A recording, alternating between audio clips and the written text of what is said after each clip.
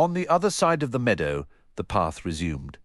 Seth noticed several plants about his own height that seemed to have masses of green, rope-like strands instead of ordinary leaves.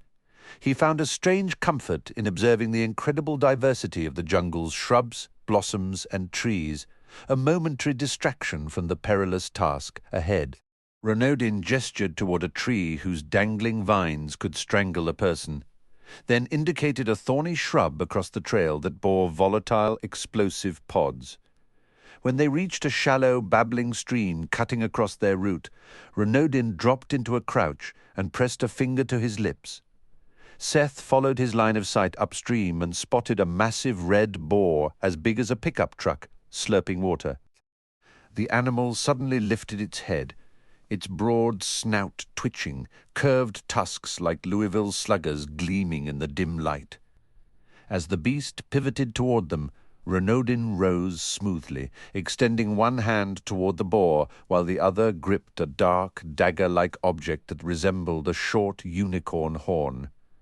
"Leave in peace, or face destruction," Renaudin stated, his voice utterly calm. With a furious, squealing grunt, the boar wheeled and fled, tearing noisily through the undergrowth. Seth stayed rigid until the crashing faded into the distance. "What if it had attacked?" he whispered. "Fresh pork for a month," Renaudin replied, tucking the horn away. "A whole lot of bacon," Seth added. "Was that your actual horn?"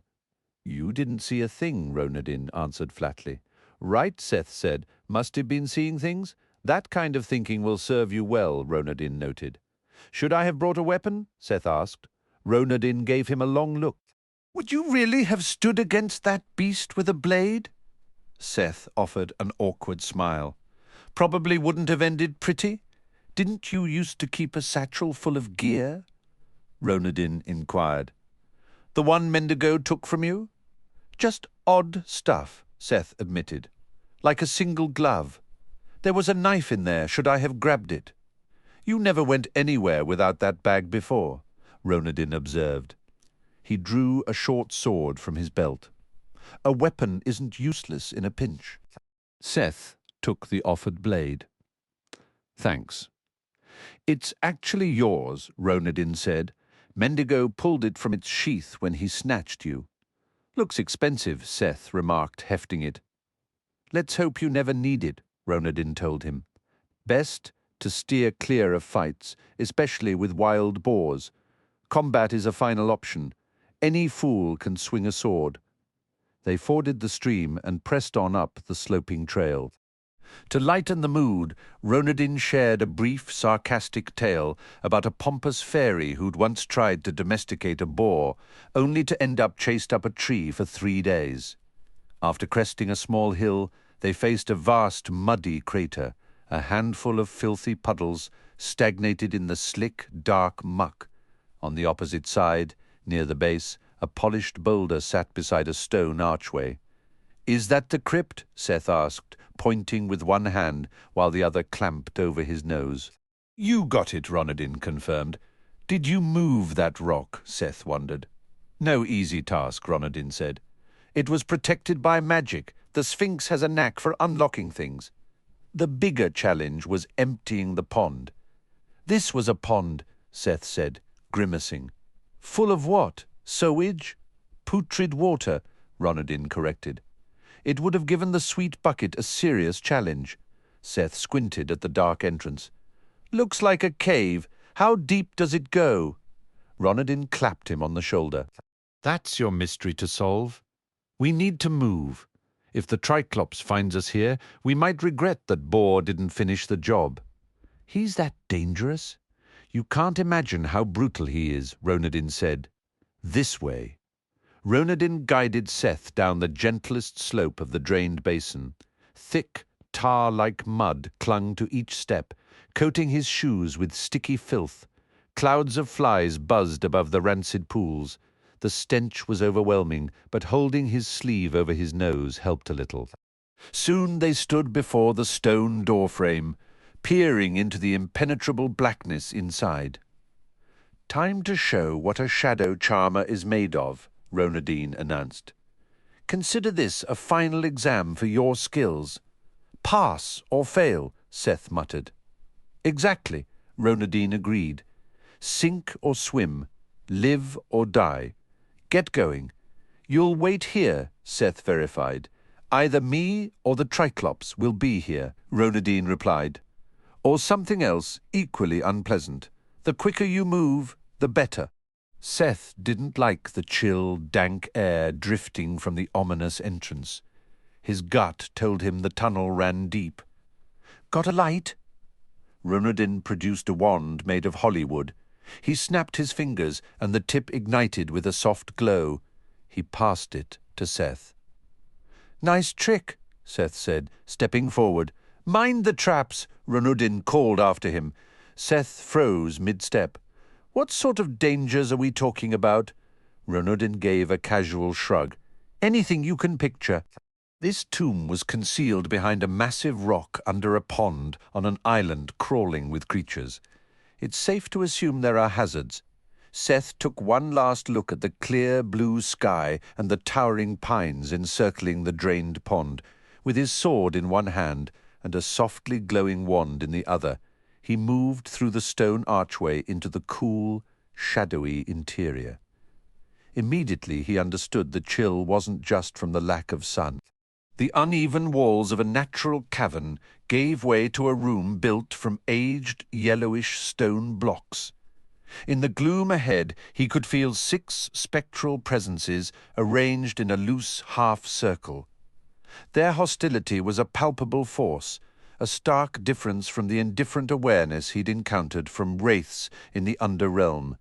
Seth stopped at the chamber's edge. The darkness here felt denser, swallowing much of his wand's faint light. Wraiths slid from shallow recesses in the surrounding walls, drifting closer. A malicious, bone-deep cold radiated from them, raising the hairs on his arms. The feeling of being hunted was immediate and intense. He had to make a move. "Hello there," Seth announced, forcing his voice to sound cheerful. "I've got a message." Desia requires no messages. One of the wraiths projected into his mind. "You do not belong here," insisted a second. "Take his warmth," a third yearned. "He is ripe with life," another added. "Wait, just a moment," Seth said, holding up a hand. "This message is for you, not for Desia." Pause for a second. "What's the terrible rush?" The wraiths stopped their advance. Seth was ready to bolt if he had to. "He addresses us directly." One communicated a note of surprise in its mental tone. "And I can hear you," Seth replied. "You don't actually want my warmth. That would be a pointless waste. I'm here to help you." "It is so cold here," one of the wraiths lamented. "He is alive." A different one thought with palpable hunger. "He is warm." "You can use your voices," Seth pointed out. "You don't have to just think at me. We communicate as we wish." Another wraith transmitted its tone defensive. "Are you aware that this dragon prison has fallen?" Seth asked. For a time it was so, one wraith confirmed. Then one of the sentinels stirred. "The era of Crescent Lagoon is finished," Seth stated firmly. "I'm offering you your freedom. You don't have to remain in this forgotten hole at a ruined prison. You can go wherever you please now." "He speaks with pretty lies," one wraith interjected. "Deceiver," another accused. "That lone watcher won't hold out for long," Seth countered, his tone shifting from earnest to almost sarcastic. "And let's be honest, hardly anyone even remembers you're stuck here. The world has moved on, folks. You're guarding a pile of old rocks. Nobody cares anymore." "Drain him," one wraith craved, gliding forward. Seth raised a hand. "I really wouldn't. I'm probably the only friend you've got left, the only warning you're ever going to receive. Listen to him," another wraith commanded. The group grew still. "We are so hungry." One conveyed, its gloom almost tangible. "I come on behalf of the Underking," Seth said, injecting his voice with a new, confident authority. "I'm running an errand for him." "There is truth in his words," a wraith acknowledged. "I'm here to propose a deal," Seth said. "Are there other wraiths guarding this crypt? Only we 6-1 expressed. If one of you agrees to serve me temporarily, the other 5 can leave this place, free to go," Seth offered, hoping the bargain sounded appealing. He had no actual power to grant their release, but he gambled that they stayed mostly because no one had ever told them they could leave. He also hoped that by asking for one volunteer, the others would feel they'd gotten the better part of the arrangement. "Serve you in what manner?" a wraith inquired. "In whatever way I need until I exit this crypt," Seth clarified. "The one who serves me will be released when I depart. You're never going to find what you truly desire by rotting in this God-forsaken pit. I've met plenty of wraiths living far better than this. I recently set a group free. Now I'm here to do the same for you." "Who will serve you?" a wraith asked. "The most capable one," Seth said. "That would be me," one of the wraiths stated aloud, its voice a dry whisper. No others objected. "I accept your offer." "Wise choice," Seth said. "What about the rest of you?" "Yes," a wraith said aloud. "Yes," another conveyed.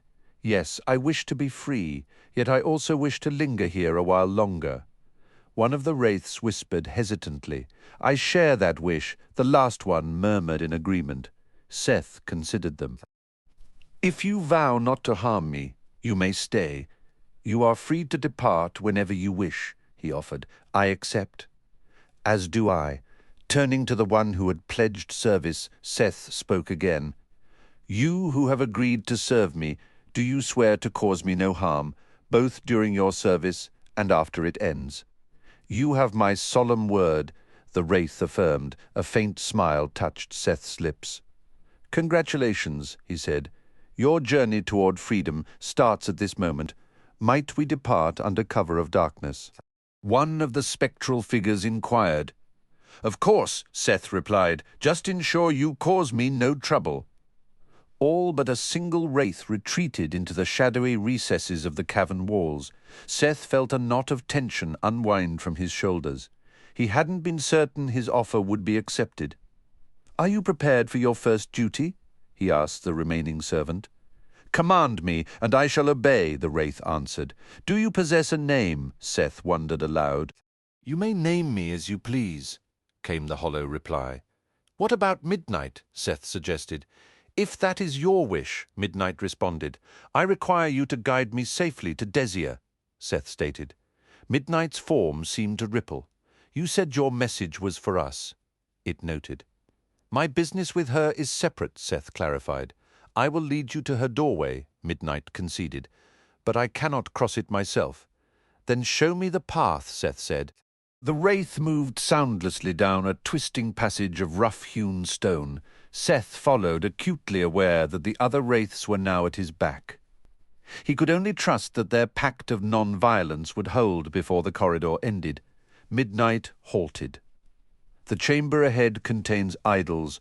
To gaze upon any of them is to forfeit your sight. I can guide you past." Seth tucked his hand into his sleeve and extended his arm. "Very well." Midnight grasped the fabric, and a piercing cold seeped through the cloth where it made contact. Seth shut his eyes tight. Led by the wraith, he moved forward along a winding serpentine path.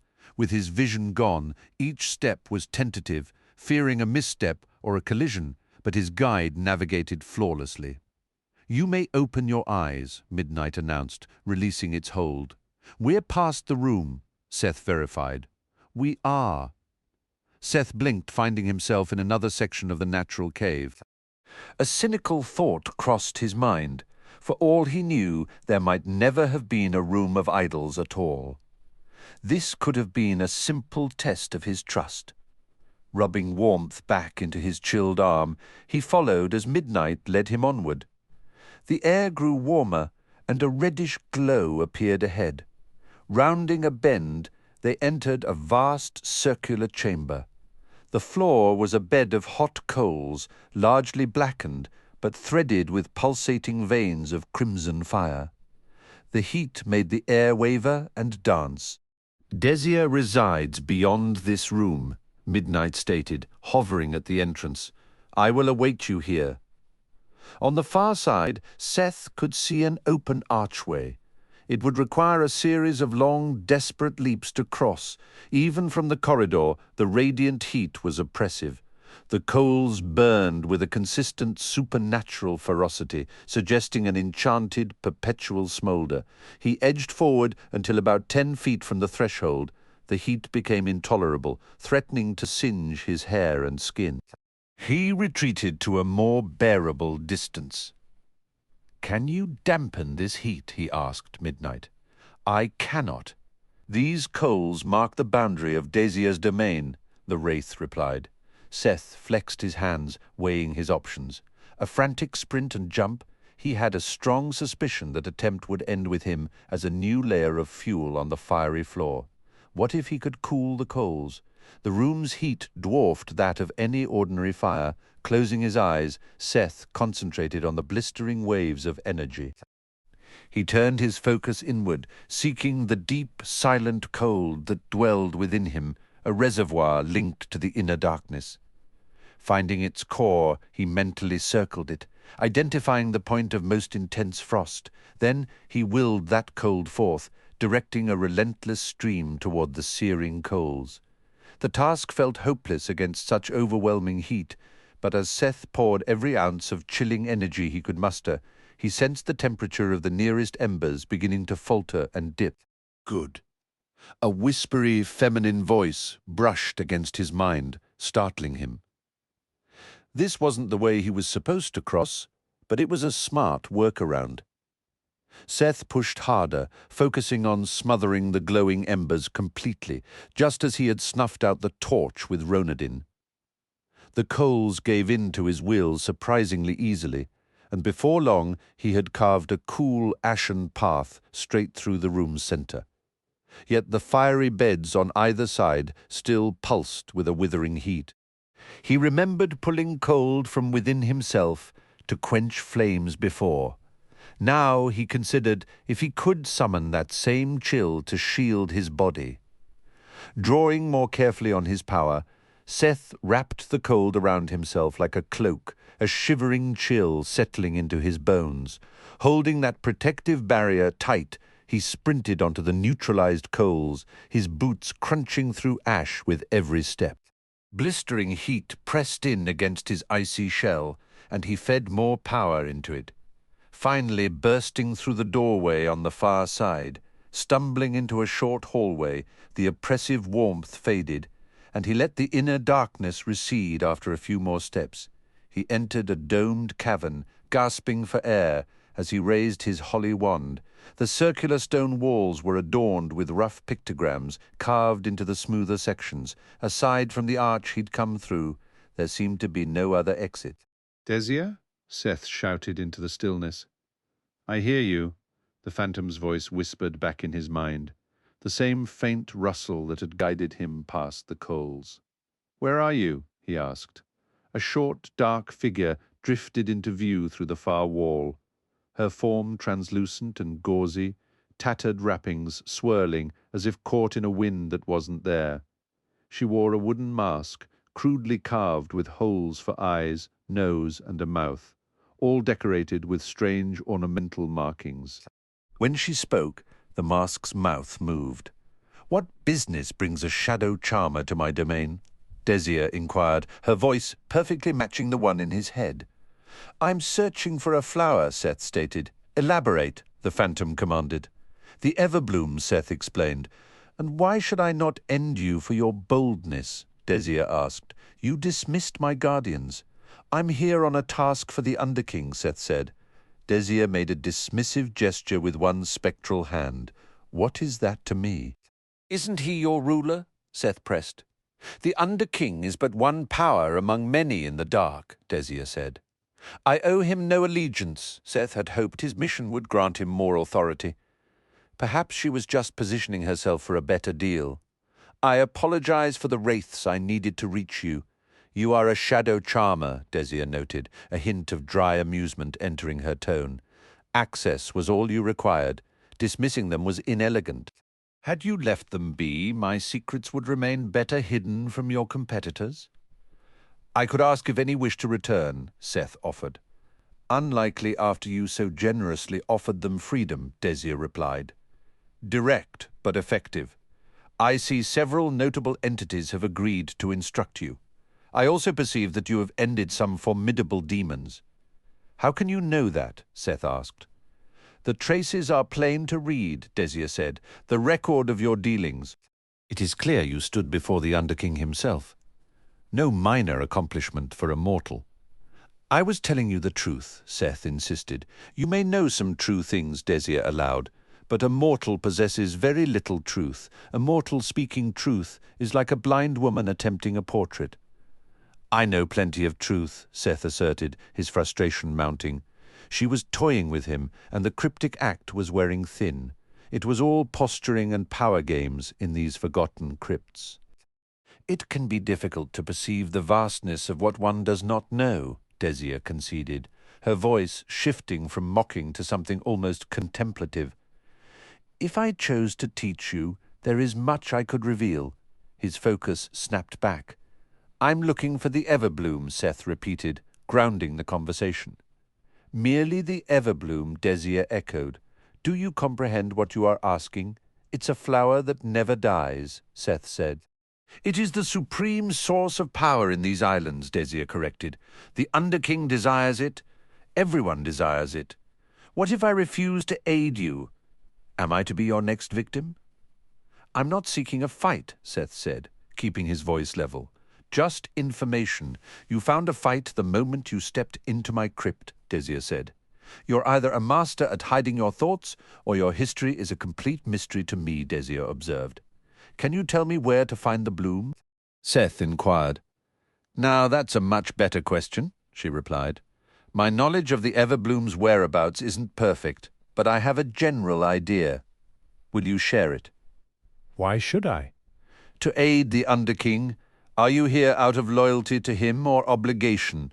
Seth found no witty retort. Obligation. So you want my help to settle a debt, Desir stated. What will you offer in return? I could let you teach me something, Seth ventured. You'll allow me a favor as payment for my favor? She clarified, a hint of amusement in her voice. How about a game instead? Hot or cold? Hot, I'd imagine, Desir said dryly. What does that mean? Seth asked, confused. Don't I get to guess first? I won't assist you with childish games, Desir dismissed. What do you truly want from me? We're finally asking the right questions, she said. I was beginning to lose hope. What do you know of me, or of phantoms in general? You were born from a tragedy, Seth offered. Are you intentionally explaining it badly, so I'll correct you? Desir asked. Not a terrible strategy, but I'll resist the temptation. Then, how were you created? Seth pressed. Did you really come to this island so utterly unprepared? She sighed, the spectral light around her flickering with what might have been exasperation. I was relying on my personal charm, Seth said with a weak smile. A dangerous weapon to bring unarmed, Desir remarked. Her tone shifted, becoming more resonant. Many years ago, 15 firewalkers perished inside the volcano Bagaloa. Their remains rest beneath the coals you crossed to reach me. Their collective passing tore an opening, a gateway that allowed my essence into your world. Firewalkers are people? Seth asked. You are a stranger here, Desir said, her voice taking on a lecturing quality. Just as Nereids belong to the salt sea and naiads to fresh water, firewalkers are born of the volcanoes. Like volcano nymphs? The true volcano nymphs are gone, lost to time, Desir explained, a rare note of something like sorrow in her echo. The firewalkers are what remains of their lineage. They live closer to mortals, marrying and having children. They are the stewards of Bagaloa. Can they swim in the lava? Nearly, she said. But you asked what I desire. Pledged to cast my token into the heart of the volcano, and I will share what I know of the Everbloom. What will that do? Your act will loosen the ties that bind me to this sanctuary, Desia revealed. If this place fully crumbles, I will be free to seek a new home. If it stands, on nights of festival fires, I could walk the island. Would you come and bother me if you could roam? Only if you fail to deliver the token, Desia said, her tone turning sly and almost teasing. Such a failure would grant me the right to be your personal haunt. How long do I have? 1 year from today, she stated. Now, do we have an agreement? Seth weighed his options, finding none better. Yes. Then take custody of my token, Desia instructed, gliding toward a low stone altar. She gestured to a primitive wooden doll resting there. It had wispy hair of dried grass, shallow divots for eyes, and a simple smile painted on dark, smooth wood. A doll? Seth asked, picking it up. It was lighter than he expected. My token, Desia confirmed. Will you deliver it to Bagaloa within the year if I tell you what I know? You have my word? Then listen. The Everbloom grows somewhere within Bagaloa, she said, inside the volcano itself. The mountain is a honeycomb of caves and hollow chambers, Desia explained. The firewalkers know those hidden paths better than any. I am only certain that one firewalker knows the flower's exact location within that maze. Her name is Savani, and she is the caretaker of this very sanctuary. That's everything. Yes, Desia said, her form beginning to shimmer and fade. I gave you the region and the guide who can take you the final step. Now take my token and go. Do not linger. With the pool drained, I intend to bring down the outer sections of this crypt to block any simple return, Desia explained. Seth glanced nervously toward the chamber, still glowing with hot coals. Right now, he asked. Channel your cold, she instructed. I will support you, then move quickly. Seth gathered every bit of chilling energy he could summon and focused it on the burning path ahead. Once more, a central lane through the coals dimmed and cooled. He enveloped himself in a shield of cold air and sprinted forward, squinting against the intense heat and swirling ash. On the other side he found Midnight waiting. We have to leave, Seth gasped. This whole place is coming down. That presents little difficulty for me, Midnight replied calmly. Yet I will assist you. Seth had nearly forgotten the chamber where he needed to keep his eyes shut. Yes, please, he said urgently. He rushed back along the passage, tucking his hand into his sleeve and letting the wraith guide him once more. As Seth stumbled blindly behind his spectral guide, he strained to hear the first signs of the impending collapse. By the time he dared to open his eyes, a low tremor shuddered through the stone. When he reached the chamber where the other wraiths drifted, the walls began to shake, first a gentle shudder, then a violent grinding rumble. "Thank you," Seth shouted to Midnight, already running for the exit. "Leave whenever you're ready." Midnight glided close behind. "My freedom is secured once you exit the crypt." Seth lurched and staggered as the quaking intensified. Jagged cracks spiderwebbed across the walls. Behind him, a portion of the ceiling gave way with a deafening crash. "Yes," he cried, ricocheting off the narrowing corridor until he finally burst out of the crypt and into the empty, muddy basin. A thick cloud of dust erupted from the opening behind him, chased by the thunder of collapsing stone. On the far side of the barren pond, standing with its broad back to Seth, was a monstrous creature shaped like a man. It had a tough, grey hide resembling a rhinoceros and bulging, lumpy muscles across its back and limbs. The giant brute gripped a wooden club that looked like it had been carved from a whole palm tree trunk. Even from a distance, Seth realized he would barely reach the thing's thigh. The monstrosity turned, revealing a broad, flat-nosed face and a massive forehead that housed 3 eyes arranged in a rough triangle. Just as Seth had feared, it was the Triclops. "Run!" Renaudin's voice shouted from somewhere beyond the beast, and a rock struck the monster's shoulder, diverting its attention. More dust billowed from the crypt, reminding Seth that the cave was now a death trap, but also offering a hazy screen to hide his escape. Staying within the dust cloud as much as possible, Seth scrambled up the side of the empty pond, away from the Triclops. Once out of the muddy crater, he crashed into the dense jungle, tearing through ferns and shrubs in a blind panic. When he finally risked a look back, the thick vegetation mostly blocked his view of the Triclops. But while glancing over his shoulder, Seth ploughed straight into something spongy and unnervingly sticky. To his disgust, it was the bell-shaped cap of a gigantic yellow mushroom, supported by a short, thick stalk. The bulbous cap stretched from his knees to well above his head. Horror washed over him as he realized every part of his body that had touched it was now held fast. His right shoulder, arm, hand, side, and leg, down to the knee, were glued in place, as if by some instant perfect adhesive. In his frantic haste to pull free, Seth made the terrible mistake of pushing with his left palm, and that hand immediately stuck fast as well. He struggled wildly, hoping to tear a piece of the fungus or maybe uproot it from the ground, but it was like trying to wrestle a boulder, completely futile. Instead of yielding, the mushroom, as if possessed by some predatory instinct, leaned away from Seth just enough to lift his feet off the ground, pressing more of his body against its sticky surface. Now, dangling pathetically from the tenacious fungus, Seth kicked his one free leg in furious frustration. Somewhere behind him, the Triclops unleashed a roar of such primal fury that a bolt of pure panic froze Seth's struggles. Holding his breath, he could only pray the behemoth wouldn't come crashing through the jungle toward him. Kendra huddled in the thicket by the empty pond, her palms pressed tight against her ears to muffle the deafening bellows of the Triclops. Warren had managed to strike the beast near an eye with a well-aimed stone, and now it was thundering after him. Yet Kendra's gaze was fixed on the far side of the basin, where the jungle had swallowed her brother.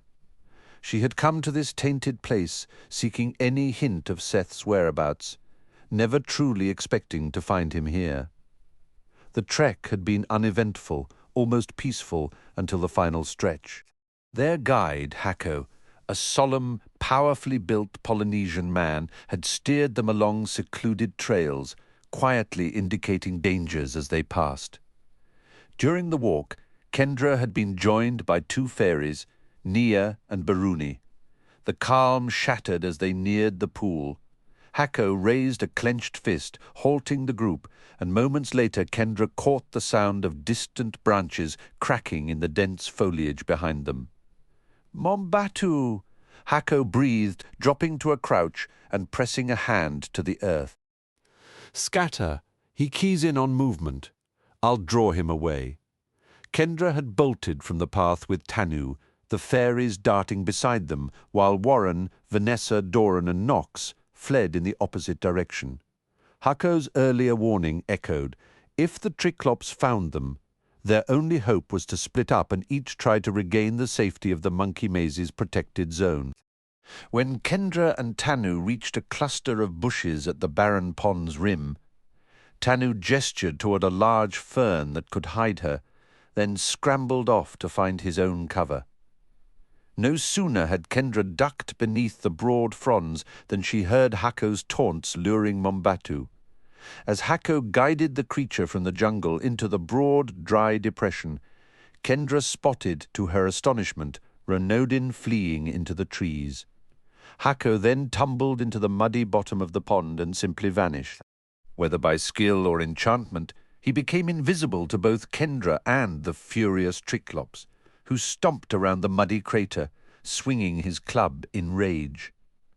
Then the ground shuddered, and seconds later, in a moment that stole her breath, Seth stumbled out from a cave mouth in the waterless pond. She saw him for only an instant before a cloud of dust erupted from the opening, obscuring her view. The sight was so jarring, she doubted her own eyes, but it was his face, his familiar posture. Was Seth truly alive? Was he free or tangled in some perilous island escapade? Had sheer luck brought them to the same place? A shout urged Seth to run. Warren began hurling rocks at Mombatu, and her brother vanished back into the greenery. Now the Triclops was crashing through the jungle after Warren, and Heiko rose from the mud to give chase. The plan was clear. If attacked, Kendra should immediately fall back to the safety of Crescent Beach. But after that fleeting glimpse of Seth, retreat was unthinkable. She had to reach him. "Did you see the boy who came out of the cave?" Kendra whispered to the fairies. "Not as clearly as our one-eyed friend did," Nia replied with a light laugh. "Two eyes just don't compare." "I saw him," Calvin chimed in. "It was Seth," I observed him. "Briefly," Baruni added. "Can you lead us to him?" Kendra asked. "Can we circle the pond without Mombatu spotting us?" "This way," Nia said, fluttering forward. Kendra moved in a low crouch, following. The fairies, with their ornate butterfly wings, were easy to track. Behind her, she could hear Mombatu ploughing through the jungle, thankfully moving away. "Kendra," Tanu hissed, emerging from his hiding place. "You're going the wrong way.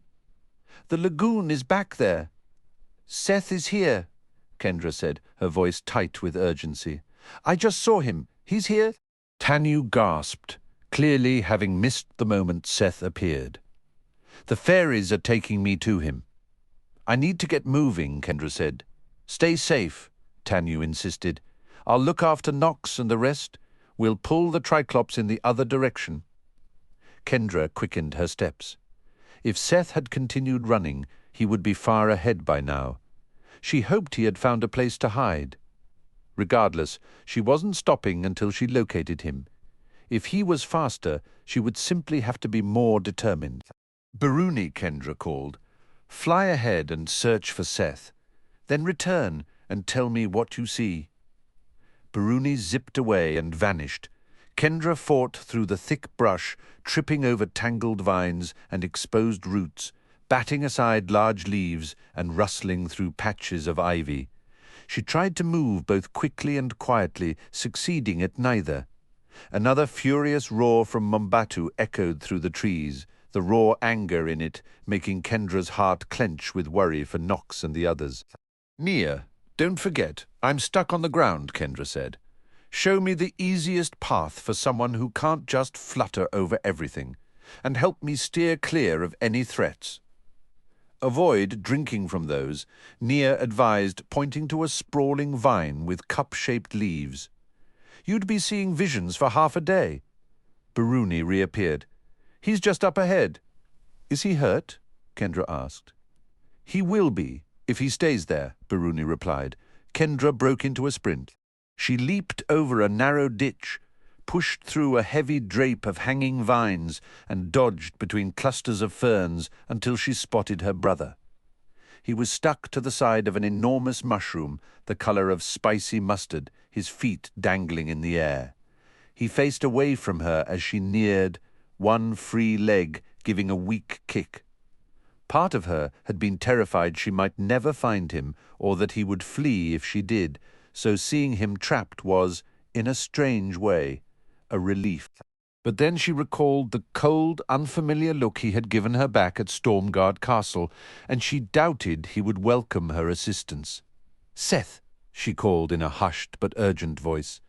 "Are you all right? Do I look all right?" he muttered back. "Who's there? I can't turn my head." Kendra circled around so he could see her. Even with one side of his face squashed against the fungus, it was incredible to see his features. For a second, words failed her. There he was, her brother, annoyed and completely helpless. She had actually found him. "Kendra?" Seth asked. "Do you remember me?" Kendra said. "Yeah, from the castle," Seth replied. "The first person I actually recall. You claim you're my sister. What are you doing out here?"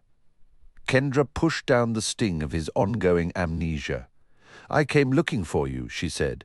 "Congratulations," Seth said flatly. "A little assistance would be nice." "One of the locals warned me about mushrooms like this," Kendra told him. "It will gradually digest you."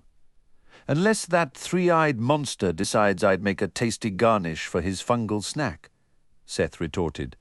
A sudden, unexpected memory flickered, not of this place, but of them bickering over the last slice of pizza back home.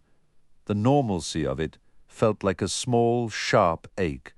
"I can hardly believe it's actually you," Kendra said, her voice softening. "Then maybe get me off this thing," Seth pleaded. "Can you free him?" Kendra asked Nia. "Easily," Nia answered. "We've dealt with death knells before." "Is that what this mushroom is called?" Kendra asked. "Because of the shape," Nia explained, "and because it kills." "Do fairies ever get caught on them?" Kendra wondered. "No fairy with any dignity," Baruni said, with a haughty tilt of her head. "Perhaps in a terrible gale," Nia allowed. "Sometimes harmless creatures get stuck. We help when possible. Shall we release him?" Kendra weighed her options. Once free, Seth was unpredictable. He might even attack her. Physically, this was her brother, but his mind was a mystery. Right now, the grunts and growls of the Triclops carried from the other side of the dried-up pond. If she wanted to make Seth understand he was aiding the enemy, she needed him to hear her out. Letting him remain a captive audience for a moment longer might be the wiser choice. "Leave him for now," Kendra decided. "Careful to keep using the fairy tongue. Keep an eye out for the Triclops. If Mombatu heads this way, freeze Seth at once." "Not you too," Seth groaned. "Not understanding the fairies was annoying enough." "What are you scheming? I needed to be sure they understood my instructions," Kendra said. "Can they get me down?" Seth asked. "Most likely," Kendra said. "Then maybe we should speed this up before I become a pizza topping," he grumbled. "First, I want to know where you've been." Seth let out a long, weary sigh. "I understand what this is, an interrogation." "I'm trying to help you," Kendra insisted. "But you've been working against everything we stand for." "You shouldn't even be in this place," Seth countered. "Aren't you supposed to be guarding the dragon sanctuary at Wimroost?" "I was the caretaker there," Kendra said, her voice tight. "You were too, until you unleashed the undead at our main fortress, and the whole sanctuary collapsed. Now I'm not caretaker of anything." A deafening roar from Mombatu made Kendra jump, even though the three-eyed giant was still a good distance off. Seth's eyes widened with alarm. "Get me off this thing," he demanded. "My skin is prickling where it touches the mushroom. I think it's already starting to digest me." "Where have you been all this time, Seth?" "You already know." "I honestly don't." "The Underrealm. What is that?" "It's the domain of the Underking." "And you're just here now," Kendra pressed. "For the moment," Seth replied. "We'll be going back." "Is it close by?" "It wouldn't be right for me to say too much." "Do you have to return?" Kendra asked, a pleading note entering her voice. "Could you stay, if you wanted to?" "Not really," Seth said. "I'm trying to earn my freedom from the Underking." "Oh, that sounds just delightful. What a fantastic arrangement." "Who took you there? Was it the Sphinx, the guy from the castle, or a puppet he sent? Ronodin sent Mendigo? Seth, you were kidnapped. He called it a rescue. Meanwhile, you're the one keeping me glued to a giant hungry fungus?" "I'm on your side," Kendra said, frustration mounting. "I'm your sister. You were taken from your family by a dark unicorn. And now you're risking me getting eaten by a Triclops," Seth shot back. "I'll get you down if it comes this way," Kendra promised. "Are you daring me to call it over?" Seth challenged. "Stop being ridiculous," Kendra snapped. "Stop treating me like your prisoner." "The dark unicorn is the one holding you prisoner," Kendra insisted. "According to you and the other unicorn," Seth said casually. "What other unicorn?" Kendra asked, her tone suddenly urgent. "That got your attention," Seth said with a faint smirk. "Help me down, and I'll tell you. You are so frustrating," Kendra sighed. "We're supposed to be on the same team. Why are you making this so difficult?" "Everyone tells me I'm on their team," Seth said, his voice weary. "Everyone wants something from me." "What is it that you want?" Kendra asked softly. "Truthfully, a little time to myself, without anyone trying to pull my strings or tell me who I am?" "That could be a good thing. Kendra conceded. Is that possible for you? Not yet, Seth admitted. Soon, I hope. Ronadin will never let you go, Kendra warned. But if you're naive enough to assist him, he'll use you for as long as you let him. If you're really my sister, cut me loose and let me figure this out on my own, Seth said. Of course I'm your sister, Kendra said, her heart aching. Don't you see it? What do you want to know about yourself? Everything, Seth confessed. But I don't trust anyone enough to tell me the truth. I don't know which stories to believe. Is Bracken in the Underrealm? Kendra asked, shifting the subject. Good guess, Seth said, all locked up. Is he okay? She asked, her voice trembling as she fought back tears, then almost welcoming them, hoping they would prove her sincerity to her brother. He's not hurt, Seth said. I mean, he's imprisoned in the Underrealm, so his situation could definitely be improved. Kendra nodded, struggling to find the right words. This entire scenario was so warped, her own brother not trusting her, hearing him talk so casually about Bracken being caged. But it wasn't Seth's fault. He was navigating this with only fragments of information. She had to find a way to connect with him. Kendra moved a step closer and lowered her voice to a whisper. You have to be curious about what happened. You have to wonder. You might not believe me, but here is the truth. We were in a race against dragons to retrieve a powerful artifact called the Wizenstone. You and I were fleeing from the dragons, trying to reach the chamber where the Wizenstone was hidden, but to open the door, the price was your identity. You knew that, and you volunteered. You were incredibly brave. After you opened the door, you looked at me like you'd never seen me before. My first memory, Seth murmured. Then Ronadin appeared and began manipulating you. Kendra continued quickly.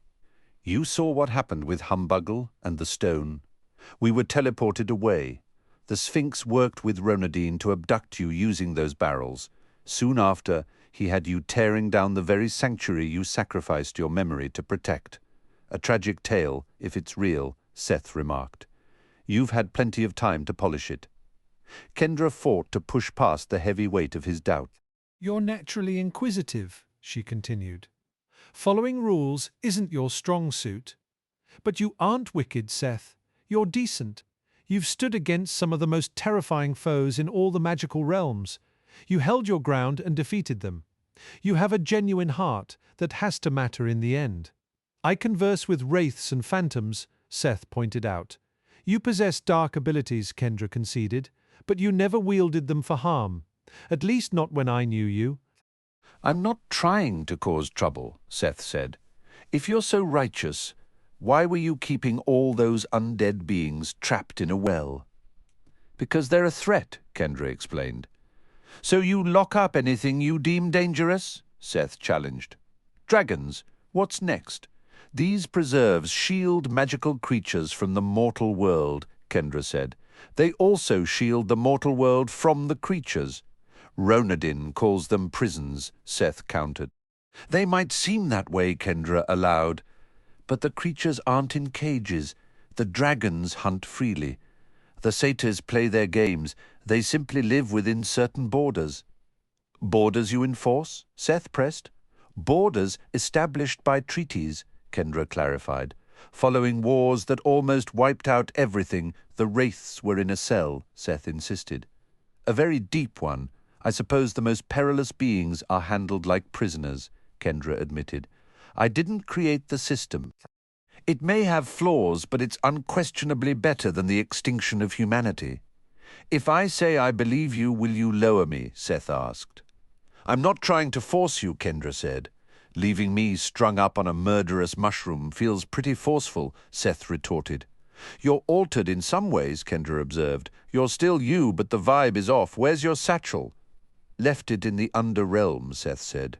You came here without it? Kendra asked, incredulous. That's tough to swallow. I guess I usually brought it, Seth mused. It's packed with your equipment, Kendra said. Like that single glove. The glove renders you invisible if you stay perfectly still, Kendra explained. That would have been useful information earlier. What else is in there?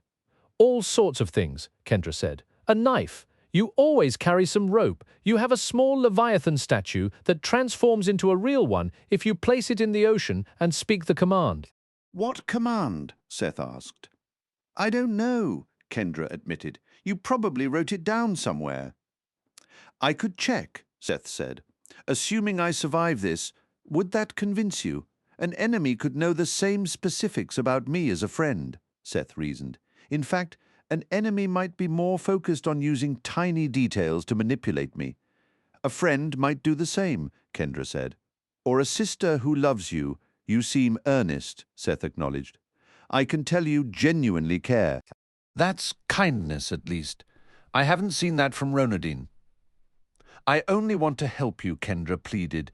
We were raised together. Can you grasp how bizarre this is? You know me intimately, but for me, there's nothing recognizable about you. My memory is toast. What you say might be true. If it is, I'm fortunate to have such a caring sister. It's incredibly maddening that nothing seems to get through to you. I've heard your side of the story, Seth said. If you're being honest, I'm truly sorry. If you're lying, then shame on you. Trust me to figure it out. Why are you here, Seth? Kendra demanded, her frustration finally boiling over into something sharper, almost sarcastic. What's the grand plan? A leisurely stroll through a deadly swamp? Or just here to admire the local killer fungi? I'm currently suspended from a mushroom, Seth deadpanned. Why did you come? Back to the interrogation, Seth sighed. Ronodin poisoned that sacred pool, Kendra pressed. Why did you come here? What were you doing down there? Persistent, aren't you? Seth said. I want to help, Kendra insisted. Then help me down, Seth replied. You truly don't have time for this. A low voice whispered from behind them. Kendra spun around to find Ronodin approaching silently through the mist. Her hand flew to her bow, fingers gripping the string. I'm not seeking a fight, Ronodin said calmly. Unless you insist on one. We have a more pressing issue at the moment. It has 3 eyes. You'll pay for what you did to my brother, Kendra stated, her voice tight. Ronodin gave a dismissive shrug. Your forgiveness is the last thing I require. I will admit you can put on a convincing performance when cornered. Your delivery does have a certain passion. Why are you even here? Kendra demanded. Ronodin's tone shifted abruptly from a murmur to a shout. I'm waiting for that dim-witted, clumsy Triclops to finally stumble upon us. Quiet, Kendra hissed, recoiling. Ronodin moderated his volume once more. You should drink that speed elixir Tanu concocted. I noticed others using it. If you don't lead that monster away, we're all finished. He produced a string of firecrackers, lit the fuse, and hurled them toward the base of a tree. They erupted with a rapid, deafening pop. Pop, pop! Kendra jerked at the sudden noise. Off you go, Ronodin urged. Kendra shifted her hand from her bow to a small vial. The dark unicorn had a point about the potion. It was her safety net if Mombatu closed in. Release him, Kendra instructed Naya, swinging her bow onto her back. Consider this a charitable hint, Ronodin offered. Call it pity. You'll make your task easier if you lead Mombatu toward the protected boundary. The 2 fairies flew to Seth. After a series of bright flashes, he tumbled from the giant mushroom to the forest floor. As the last firecracker echoed into silence, Kendra heard the deep, approaching rumble of Mombatu. Will the boundary kill him, she asked. In a way, Ronodin replied vaguely. Stop hesitating with that potion. I know how to evade Mombatu. Your brother does not. Kendra's eyes flicked to Seth. The thought of losing him again was a physical ache. But Ronodin appeared perfectly ready to let Seth be a casualty if she failed to divert the Triclops. Seeing no other path, she uncorked the flask and drank. The liquid fizzed like ginger ale and tasted of tart, spiced grape. She downed it in 3 gulps. And suddenly the world decelerated. Nia's wings beat in a languid, lazy rhythm. Seth was moving toward Ronodin in slow motion. Mombatu lumbered into view, his 3 eyes scanning the clearing as his mouth opened in a silent, drawn-out roar. Kendra bent, snatched up a stone and hurled it as the roar finally reached her ears. The rock smacked against his jaw, raising his massive club overhead. The Triclops brought it down with such exaggerated slowness that Kendra easily dove aside. The impact crushed a section of the sticky mushroom. A second stone, pitched into his gaping mouth, succeeded in focusing all 3 of his furious eyes squarely on her. With a savage snarl, he wrenched his club free and gave chase as she fled. Behind the monster, Ronadin and Seth were pressed flat against the ground, motionless and watching, weaving between trees and dodging oversized ferns. Kendra bolted for the empty pond. Tanu had cautioned that the potion's effects were brief and would leave her utterly drained afterward, so she pushed herself into an all-out sprint across open terrain to exploit her fleeting speed. She also reasoned that crossing the dry pond bed would be the fastest route to reach allies who could help manage the Triclops. It tore at her to be running from Seth. After all the anxiety of finding him, here she was, abandoning her brother with their adversary. But with the 3-eyed beast thundering behind her, what choice did she have? Mombatu's furious bellows fueled her desperate flight. She plunged into the drained basin, mud clinging to her shoes and splattering with each messy stride. Nia and Biruni kept pace beside her, their wings beating as if through syrup. As Kendra scrambled up the opposite bank, a crushing weariness began to seep into her bones. Each breath grew ragged, and her leg muscles screamed in protest. A hurried look back revealed the Triclops slogging through the deep mud at the pond's center, his enormous feet sinking past the ankles, his triple gaze unwaveringly fixed on her. After a few more stumbling steps, thick undergrowth finally blocked her view of the pursuer. Battling the leaden feeling in her limbs, Kendra forced herself onward, pushing through ferns and squeezing through narrow gaps in the denser foliage. The potion had given her a head start, but once it wore off, Mombatu would close the gap. Pushing herself to keep that pace was becoming agony. Each breath burned and felt insufficient. Her legs trembled weakly, a pounding headache matched her footfalls, and her sight started to blur. The sound of splintering wood behind her signaled the Triclops had entered the jungle. Kendra had slowed despite her determination, fighting against the heavy, numb feeling in her limbs. Then the potion's boost vanished all at once. The fairy wings beside her resumed their ordinary flutter. She stumbled, catching herself on a tree trunk to avoid collapsing. Her energy was utterly spent. A Triclops was hunting her. She had to move, yet the dizziness was so intense she feared she'd pass out, just standing there, never mind trying to run. Suddenly, she was lifted by strong arms and carried swiftly forward. In a daze, she understood she could finally rest for a second. She looked to see who held her and managed a weak smile. It was Warren. Vanessa's taking a turn distracting Mombatu, he murmured. Sorry, he veered toward you. We couldn't match those fireworks of yours. He gently set her down and dropped flat beside her. Stay down, he whispered. Hako was correct.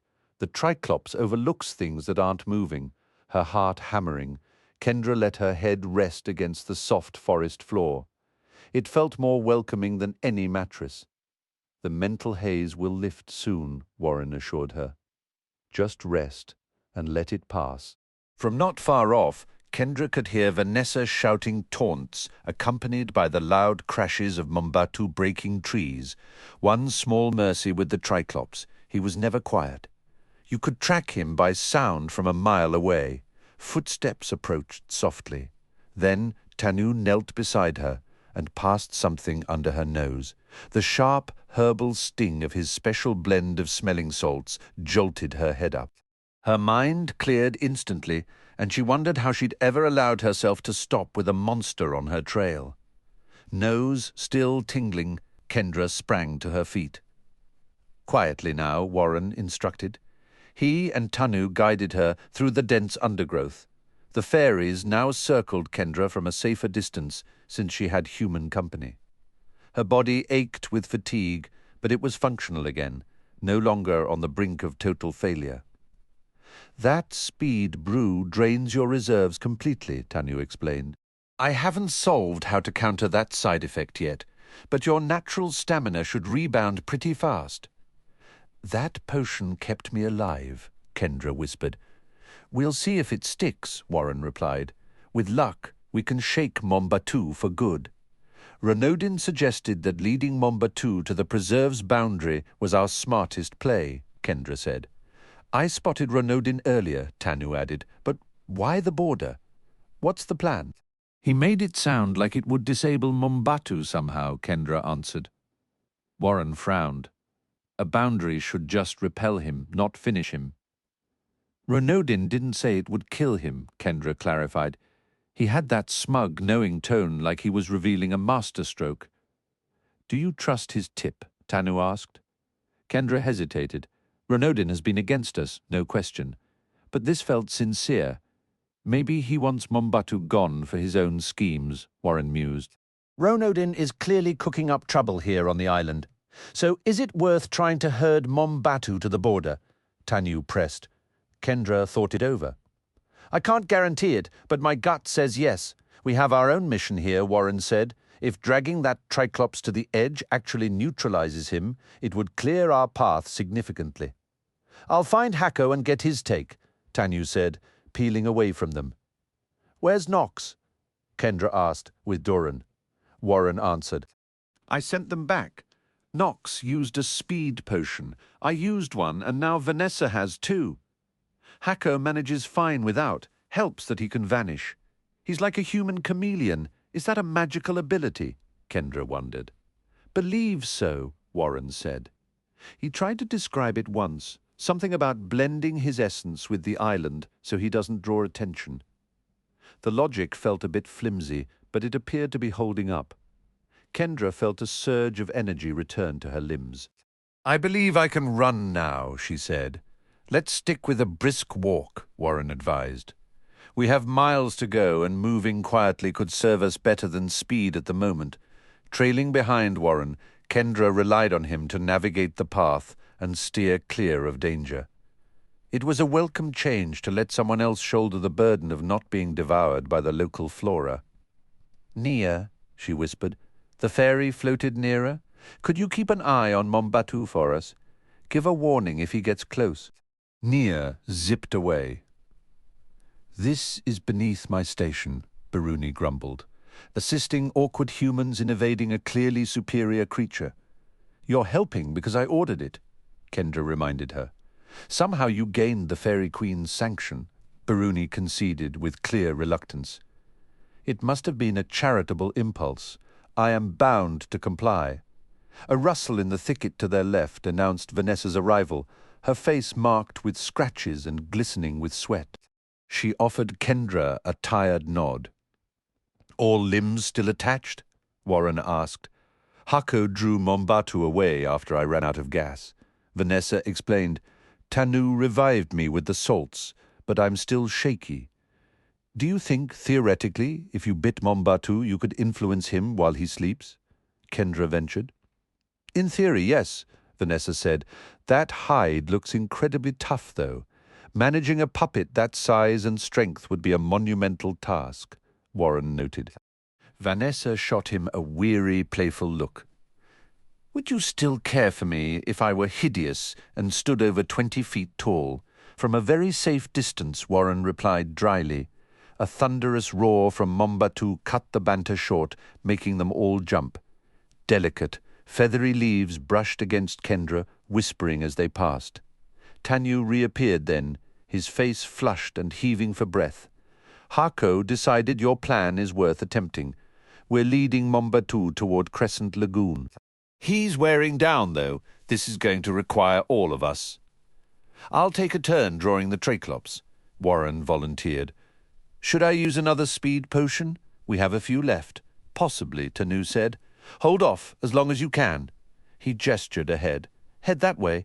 I'll just follow the sound of splintering timber, Warren said, darting off. I really need to work on my endurance, Tanu panted, wiping his glistening brow. You're surprisingly quick for a man your size, Vanessa offered. Not over long stretches, Tanu admitted. I hope Newell and Grady are okay, Kendra fretted. I wish they could have occupied the Triclops a bit longer, Vanessa sighed. We knew Mombatu would be a problem today, Tanu said. At least we didn't have to confront him until we neared the sacred pool. Kendra trudged onward, wondering how much longer this exhausting trek would last. Tanu left to fetch Warren, returning with the guide leaning heavily on him, looking pale and drained. Meanwhile, Mombatu continued his relentless charge through the jungle, roaring without cease, his stamina seeming endless. Vanessa went to divert the monster, and soon after, Hako rejoined the group. We're almost there, Hako reported, his voice tense. Mombatu is adapting. He's pausing more, listening, hesitating before striking the obvious lure. He's not accustomed to tracking small, elusive targets. His expertise is in frontal assaults against dragons. Any brilliant suggestions? Warren asked. Let's just hope we can keep him on the hook a little longer, Hako said. Look out, Vanessa's urgent shout echoed from a distance. Kendra heard the Triclops crashing toward them. He didn't follow Vanessa, Hako realized. He heard us. I'll try to turn him, he pointed urgently ahead. Run that way, about 500 yards. Warren and Tanu broke into a sprint, with Kendra close behind. Hako raced off on an intercept course. The fairies zoomed up to Kendra, reporting Mombatu's approach. Slow him down, she commanded, and they darted away. Hako was shouting, and Vanessa was taunting the monster from afar, but the Triclops did not alter his path. A moment later, Mombatu shoved aside a tree his own height and stormed into view, eyes blazing, his massive body slick with frothy sweat. With a roar of victory, he surged forward. We need to separate, Tanu commanded, flinging a small bottle toward Kendra. She fumbled the catch, but secured it in her grip. Is this another one? The final one, Tanu confirmed. A safety measure if he closes the distance. It should function again, though it might drain you a bit more severely than before. Vanessa has already taken her second dose. Warren veered sharply to the left. Tanu darted to the right, and Kendra plunged straight ahead. Could she really sprint 500 yards at full tilt? She was sure she'd covered that distance once before. Tanu had entrusted her with their last hope in a bottle. Didn't she owe it to the others to try? Kendra popped the cork and swallowed the bubbling liquid in one go. Instantly, the world around her decelerated into a sluggish haze. Mombatu, his massive club held aloft, beat a fist against his broad chest as he charged, his lips curled back, exposing teeth built for crushing bone. After a furious glance at Tanu, the three-eyed giant pivoted toward her. Kendra swung her bow from her shoulder, drew the string taut, and whispered, 200 yards. The moment she let the arrow fly, a volley of shafts shot toward the Triclops. With astonishing speed, Mombatu threw his free arm up to shield his eyes just before impact, while the arrows embedded more firmly in his wooden club than in his tough skin. The point was made. Enraged, Mombatu hurled his club at Kendra with such force that, even perceiving it in slowed time, she only just dropped to the dirt in time. With a savage growl, the Triclops gave chase. The desperate sprint was on. Kendra poured every ounce of strength into her flight. The debilitating fatigue hadn't arrived yet, and she stretched her lead. A frantic look back revealed the Triclops in furious pursuit. Limbs, pistoning, corded muscles, bunching and relaxing, trails of spit flying from his gnashing jaws. Kendra fixed her eyes on the path ahead. Stumbling or getting tangled in undergrowth would be fatal. She burst through a clump of bamboo, the hollow stalks clattering violently in her wake. As she cleared the bamboo, the exhaustion began to claw at her. Forcing herself onward, She knew she had only moments before she hit her limit again. Desperately scanning the terrain for any sign of the monkey maze or the shoreline, she found no landmark to indicate the sanctuary's border. She would simply have to run until the border halted the Triclops, or destroyed him, or whatever its magic dictated. Her breath came in ragged gasps, her lungs burning. A searing pain shot through her legs, drawing a choked cry. Her heart hammered against her ribs as if trying to escape, yet somehow her pace still felt like a sprint. Behind her, the bamboo thicket seemed to detonate as Mombatu reached it. He wasn't navigating around it, he was ploughing through it like a bulldozer. A glance over her shoulder confirmed the Triclops had gained ground. She didn't mean to slow, but the agony was overwhelming, and the dense foliage snatched at her clothes and skin. Her legs turned to lead, her vision swimming. Then the potion's effects vanished entirely. Kendra staggered, fighting to cling to enough panic to keep her feet moving, pleading with herself not to black out. She lurched forward drunkenly, the earth swaying like a ship's deck beneath her. Where were those smelling salts when you needed them? She could hear Mombatu closing fast, his triumphant roar filling the air. She broke into a clearing. Beyond it, in the distance, she glimpsed wooden platforms nestled in the trees. "Send help," she slurred, stumbling out into the open field. Kendra didn't recall the fall, but she was acutely aware of the impact as she landed hard on her side. Dizzy and wheezing, she shoved herself up onto her hands and knees and began a feeble crawl. She had to keep moving. Her arms buckled, and she collapsed onto her side again, twisting just in time to see the colossal Triclops thunder into the clearing. Mombatu raised his clenched fists high, bearing down on her. But before he could reach her, a brilliant, dazzling flash erupted. Mombatu split apart, fracturing into 3 distinct smaller beings. Kendra blinked and shook her head, certain she was hallucinating. Was her vision tripling? The world was tilting wildly, and she was surely imagining the giant dividing into separate parts.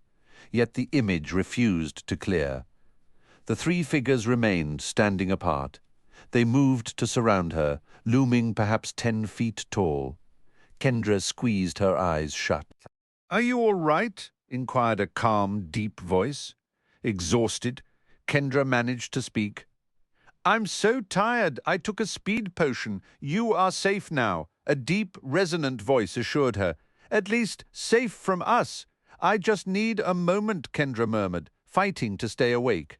"Who's speaking? Did you really just split into 3 beings? Within the sanctuary, protected by the Watchers, we are the guardians of the Sunset Pearl," a third voice stated. It was less deep than the others, yet carried a profound richness. Kendra tried to push herself up, but her strength failed and she slumped back down. "Allow yourself to rest," the first voice advised gently. "I'm going to sleep so deeply tonight," Kendra mumbled, her thoughts foggy. "I've finally gotten all my wiggles out." The sound of approaching footsteps reached her, accompanied by labored breathing. Someone knelt beside her, and the sharp scent of Tanu's salts filled the air. "Whoa!" she gasped, sitting up abruptly as her eyes began to water. "I assume you're friendly now?" Tanu inquired, addressing the guardians. "We intend no harm," the third voice replied. Rubbing her eyes clear, Kendra looked up. Towering before her were 3 massive humanoids with light grey skin. Leaner than Mombatu, but with more sharply defined musculature, each was bald save for a single long ponytail. They had no visible eyes, just a smooth, blank expanse of forehead above the nose. "You must be Himalayan cyclopses," Tanu observed. "Correct," confirmed the second voice. "Your only eye is a third eye," Kendra said, recalling a past chat with Eve. "We perceive you with the eyes of our minds." The third voice explained. "I'm Kendra. This is Tanu. I'm Barroy," said the third. "Hobart," said the second. "Tal," said the first. Kendra got to her feet, weary but feeling her strength return. Tanu stood as well. Warren finally caught up to them, looking astonished. "I thought I'd seen everything," Warren remarked. "Himalayan cyclopses," Kendra offered. "Who merge into a triclops?" Warren finished. "You three nearly finished us off." "Our memories of that combined form are a haze of pure fury," Tal stated calmly. "We apologize for any distress caused. That ferocious state is a defensive mechanism for this sanctuary. In peaceful times, we are peaceful. When the protections fail, we unite into a form better suited for battle." "It was the intended design from the start," Hobart added. Despite their imposing stature, their courteous manner and calming voices helped Kendra relax. "You were the Pearl's guardians." They nodded in unison. Kendra studied them. "If you were to leave this protected zone, you'd merge back into the Triclops." "We would not choose to do so," Baroy affirmed. Curious, Kendra waved a hand in front of her. "Can you see me doing that?" "I not only see you waving," Tal replied. "I perceived you were going to do it before you moved, and I can see you stopping," Hobart added. "You can see the future?" Kendra asked, amazed. "The true eye of the mind operates with fewer constraints than a mere sensory organ," Baroy explained. "We perceive in all directions. We glimpse some things from afar, across vast distances, or even through time. Not everything," Hobart clarified. "Far from it. But we see a great deal," Tal said. "That which is closest is typically the clearest to discern." "Can you see the pearl?" Kendra asked.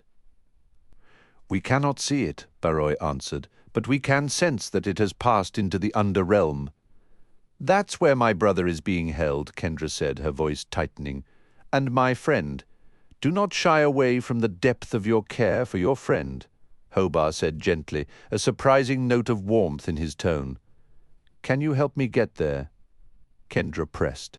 "We cannot cross the boundaries of this sanctuary without merging into the Enforcer," Tal stated.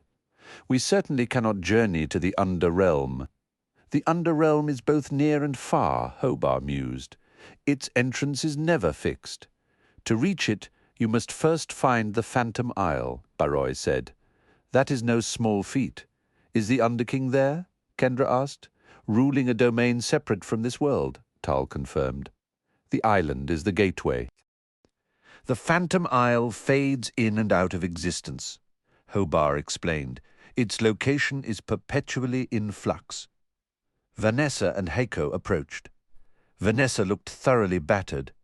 "I take it these gentlemen no longer wish to have us for dinner," Warren said dryly. "They're bonding with Kendra. She radiates a certain light," Baroy observed. "Perhaps she is the one who can recover the Sunset Pearl." "But you don't know where to find the Phantom Isle?" Kendra said, a flicker of frustration breaking through her earlier awe. "We do not know," Tal admitted. Hobart spoke with certainty. "The island's location can be determined." Baroy's voice was firm.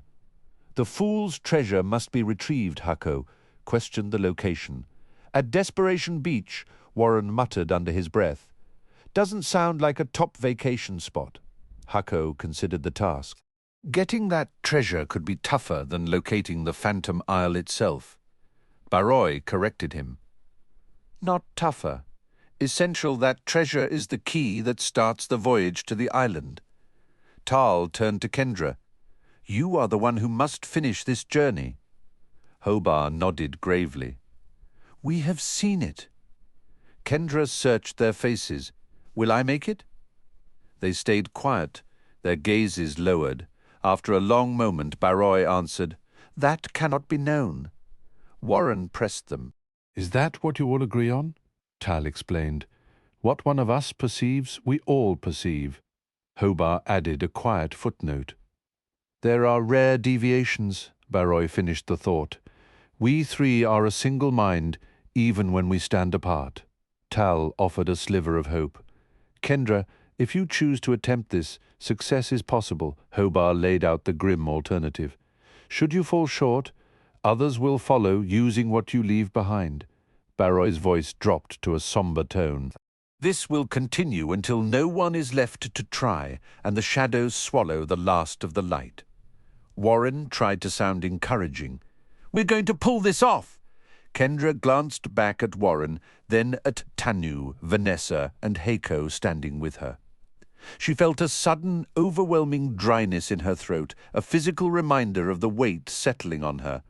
I'll give it everything I have, she promised, but right now I desperately need a drink. Seth watched the shore of Timberley shrink into the distance, the boat carving a path through the rolling waves. Had Kendra escaped the Triclops? She'd been a streak of motion when she vanished. He truly hoped she was unhurt, partly because the idea that she could be his sister was starting to feel real. It was frustrating that she'd left him glued to that mushroom, but in the final moments she'd drawn the monster away, as if he actually mattered to her. The tales from Kendra and Bracken wove together into a story that almost made sense, yet his own shadowy abilities created a jagged tear in the narrative. What possible use would such powers have been among people dedicated to battling and caging creatures of darkness? He feared the full truth of his origins might remain forever out of reach. How many conflicting stories would he have to hear? Renaudin steered the boat with a calm hand, though Seth noticed the rudder seemed to guide itself just fine whenever Renaudin let go. Seth took a drink from the fresh water bucket. The western sky was melting into a deep, burnished gold as the sun dipped low. "We're heading out a different way than we arrived," Seth observed. "Almost exactly the opposite direction," Renaudin confirmed. "Are we returning to the Underrealm?" "We are taking a different path. We are going straight back to the very island we just left." "How is that possible?" "Use your head," Renaudin said. "If we're returning to the island by sailing the opposite way." "The island moves." A faint smile touched Renaudin's lips. "That is why they named it the Phantom Isle. Also because a bunch of phantoms live there," Seth added, trying to lighten the mood. "And wraiths. I got some details from Desia." "How fortunate," Renaudin said dryly, "considering you brought the crypt down and cut off all access to her. I didn't collapse it. Was the cave-in just a happy accident? Desia brought it down as I was getting out." "Did you learn where to find the Everbloom?" "Not precisely." Renaudin's brow creased. "That is concerning. I'm the one who should be annoyed." Seth shot back, the memory of the crumbling crypt sharp in his mind. "I was the one risking my neck. Visiting Desia wasn't my plan. She only knew the rough area." "What did you find out?" "The Everbloom is inside the volcano," Seth said. "Baga lower in a cave. But there are countless caves. It'll be like finding a needle in a haystack." "Did Desia have any ideas about how to find the right one?" "She said a firewalker named Savani would know." "I had a feeling she might," Renaudin said. "But Savani will never reveal the spot." "Is she the keeper of this dragon prison?" Seth asked. "Yes," Renaudin replied. "Asking her would be pointless." "Why did the Phantom help you?" "I promised to toss her token into the volcano," Seth said. "Intriguing," Renaudin murmured. "What token?" "A little doll," Seth said. "Can I see it?" Seth pulled the crude doll from his pocket and passed it over. Renaudin let go of the tiller to inspect the simple figure with both hands. The boat continued its steady course, the tiller holding its position as if guided by an unseen force. Renaudin lifted the doll, bringing it close to his face for a deep inhale before holding the small figure of carved wood and woven grasses up against the fading light, squinting one eye to examine it. "Desia truly wants this tossed into the volcano?" "That's what she said," Seth confirmed. "She claimed it would grant her more freedom to wander on specific nights and let her find a new home if the preserve is ever lost." With a sigh, Renaudin handed the doll back. "You managed well enough." "Thanks," Seth replied, the faint praise stinging a bit. "I was starting to wonder if you might have left me glued to that flesh-eating mushroom for another hour or two." "I had my hands full," Renaudin said flatly. "The Triclops showed up, along with Kendra and the others." "At least you came back," Seth noted. I wasn't entirely sure you would. Never rely on anyone else, Renaudin advised, his tone cool. We save ourselves, or we're finished. He placed a hand back on the tiller and called out, "Take us to Bridge Cove." As the boat altered course, Seth glanced over. "Change of plans." "We can work with what you learned," Renaudin said. "But first we need an ointment made by the Penaki tribe." "What for?" "It will make you immune to extreme heat," Renaudin explained. "Me? I'm not going into a volcano," Renaudin stated plainly. "Wait, someone has to go into the volcano?" Seth asked, incredulous. "Is that even possible?" That sounds like it needs more than just a special cream. You won't be taking a lava bath, Renaudin assured him, but you'll need to get close enough to complete the task. Where exactly am I supposed to throw this token? Seth pressed. Down the main vent, or would any lava pool work? You won't be throwing the token into the volcano at all, Renaudin revealed. Then why do we need the heat ointment? So you can retrieve the Everbloom. Seth shook his head. "But I promised Desia I'd toss the token in. She'll haunt me forever if I don't." "Not if we haunt her first," Renaudin countered, a sly edge entering his voice. "A token like that shares a connection with her essence. We can use that link to our advantage." "You mean trick her?" Seth asked. "Is that even fair?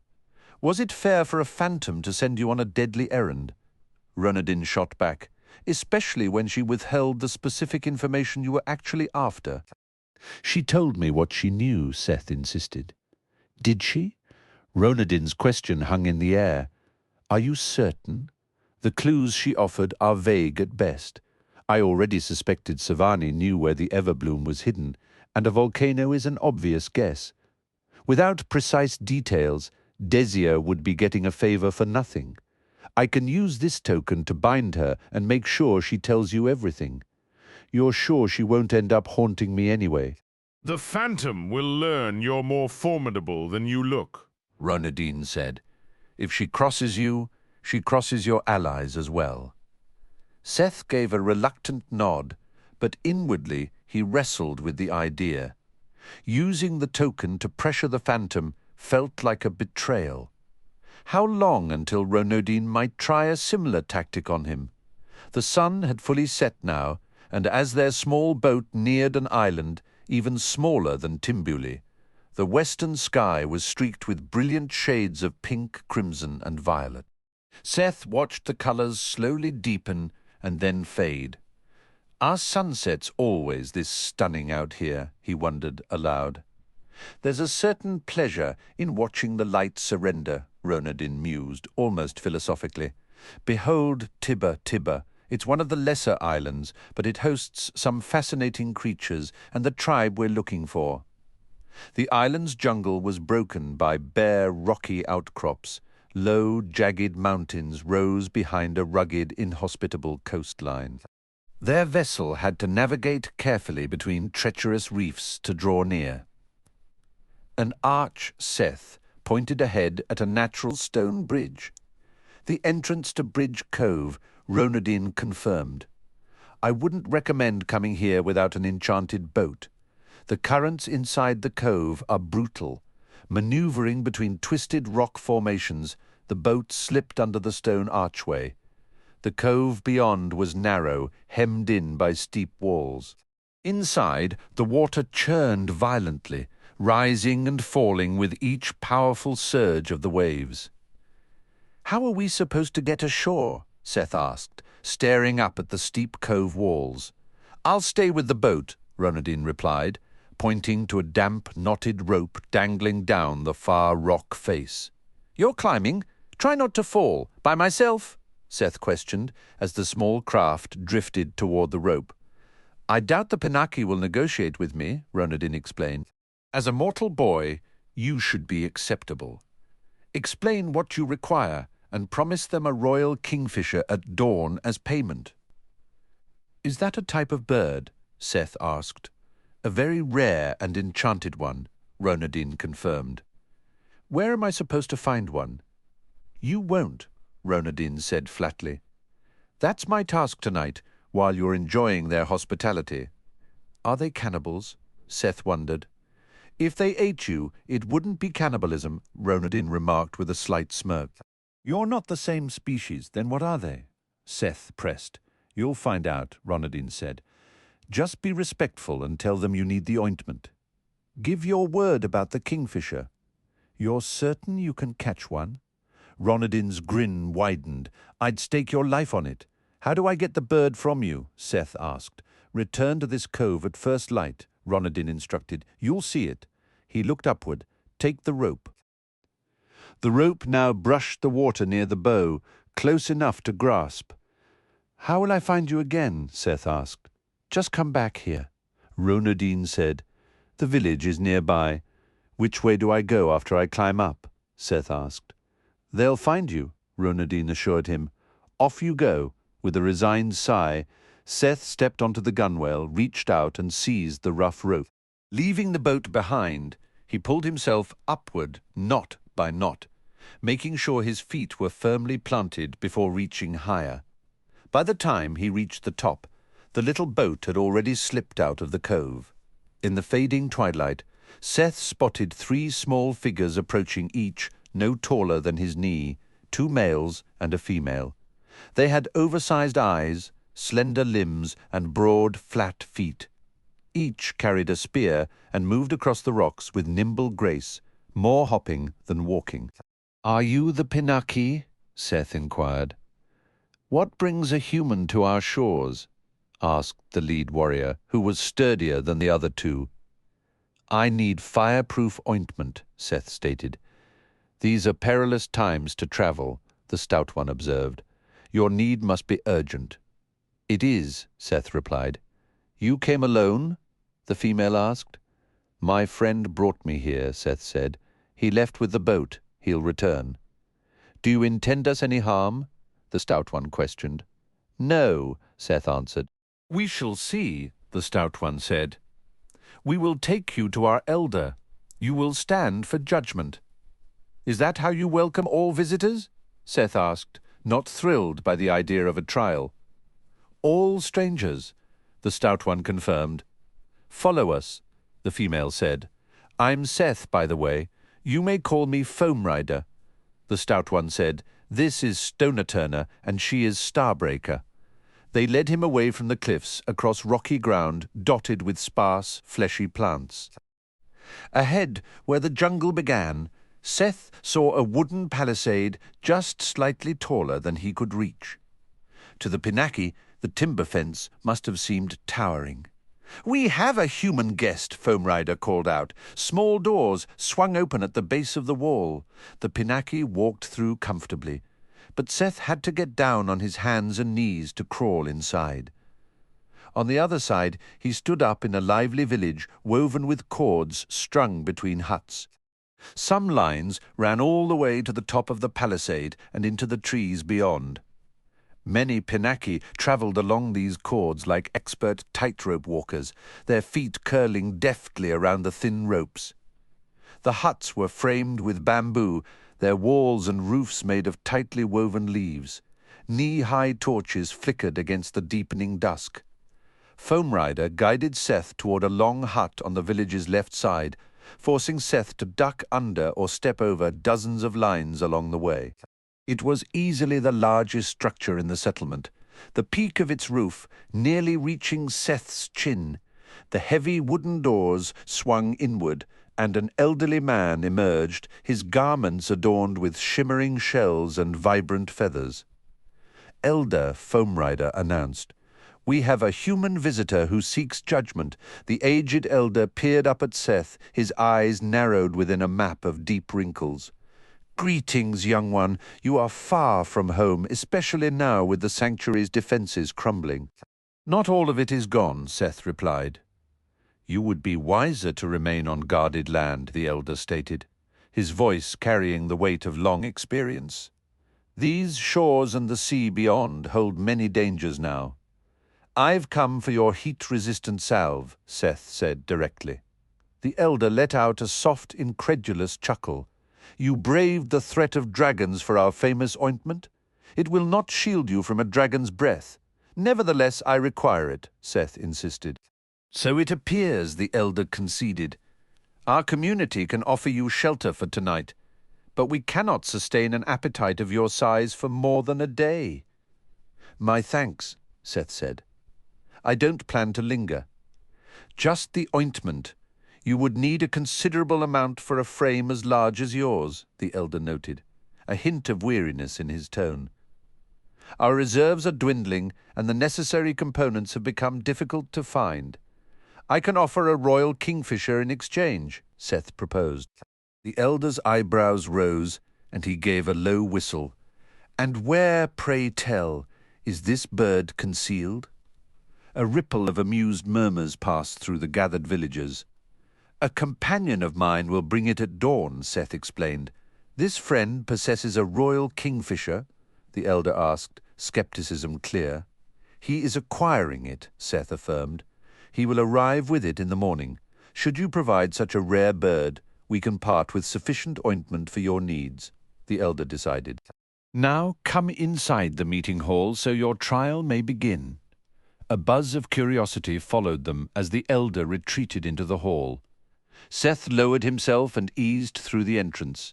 The interior was mostly open, packed earth, meticulously cleared of debris, offering him ample space to settle, though the ceiling was too low to stand. 5 brilliantly plumed birds perched quietly among the roof beams. Fine birds, Seth observed. We would be most pleased to include a royal kingfisher among them, the elder said. Our ability to replenish the ointment hinges upon obtaining one. Is it the feathers you use? Seth inquired. Our practices are not for sharing, the elder replied firmly, but the song of that specific bird is indispensable. Now place your hand upon the heartstone. He indicated a sizable rock near the central hearth. Heartstone, Seth asked, wondering if he had misheard. Heartstone, the elder repeated, tapping his own chest for emphasis. Seth complied. The stone's surface held a mild warmth from the nearby fire, but it otherwise felt unremarkable. Leave your hand there, the elder instructed. Do you intend any harm toward us or our home? No, Seth answered, his eyes flicking to the stone. Could it truly discern falsehood? Are you a shadow charmer? The elder questioned. Seth paused. Would this admission ruin his chance? He reasoned that being caught in a deception would be far more disastrous. I am. How did you know? Do you plan to use those arts to bring trouble to our island? I do not. The elder gave a single, slow nod. You will provide the royal kingfisher as payment. Yes. Considering the path your life has taken until this very moment, would you call yourself a person of your word? The elder pressed. Seth's mind raced Ronadin's scheme to use the token against the phantom, which wasn't his idea and hadn't yet occurred. The unleashed undead at Blackwell Keep, an act of ignorance, not malice. He hadn't deliberately betrayed those who trusted him. I have my flaws, Seth admitted, but I strive to be trustworthy. The elder observed him in silence for a long moment. You may remove your hand, he said at last. Seth withdrew his hand from the stone. You possess a good heart, the elder declared. Not entirely unblemished, but a perfectly pure heart is a rarity I have never witnessed. You shall have your ointment at first light. For tonight, this chamber is yours. It is the only space capable of holding you. Are you hungry? Very, Seth confessed. Thirsty, somewhat, Seth said, recalling the sweet water from the bucket. We will bring you food and drink, the elder said. I hope you have a taste for fruit and fresh fish. Then you may rest here undisturbed. Our village remains a safe haven. Thank you, Seth said. You do understand the sanctuary is breached? The elder added, his gaze steady, that nearly all its wards and borders have failed. I know, Seth replied. Seth accepted the offer with a nod. The village elder's smile widened. Bring us a royal kingfisher and we will have a feast to mark our agreement. A quiet worry nagged at Seth. Had Ronadin deliberately avoided this place? Was it because the dark unicorn would have failed their simple test? Or because he was already known here for some underhanded deal? These Pinaki villagers seemed genuinely decent. Their evening meal, though modest, was fresh and satisfying. After they withdrew, Seth lay back, staring up at the rafters where birds rustled before settling. Why would Ronadine steer clear of such a harmless, welcoming community? And what about breaking the deal with Desir? Ronadine showed no concern over the betrayal, but then it wasn't his promise on the line. If things went badly, Seth would face the consequences, not the unicorn. These circling questions left him restless long after the birds had quieted and a faint glow began to lighten the eastern sky.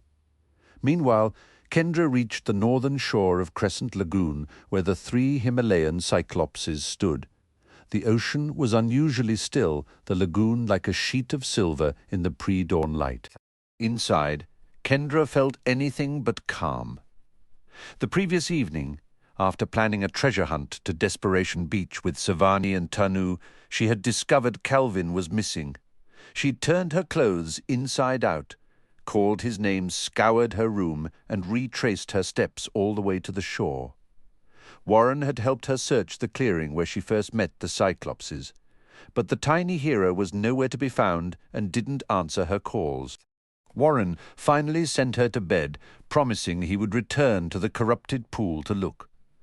This morning he reported that he, Vanessa, and Hako had gone back during the night, but found nothing. He added that Savani had sent her trained parrot, Piharo, a clever bird known for finding lost items to help in the search. Still, Kendra needed to do more herself. The Cyclopses had drifted away from the monkey maze before last night's meeting. Kendra had looked for them unsuccessfully, hoping their unique vision could help locate Calvin. Now, as she and the others prepared to leave, she spotted them on the high ground north of the lagoon. "Well met, Kendra," Tal greeted. "Fair weather today," Hobar observed. "You are troubled," Baroi noted. "Hi," Kendra said. "I had a tiny person with me yesterday, a Nipsey named Calvin. I've lost him somehow." "You carried no tiny person when we met yesterday," Tal stated. "We would have noticed," Hobar added. "Really?" Kendra said. "That actually helps. I must have lost him while we were traveling to the corrupted pool, or during the chase from Mombatu. He was definitely with me when we started out." "We apologize for any trouble our other form may have caused," Baroi said. "He's so small," Kendra fretted. "I have to find him. I looked for you 3 last night. Did you ever come into the monkey maze? Maybe hid in one of the larger tree houses?" "We do not enter enclosures by choice," Tal explained. "Walls limit our sight," Hobar said. "From indoors, how could we track the turning seasons?" Baroi asked. "Or interpret the clouds?" Tal added. "Or read the stories in the stars?" Hobar continued. "We prefer the wind's touch, the rain's whisper, the solid certainty of the ground," Baroi said. "Here we stand to welcome the new day," Tal finished. "Can you see a Nipsey anywhere?" Kendra pressed. "With your special vision, he's a little bigger than most. His people enchanted him to be taller. But he's still tiny, about the size of my pinky finger." "We are always watching," Hobar replied. "We do not see a Nipsey." "We will keep watch for him," Baroi promised. "Thanks," Kendra said, her worry undimmed. A horrible thought crossed her mind. Could she have accidentally crushed him during yesterday's frantic run? She had stumbled more than once along the way, but Calvin had always seemed oddly resilient. Could he have just tumbled out and wandered off? It seemed possible. "If you intend to reach Shipwreck Key before the tide returns, you must leave now," Tal stated. "Travel with speed and care," Hobar urged. "The future of these islands depends on you," Baroi finished. "No pressure at all," Kendra muttered. "Immense pressure," Tal corrected. "Like a mountain about to burst," Hobar added. "Adapt, survive, take control," Baroi said. "Thanks," Kendra replied, rushing to the coastal path where the others waited. Tanu, Warren, Vanessa, Knox, Newell, Doran, and Hako. Tess remained behind again with Grady and Savani. "What did they say?" Warren asked immediately. "Any visions? Any sign of him?" "Nothing," Kendra admitted, her anxiety tightening. "I'm getting scared." "He'll show up," Tanu reassured her. Calvin's a survivor. For all we know, he hitched a ride on a pelican and is currently sightseeing. I still think those non-clopses are pretending, Knox insisted. Non-clopses? Doran questioned. The ones with no eyes, Knox clarified. Why should imaginary eyes in their heads even count? Because they work, Kendra said. No chance, Knox argued. Their real eyes are stashed somewhere, probably spying on us, maybe on their elbows or tucked under their hair. They seem genuine to me, Vanessa offered. I bet they remember being Mombatu perfectly, Knox pushed. They act clueless to dodge blame. Classic move, says the expert, Kendra retorted. What if they merge and ambush us from the rear? Knox pressed. You fret over the wrong shadows, little one, Hako interjected. Focus on the dangers before us, not behind. The Triclops is gone, but this sanctuary holds many threats beyond the monkey maze. We enter fallen zones where all safeguards have failed. Other threats don't make a Triclops sneak attack less likely, Knox said. If it happens, remember I warned you. We must move, Hako urged. Arriving at Desperation Beach exactly at low tide offers our only real shot. He set a quick pace. Kendra walked alongside Warren. Was bringing Knox a good idea? She whispered. Not my preference, Warren whispered back. But he refused to stay. He's determined to help find his cousin. We have now left the Moai's protection, Hako announced as the lagoon vanished behind them. Stay alert. Does everyone have a shovel? Kendra's was closer to a small spade. Tanu carried his massive shovel strapped to his back. The satyrs used theirs like staffs. Yes, Warren answered for everyone. I also brought chains and grappling hooks, Hako said. We are hunting a rare prize today. We dig it up when the tide is out. Knox asked. We have less than 3 hours, Hako confirmed. We can get to the treasure that fast? Knox wondered. Distance isn't the issue, Hako explained. Many have tried to claim this reward. Some even say they've glimpsed the chest. But the tide always defeats them before they can seize it. And as the water rises, the spider eels emerge. Kendra instinctively stepped sideways, pushing away the mental image of slithering, biting creatures. Please tell me these eels stay in the ocean, Newell said. Hako shook his head. They crawl onto the sand to hunt. They are ravenous and move on 100 needle-thin legs. Spiders have 8, Knox pointed out. The count is wrong, but the legs look like a spider's, Hako said. We cannot fight the eels. When they appear, we flee. If we have the treasure, we run. If we don't, we run anyway. I have more speed potions, Tanu said, and a few others. Some gaseous mixtures, 5 doses of liquid courage. I've been experimenting on new brews with Uma. Honestly, that woman has forgotten more about potion making than I'll ever know. We should use some speed potions for digging, Vanessa suggested. The entire challenge is about speed, Hako agreed. So yes. I'm trying to recall that poem you told us, Doran said, spinning his shovel. Long ago, a wild boar was discovered, Hako began, with the map and the poem inked upon its hide. The islanders who recorded the old tale were the ones who first told us about the fool's treasure. Following the map's directions to dig has given people brief sightings of what might be the prize. Could we hear the rhyme one more time? Newell asked. Hako repeated the verses. Sift deeply through the golden sand. If you by chance should come to stand beside the wheel with bold command, you'll hold the treasure in your hand. Did anyone spot a wheel while they were digging? Kendra inquired. The legends are ancient and contradictory, Hako explained. Some accounts mention a stone wheel found near the chest itself. Others are convinced the wheel is inside the box, or they say they saw a wheel-shaped emblem on its lid. One hopeful explorer even suggested the wheel might be a pendant from a lost necklace, washed up somewhere on the shore. The only thing every story has in common is that the treasure always seems to vanish just as you're about to grasp it. Experienced hunters have been driven to despair by it. We have to try an approach no one else has, Kendra stated. To get inside that box, we need to think outside the box, Knox quipped. Kendra gave an exasperated sigh at the overused phrase. Has anyone ever used a speed potion to dig for it? Warren wondered. Not that I've heard, Hako replied. Of course, once the potion wears off, we'd probably be too exhausted to move and easy prey for the eels, Warren added. My energy salts will have to do, Tanu said. Have satyrs ever been involved before? Newell asked. I'm fairly certain satyrs would be a new development, Hako answered. Satyrs have a natural talent for sniffing out valuables, Doran claimed confidently. You can count on it. They continued their hike mostly in quiet after that. The path wound along the coastline, sometimes skirting sandy beaches, other times crossing rugged, rocky areas or the tops of windswept cliffs.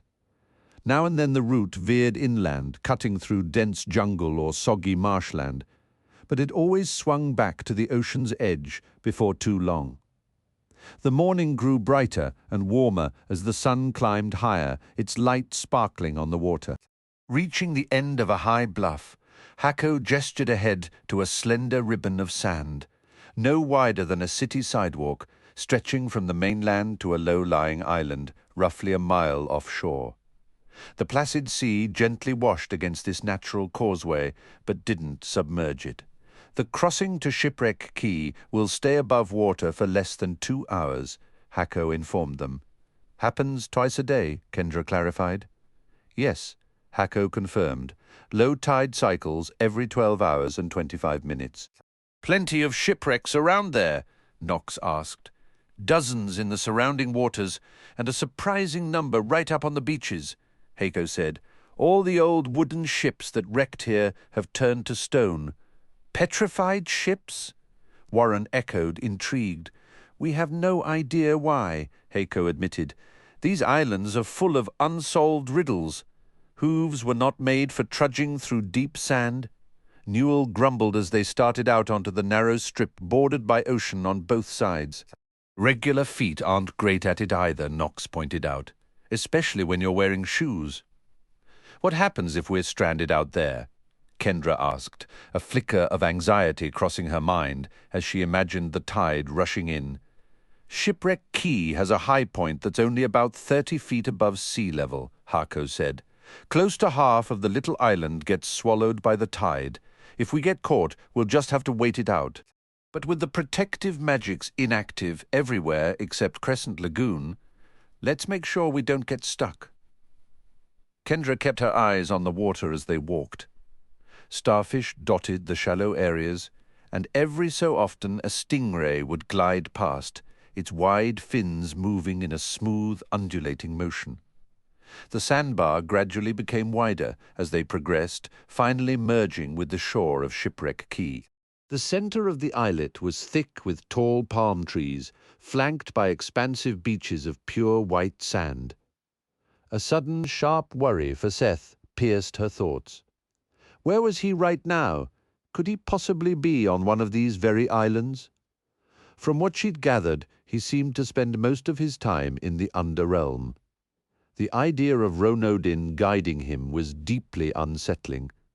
That dark unicorn had a silver tongue and could be incredibly convincing. It was difficult to fathom facing him without her own memories intact. It was all too easy to imagine Seth feeling utterly bewildered and hesitant to trust a soul. She clung to the hope that this current quest would move her one step nearer to getting him back. Hako turned to the right once they reached the quay. The fine white sand eventually transitioned into a rough, rocky section where Kendra had to watch her step.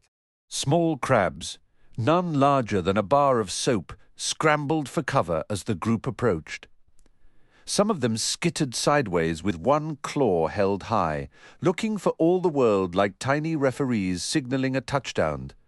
The stretch of shore past the rocky outcrop shimmered with sand the color of pale honey. About halfway down the beach, the 3 tilted masts of a great sailing vessel thrust upward from the dunes, accompanied by a substantial portion of its petrified bow. It gave the eerie impression that the stone ship had been captured mid-stride, forever straining to break free from the earth. No canvas or ropes remained, though one mast still bore its crow's nest. Other, smaller stone masts dotted the landscape, along with the fossilized stern of what might have been a canoe. "Follow me," Heiko instructed, breaking into a light run across the soft sand. Their quickened pace soon brought them near the water's edge, close to the largest of the stone ships. Gentle waves whispered against the shore. Is it usually this peaceful? Knox wondered aloud. Offshore coral formations break up most of the swell, Hako explained, but today is exceptionally calm. Even so, our target dig site is still too vulnerable. We'll begin in roughly 10 minutes. Ever imagine you'd be on a literal treasure hunt? Kendra asked Knox with a grin. He shrugged, a playful glint in his eye. Seemed like an inevitable life event. These stone boats are seriously strange, though. No argument there, Kendra agreed. You think there's some kind of Medusa lurking around? Knox posed. Possibly, Kendra mused. This is a magical preserve, after all. Warren chimed in, brushing sand from his sleeve. A gorgon like Medusa turns living flesh to stone, not timber. At least none I've ever read about do. It remains a puzzle, Hako stated simply. Well, I don't see any stone statues of people, so that's a relief, Knox noted. Hako gave a grim smile. The eels tend to clean up any remains. As Hako prepared his chains and grapnels, he conferred with Warren and Tanu on the best method to hoist the chest. Kendra tested her shovel. The sand yielded easily. Kneeling, she let damp grains trickle through her fingers, their texture fine and smooth. The sand was so brilliantly gold it sparked a thought. "Is there actual gold mixed in here?" she inquired. "Traces, most likely," Hako answered without looking up. "The enchantment only gives it that luster here on this beach. Any sand removed loses its shine, becoming quite ordinary, magical glamour," Vanessa suggested. "Quite possibly," Hako said, hefting his shovel. "Prepare your potions. Our window is short. Everyone ready?" Kendra's hand went to her flask. "Kendra, Knox, conserve yours for evading the eels," Tanu directed firmly. "Warren and I will activate ours first, then Hako and Vanessa if needed. I have a couple of spares." From the sidelines, Newell piped up, "You really ought to brew some for satyrs one of these days." "Perhaps in the future," Tanu replied distractedly. "Let's move," Hako commanded, driving his shovel into the sand a good 10 paces from the water's fringe. Kendra initially questioned the distance until she saw the hole expand at a breathtaking rate. Tanu and Warren began digging with impossible speed, their movements a blur, her first real chance to observe the effects of a speed potion without panic. Their frenetic, comical haste actually drew a laugh from her. The rest joined in, and the excavation deepened swiftly. By the time Tanu and Warren's potions wore off, they were already several feet below the waterline, with mounds of wet sand creating a crude, lumpy berm against the sea. Hako, Newell, and Doran dug on vigorously, while Vanessa revived the two men with smelling salts. Kendra and Knox focused on fortifying the sandy barrier, smoothing and reinforcing it, ensuring the ocean-facing side was tallest. Soon Warren and Tanu were digging again. Kendra squinted against the constant spray of damp sand. "Should I take my potion now?" Vanessa asked. "Hold it," Hako panted. "Save that burst for when we actually locate the chest. We'll need it most then." When they hit a depth of about 6 feet, Doran's voice rang out. "I hit something solid!" Everyone in the pit crowded around as they frantically cleared sand from the top of a petrified wooden box, its shape still defined by rusted iron bands. Hako crouched, working to secure his grapnels as the others dug to expose more of the chest. "Told you," Doran boasted, unable to contain his pride. Satyrs have an instinct for these things. A sudden sharp cry from Warren cut him off. "What is it?" Kendra called, unable to see past the cluster of bodies. "It's sinking," Vanessa yelled in alarm. "It's gone. I can't see it any more," Doran wailed. Without hesitation, Hako pulled the stopper from his flask. "Drink now," he ordered, his voice tight. He and Vanessa quickly drained their flasks and began to dig with frantic energy. The rest of the group stepped back to give them space. The treasure chest flickered in and out of sight, but it was always sinking deeper. By the time the potion's strength faded, the bottom of the pit was nearly 9 feet below the waterline. Hako and Vanessa collapsed, exhausted, and Tanyu hurried over with his smelling salts. "It's like digging in quicksand," Warren grumbled. While Newell, Doran, and Warren kept working, Kendra spotted water seeping through the wall of the hole about 5 feet down. In moments, the trickles became gushing streams. "We have water coming in," Kendra shouted. "I can feel the box again," Warren yelled, his shovel striking something hard. Seawater now sprayed into the hole from a dozen different cracks. Hako and Vanessa stumbled to their feet, finding themselves standing in shin-deep water. Warren fell to his knees, a grappling hook in each hand. "They won't catch hold," he cried out in anger. "I can't get a grip. No, it's gone again." "Don't stop," Hako urged. "The flow is easing. I'll try to dig a trench to redirect some of it."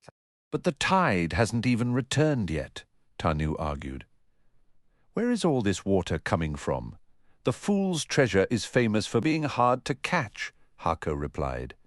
Feeling helpless, Kendra turned her gaze to the ocean. There were no eels in sight, but the water did look a little higher than before. Her eyes travelled up the beach to the enormous stone ship lodged in the sand. It seemed oddly far inland had it been stranded there during a high tide. She looked back down into the chaotic hole where everyone was now sloshing around, tossing out more water than sand. They were going to fail. She felt it in her bones. This was the same story that had played out for generations.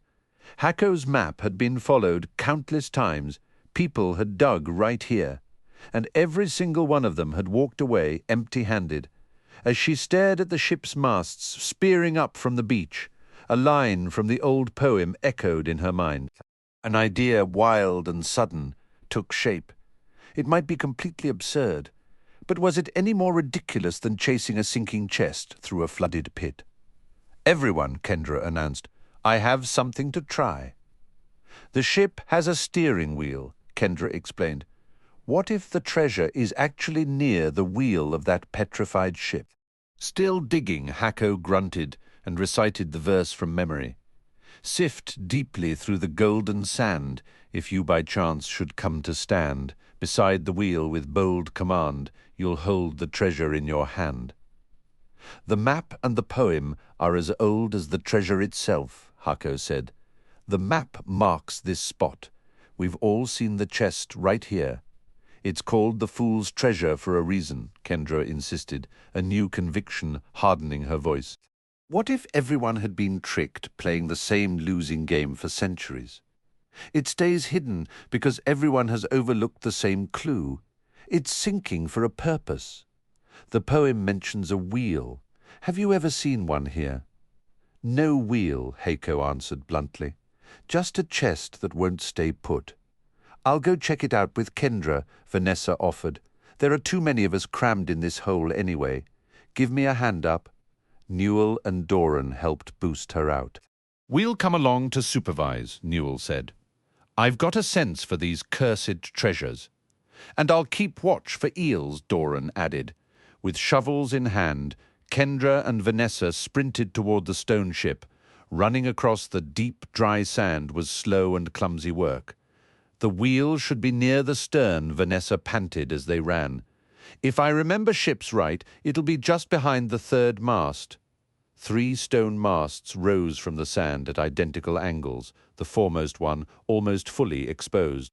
The ship's bow pointed toward the sea, as if it had sailed backward onto the shore. They reached the third mast. Kendra stopped for a second, amazed by how perfectly the petrified stone copied the grain and knots of real wood. "The sand looks really deep here," Kendra observed. "Given how the ship is tilted, the deck could be 10 or 12 feet down," Vanessa estimated. "To reach the wheel, we'll need a hole even deeper than the one by the water. But at least we won't have to fight the sea here for a while." "The eels might have other plans," Kendra replied. "We'll handle them as they arrive," Vanessa replied. "Thanks for having my back," Kendra said. "It seemed a lot more productive than the chaos back in that flooded pit," Vanessa noted. A few steps behind the mast, Vanessa began to dig. Kendra joined in, scooping sand alongside her. The satyrs soon caught up, adding their shovels to the work. At first, the dry sand made shaping the hole difficult, but as they dug deeper, the sand grew damper and easier to handle. Before long, Knox approached them. "Hacko's completely zeroed in over there. I started to feel like I was just in the way. Honestly, I think he's tempted to take a bite out of that treasure chest himself." A minute later, Warren arrived, his clothes soaked and his hair dripping, both coated in a fine layer of sand. "The pit's completely underwater now," Warren reported. "Hacko keeps catching glimpses of the box and diving for it. Tanu's standing by to help lift it if Hacko can ever get those grapnels secured. I couldn't stay over there any longer. Hacko's acting like a captain determined to go down with his ship."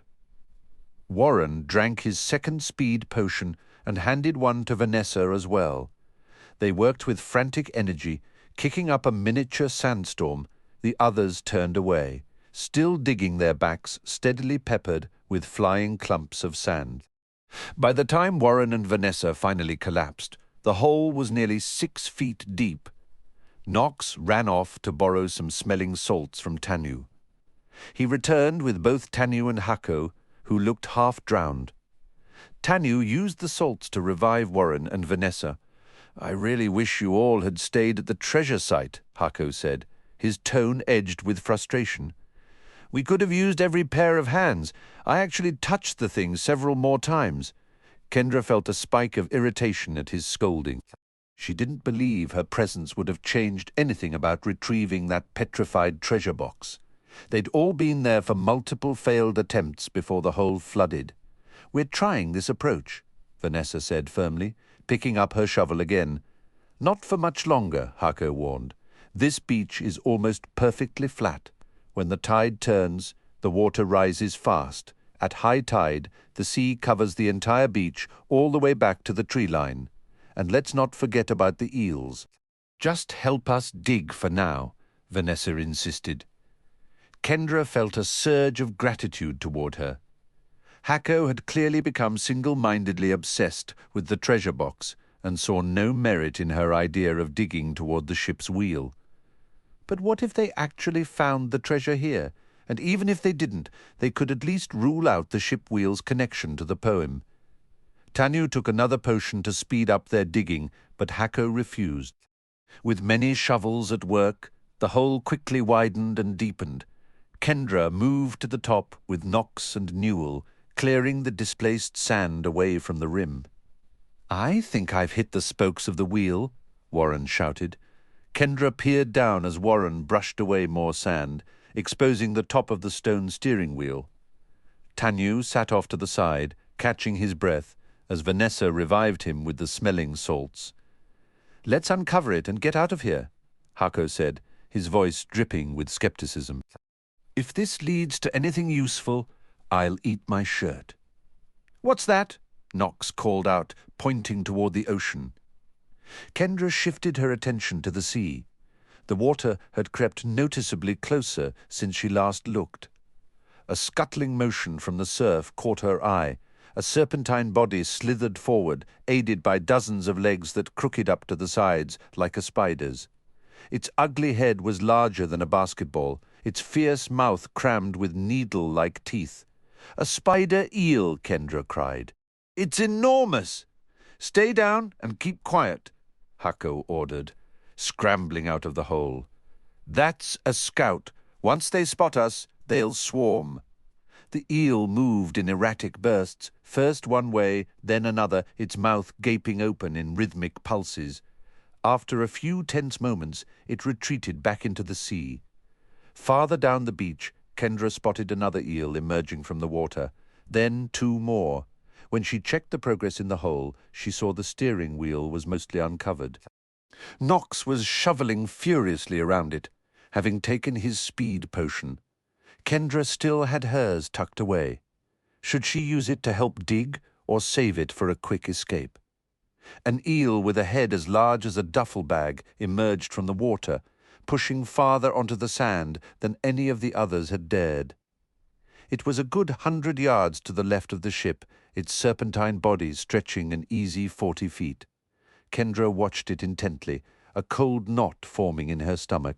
Just how large could these creatures grow, and how many were lurking beneath those dark waves? Nearby, Hako had shifted into a predatory stance, sinking so low against the seabed he nearly disappeared from view. Kendra didn't dare move a muscle until the massive eel finally turned and slid back into the deeper water. "It's about to turn ugly," Hako hissed, his voice carrying clearly to the group.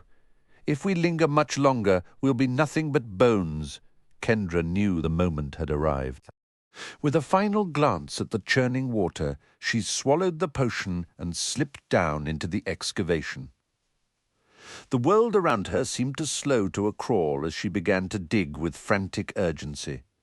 While Tanu revived Knox with smelling salts, Kendra worked her way down to the base of the enormous steering wheel.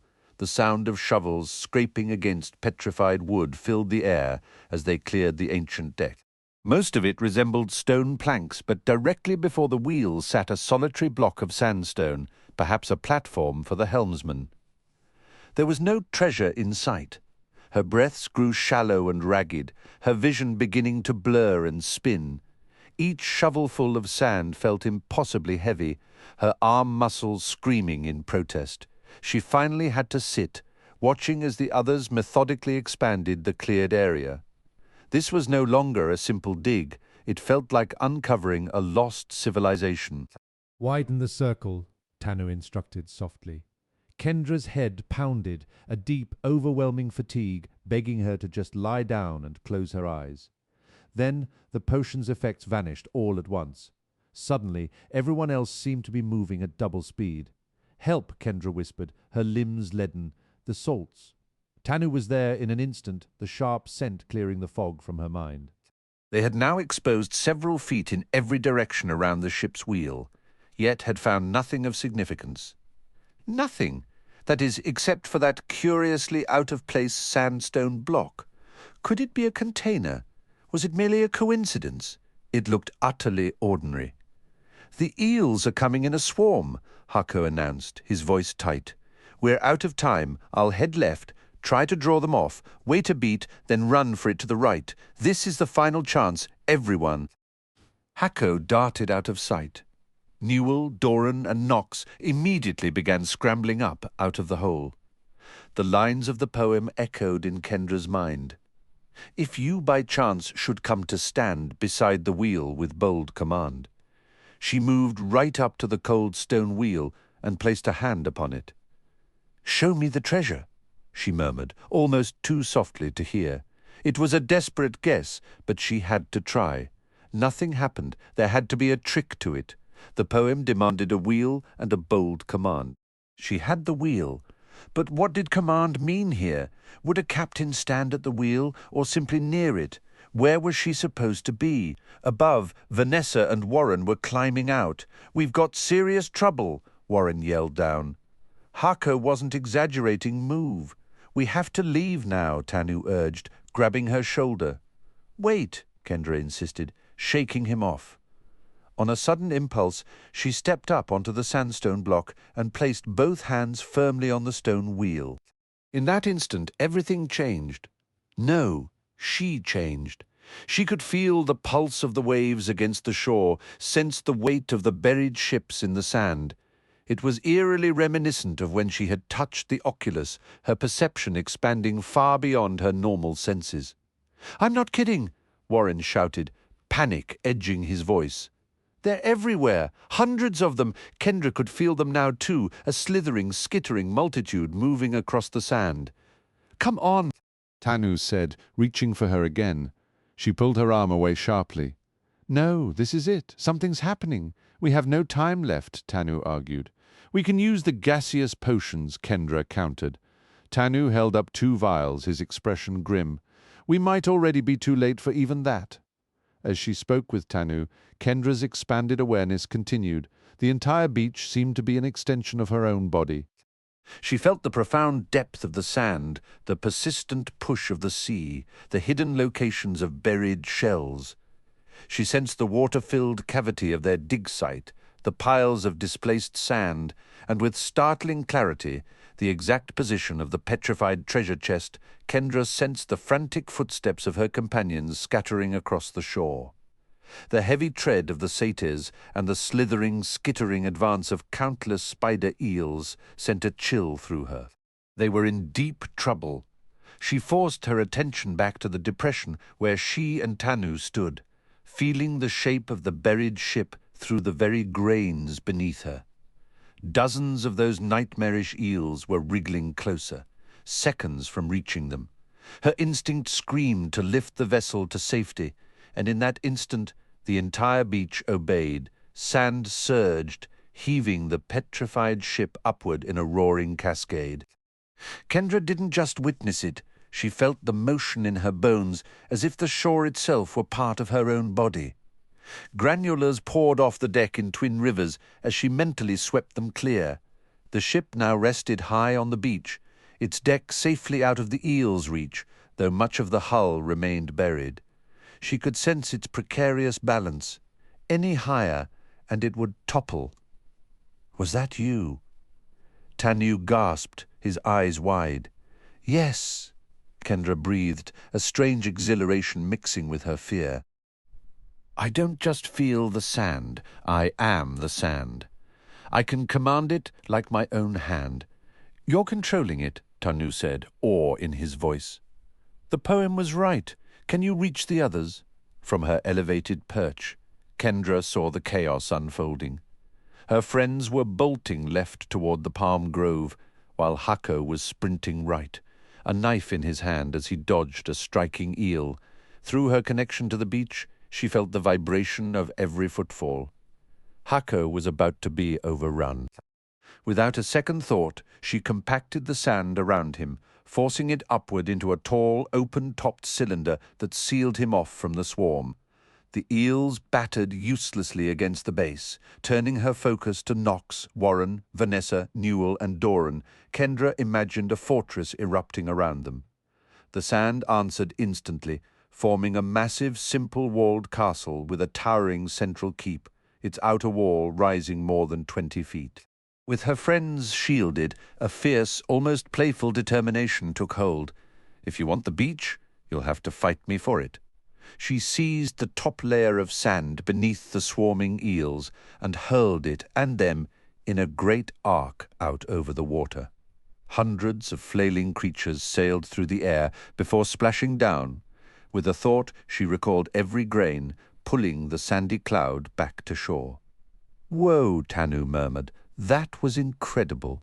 "It feels normal," Kendra said, a hint of wonder in her tone. The beach wasn't just under her control, it was an extension of her will. As a few persistent eels tried to slither back, she sculpted a towering, watertight wall along the tide line, then bowed its center outward, reclaiming a wide stretch of wet sand from the sea. She curved the ends inland, boxing the water out completely. A new, smug satisfaction warmed her. "Let's see them get past that." "I can feel the treasure chest," she said, her senses tracing the object buried below. "It's right where we first dug." "Can you bring it up?" Tanu asked. It was effortless. She nudged the sand beneath the petrified box upward while gently firming the grains around it. Moments later, the chest broke the surface, resting in plain view. Next, she shaped an arched doorway in Hako's sandy cylinder, then another in the castle wall. Hako stumbled out, blinking, followed shortly by the others, emerging from the fortress. Tanu cupped his hands around his mouth and shouted across the reclaimed beach, "Kendra's commanding the shore. The treasure is on the surface." Kendra was struck by the sheer volume Tanu could project when urgency demanded it. The whole group sprinted for the chest. Several eels began slithering around the edges of her sandstone barrier, but Kendra tore more sand from the beach and flung the creatures back into the surf. She could feel the vibrations of her friends' footfalls through the ground. For a fleeting moment, she considered shifting the sand under their feet to speed them along, but she worried her control wasn't delicate enough to keep from tripping them. She did slide the petrified box a little closer, stopping its motion as they neared. "I'll eat my hat with ketchup," Hako yelled. They clustered around the stone chest. Warren and Tanu strained to lift it, failing. "This thing weighs a ton," Warren grunted. "Let me work on the lock," Hako announced. Even from her perch, Kendra spotted the massive iron lock securing the lid. Hako produced some tools and knelt before it. Kendra batted away more persistent eels. "Got it," Hako whooped. He and Warren heaved the lid open together. Hako began passing out the contents. Glints of gold and gemstones were visible from the ship. "Objective complete!" Hako shouted. "Move out!" Warren slammed the lid shut, and the party bolted from the shoreline toward the grove of palms. The satyrs positioned themselves beside Nox. "We'd better make tracks, too," Tanu urged. "Just let me wrap things up here," Kendra replied. She willed the petrified vessel to settle deeper into the sand until the deck, where she and Tanu stood, was even with the beach. After ensuring her seawall remained solid and giving a final, almost casual toss to a few advancing eels, she stepped off the sandstone block. The moment her feet left that stone, her profound link to the entire beach vanished. Even after such a brief union, the sudden separation felt jarring, like a sense had been abruptly switched off. The sand was just sand again, ordinary and unresponsive. "You okay?" Tanu asked. Kendra realized she had frozen in place. "I'm fine." Losing that connection was just a weird shock. "We need to move," Tanu said. "With you no longer holding the beach, who knows how fast the water and eels will reclaim it." They vaulted over the ship's railing onto the sand and raced after the others into the palm trees. By the time Kendra reached the tree line and glanced back, seawater was already pouring around the ends of the wall, rapidly flooding the area they had just left. A squirming mass of eels rode the incoming tide. "This way." Hako directed, leading them farther into the palms, curving back toward the crossing to the main island. A new, hopeful thought struck Kendra. Perhaps their frantic speed had bought them a chance to bypass the usual waiting period. "We might have been quick enough to go back without sitting around for half a day." "What was in there?" Kendra panted as they jogged. Warren held up a narrow stone slab. "This has a map and a bunch of writing. We'll inventory the other loot later." "Our target is the Phantom Isle," Hako stated. "That map might be our ticket." "We also snagged some gold and jewels," Newell added. "A pretty decent payday," Doran chimed in. "You're a marvel, Kendra," Hako said, his tone shifting from its usual boastful confidence to one of genuine, surprised admiration. "If we'd just followed my gut, that treasure would have been fish food until the oceans dried up." "That's the point of a team," Tanu said smoothly. "Thanks for getting us here in the first place, Hako." "I just hope this loot points us in the right direction," Hako replied. They emerged onto a beach of white sand and found the connecting sandbar, now covered by a couple inches of water. Hako waded out onto the submerged path. "What about the eels?" Nox yelped. "I never see them on this side," Hako assured him, quickly. Kendra and the rest splashed after Hako. At its deepest, the water only rose, just past her ankles. Reaching the opposite shore, they all paused to breathe. Kendra walked over to where Warren was examining the stone tablet, the others gathering around. "The map is covered in text," Kendra observed, peering at it. We'll work on translating it back at Crescent Lagoon, Warren said. I can read it, Kendra told him. One of the perks of being fairy kind, I guess, Warren noted, passing the slab to her. Kendra studied the map, noting how the islands were labelled only as land, while the surrounding ocean was intricately detailed. She identified the familiar shape of Timbuli, recalling it from the chart in Savani's quarters. A path originating at Crescent Lagoon descended to a submerged community. This leads to a merfolk village, she announced. It's deep below the surface. Scuba equipment, then, Knox suggested. Much deeper than that, judging by the markings, Kendra observed. A submarine? Knox wondered aloud. Kendra pointed to a line of script. It mentions the demon Rimulon holds the compass to the Phantom Isle. The merfolk are guarding the secret of where he hides. Hako shook his head. Negotiating with merfolk is notoriously difficult. But there's a formula here, Kendra continued, her finger tracing the parchment, for something called the Elixir of Dry Depths. You can't be serious, Tanu breathed, leaning closer. Other components listed. It appears so, Kendra confirmed. That potion is the stuff of myths, Tanu said, a spark of excitement in his voice. If we can concoct it, we won't need any diving gear or submarines at all. What does it actually do? Knox asked. While under its effects, a person moves through water as if it were air, Tanu explained. Newell crossed his arms with a theatrical sigh. Let me guess, it won't work on satyrs. Most likely not, Tanu admitted. Doran promptly gave Newell a celebratory high five. Nap time for us then. Meanwhile, in a secluded chamber within the Underrealm, Seth found himself at a heavy iron table with Ronadine and the Sphinx. The chairs were equally cold and immovable. Upon the table sat a lantern, a small vial of salve acquired from the Pinaki tribe, and the carved wooden token of Desia. Might I? Inquired the Sphinx, extending a hand toward the doll. Go ahead, Seth replied. The Sphinx lifted the token, weighing it in his palm before scrutinizing it from every angle, tapping its surface lightly with a finger. Ronodin observed with sharp focus.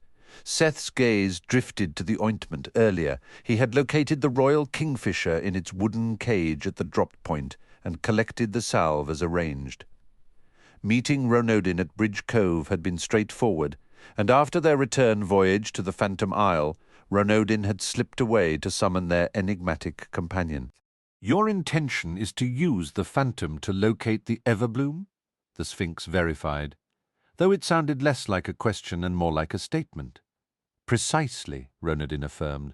I know an ideal individual for this task, the Sphinx said. I will need to retain the token. Seth shifted in his seat. Can we destroy it after we have the Everbloom? The Sphinx gave a slow, negative shake of his head. Discarding the token into a volcano after employing it to command the Phantom would be an open invitation for vengeance. To keep Desia bound, the token must remain securely held. A frown creased Seth's brow. I promised I would throw it into the volcano. The Phantom exploited your inexperience, the Sphinx stated calmly. She demanded a great deal while offering very little. Thankfully, she underestimated the resourcefulness of your companions. Ronodin leaned forward, his tone shifting from serious to a dry, almost sarcastic edge. Outmaneuvering a Phantom is Shadow Charmer 101. Seth, if you're not the one giving orders, you're the one taking them. Since when do the undead set the agenda? Are you a charmer, or are you just charmed? Obviously, I don't want to be manipulated, Seth said, his voice tightening. I know I'm still learning, but breaking a promise doesn't sit right with me. The Phantom will be displeased the arrangement is altered, the Sphinx conceded. Yet she will lack the means to act against you. We can make her exceedingly useful. A being without physical form will navigate those caverns in search of the Everbloom far more easily than we could. The heat-resistant ointment you retrieved has its constraints. Once Daisier charts a safe course, you will have a clear passage to the Everbloom, bypassing a treacherous maze filled with paths that end in molten rock or volcanic beasts. Seth wrestled with the idea of compelling Daisier to find the way. Both of his current allies viewed this as the only logical course. They were, for now, his sole partnership, should he ignore their counsel and risk tossing the token into the volcano, a move they deemed reckless. Was he prepared to shoulder the entire burden of locating the Everbloom alone? Ronodin steepled his fingers. Destroying the token in the volcano grants Daisier a tremendous amount of freedom. Following her plan would give the Phantom far greater power to haunt you. Never let the undead dictate the terms. The Sphinx's method offered Daisier fewer opportunities to wander freely, but it provided Seth with a greater wealth of information. Fine, Seth conceded at last, feeling cornered and without a better alternative. Just try to keep the ghosts off my back. You'll understand soon, the Sphinx promised, his tone smooth. This path is more advantageous. We've handled similar situations before, Ronodin added. The Sphinx lifted his gaze, peering intently down one of the shadowy tunnels branching from the chamber. Do you sense that? Seth extended his awareness into the gloom. A malevolent force was creeping steadily closer. A revenant, he identified. Bardox, Ronodin clarified. You recognize his signature? Seth asked. He serves as the Underking's voice, Ronodin explained. I find I can no longer tolerate the presence of such a creature, the Sphinx stated flatly. That chapter of my existence is closed. May I take the figurine? Ronodin glanced at Seth. The Revenant's approach was unmistakable, yet a part of Seth suspected they might be using the imminent threat to pressure him into a swift decision about the Phantom's token. Once given, there would be no retrieving it. Was he really going to follow their plan? His own knowledge of phantoms was frustratingly limited. Yes, take it, Seth said hurriedly. The Sphinx snatched the doll and strode off down a passage that felt clear of any dark energy. Ronodin placed a finger to his lips, then turned to face the approaching presence. Recall the protocols for dealing with the Underking. Ronodin murmured. He is immeasurably ancient and powerful. Guard your desires closely. He will twist any want or need to his advantage. Be exceptionally cautious about any promises you make. You say that as if I'll be talking to him myself. Seth whispered back.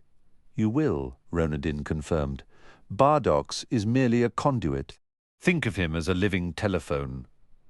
Shortly after, a wasted skeletal figure shuffled into view, dragging a heavy metal ball chained to his ankle. His flesh was pallid and stretched taut over bone, with pronounced tendons in his neck and ribs protruding starkly.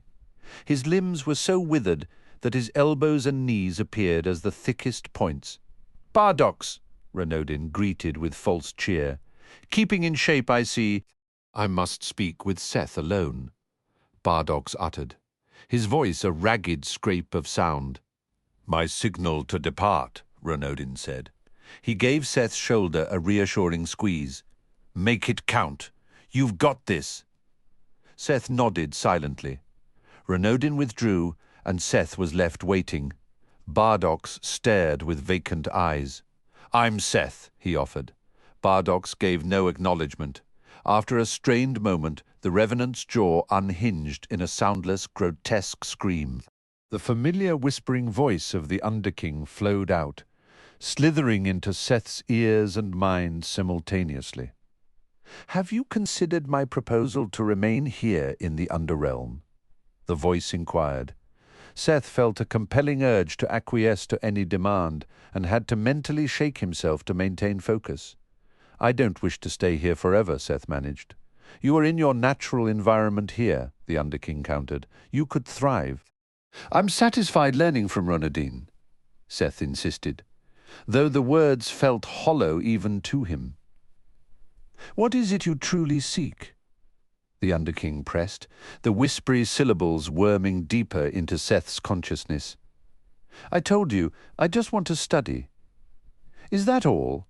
Delve deeper and speak honestly. I have felt the questions festering within you. Abandon this pretense. Seth hesitated.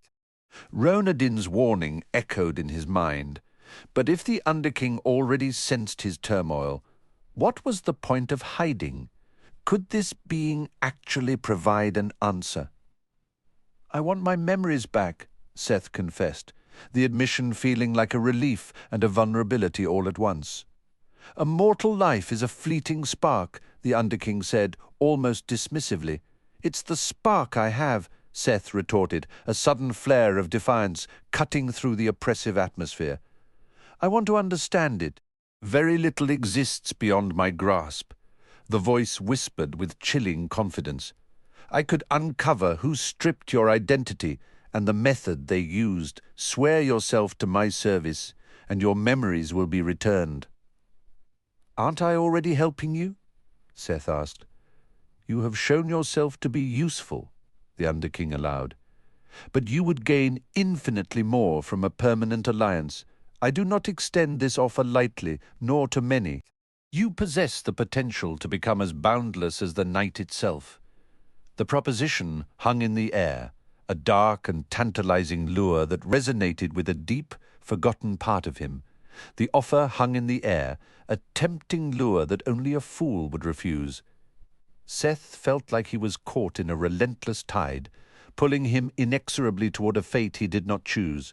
To stop fighting, to simply drift, meant surrendering his will entirely to the Underking. With a determined effort, he raised his shackled wrist, the spectral manacle, a constant, chilling weight. I want this removed. I want my freedom back. Bring me the Everbloom, came the reply. If I do this, will you set me free? Seth pressed. Complete the task, and if you still desire liberty, it shall be yours, the Underking stated. What about everything I've forgotten? Seth asked, the void of his past a constant ache. Swear yourself to my service, and I will aid in restoring your memories. That's too high a price, Seth countered. Why cling to them? The Underking's voice was dismissive. Mortals are often adrift. More knowledge rarely brings peace. It more often brings regret and confusion. Your past is as likely to torment you as it is to bring you solace. Maybe both, Seth admitted. But it's mine. I deserve to know. I've heard too many stories. Is there a reason you're so against me remembering? Why would I trouble myself with such a triviality? Fine. Forget helping me, Seth said, a spark of defiance rising. If it's so trivial, and since I'm already doing your bidding, could you at least grant me a little time to look into it myself? Soon Ronodin comes and goes as he pleases. Could I have just a fraction of that freedom? Ronodin owes me nothing, the Underking clarified. His debts are paid. Once you are free, you may roam as he does. We might have the Everbloom soon, Seth offered, shifting tactics. Ronodin and the Sphinx have devised a plan that could work. Be wary of your guides, the Underking warned, a new edge to his words. Their loyalty to me is conditional. I'm not sure they're loyal to anyone but themselves, Seth observed. Precisely. You possess a capacity for loyalty. They do not. But they still work for you, Seth pointed out. Ronodin has his uses, the Underking conceded. But heed this, either he or the Sphinx may attempt to seize the Everbloom for their own purposes. Why would they want it? For the power, Seth, the Underking hissed, a raw hunger bleeding into his tone. The Everbloom is a font of immense energy, a near-boundless wellspring of life and magic. Should your companions be foolish enough to defy me, do not stand with them. Keep the bloom from their grasp and deliver it to me. Ronodin is my mentor, Seth said, the conflict clear in his voice. And you have all agreed to procure the Everbloom for me? The Underking reminded him, the air growing colder. Unless you wish to choose a different side. The ghostly manacle flared with a biting, icy pain, and Seth flinched. I won't betray you, he gritted out. A wise decision. Now pledge to resist Ronodin and the Sphinx should they try to claim the prize. Isn't that asking for more than we originally agreed? Seth challenged. Consider it an expansion of our understanding, the Underking replied smoothly. What do I get for promising more? Seth asked, holding his ground. He felt the familiar pull to just acquiesce, but his situation was dire enough. He couldn't pass up a chance, however slim, to better it. Do not test me. The Underking's voice dropped to a dangerous whisper. I should get something, Seth insisted, surprising himself with his own stubbornness. A long silence stretched before the Underking spoke again. Very well. The one known as the Hidden Sage dwells on Omari Island, within a shallow cave near the peak of Mount Dagaro. He holds the power to answer your questions about the past. How would I even reach him? Seth asked, a flicker of hope igniting. You may borrow my skiff for this single journey. The same boat I used with Ronodin. The same? When? Tomorrow I will inform Ronodin you are undertaking a private commission for me and have leave to use the skiff for the afternoon. The rest will be your responsibility. So I just tell the boat to take me to Omari Island, Seth verified. Indeed, after your excursion, regardless of its outcome, I will expect you to focus on retrieving the Everbloom. I'll do my best, Seth said. Then we have an accord. The Revenant Bardox shuddered, a stark reminder to Seth that the Underking was using the creature as a conduit. The withered form pivoted and began a slow, laborious exit, its jaw still locked in a silent shriek. Do not forget our arrangement, the Underking's voice pressed. Deviate, and you will regret it. Seth winced, sucking in a sharp breath as the manacle encircling his arm flared with an icy burn. Your debt is to me alone. The whisper slithered into Seth's core as Bardox retreated. Your service is mine. Never question who holds dominion over the Phantom Isle. Confined to a wheelchair, her body diminished by time to a fragile, wrinkled shell, Uma Stormbrewer nonetheless possessed hands that moved with unwavering certainty as she worked her knitting needles. The shirtless Menahoon who had positioned her chair was a study in coiled strength, his ropey muscles and untamed hair giving him a wild appearance belying the gentle care he showed the elderly woman. Kendra Knox, this is Uma Stormbrewer, Tanu announced to the gathered group of Warren, Vanessa, Grady, Savani, and Hako. She is a legend among potion crafters. Her expertise and her unparalleled collection of components were indispensable in brewing the elixir of dry depths with such speed. Uma's needles clicked a steady rhythm. Tanu flatters me. Several of the most crucial ingredients came from the dragon relics he provided. The potion would have been impossible without his contributions. Tanu accepted the compliment with a humble nod. You're too generous. We've managed to prepare sufficient elixir for a party of 6. What's the duration? Kendra inquired. 3 days, Tanu confirmed, or until counteracted by the antidote. Uma will detail the risks. Toby, Uma said, my coconut milk, please. The Menahoon darted to a cluttered countertop laden with jars and bottles, his 3-foot frame stretching to retrieve a glass. Muscles rippled across his brown back as he snatched a straw and delivered it to Uma. She took a deliberate sip before returning it. His name is Toby? Knox whispered. His true name is quite a tongue-twister, Uma replied. For my purposes, Toby suffices. Observe him well, Tanu advised. It is a rare privilege to witness a Menahoon in such close fellowship with humans. Now for the cautions, Uma began, her tone shifting from grandmotherly to sternly clinical. You must consume no other potions while the elixir is active. The best outcome would be a neutralization of its effects. The worst could drain every drop of moisture from your cells, leaving you a desiccated husk. For absolute safety, you may even wish to abstain from food and drink. Any ingested water will interact with your altered physiology in distressing ways. So we can't drink water? Knox asked, a note of panic creeping in. Not without severe complications, Uma stated flatly. Explain the mechanism, please, Tanu prompted. Coconut milk, Uma requested. Toby hurried the glass back to her. After another sip, she continued, "It is named the Elixir of Dry Depths. Given that title, what do you suppose it does?" "We won't get soaked," Knox ventured. "Can we breathe underwater?" Kendra guessed. "The reality is more profound," Uma said. "You will perceive the ocean no more than you perceive the air around you now. You will breathe and move unhindered, even in the deepest abyss." "That's amazing," Kendra breathed. "But what about salt water in our eyes?" Knox pressed. "The enchantment will shield you from particulate matter," Uma assured. "However, the power carries grave dangers. For instance, if you were to simply step off a boat after taking it, you would plummet like a stone to the seabed." "Whoa," Knox breathed. "The waters surrounding this island feature sheer cliffs and profound trenches," Uma warned. "While enchanted, the deep ocean is as perilous as a high cliff. A misstep could mean a fatal descent." "I've never encountered a potion with such properties," Warren remarked. "That is because," Uma said, her voice dropping to a reverent whisper, "this elixir has been lost to the world for centuries. You are holding a piece of forgotten magic." The formula for this elixir had been forgotten for generations. It is a privilege to have played a part in restoring such a wonder to the world. Tanu pressed for practical details. "Explain how to reverse its effects.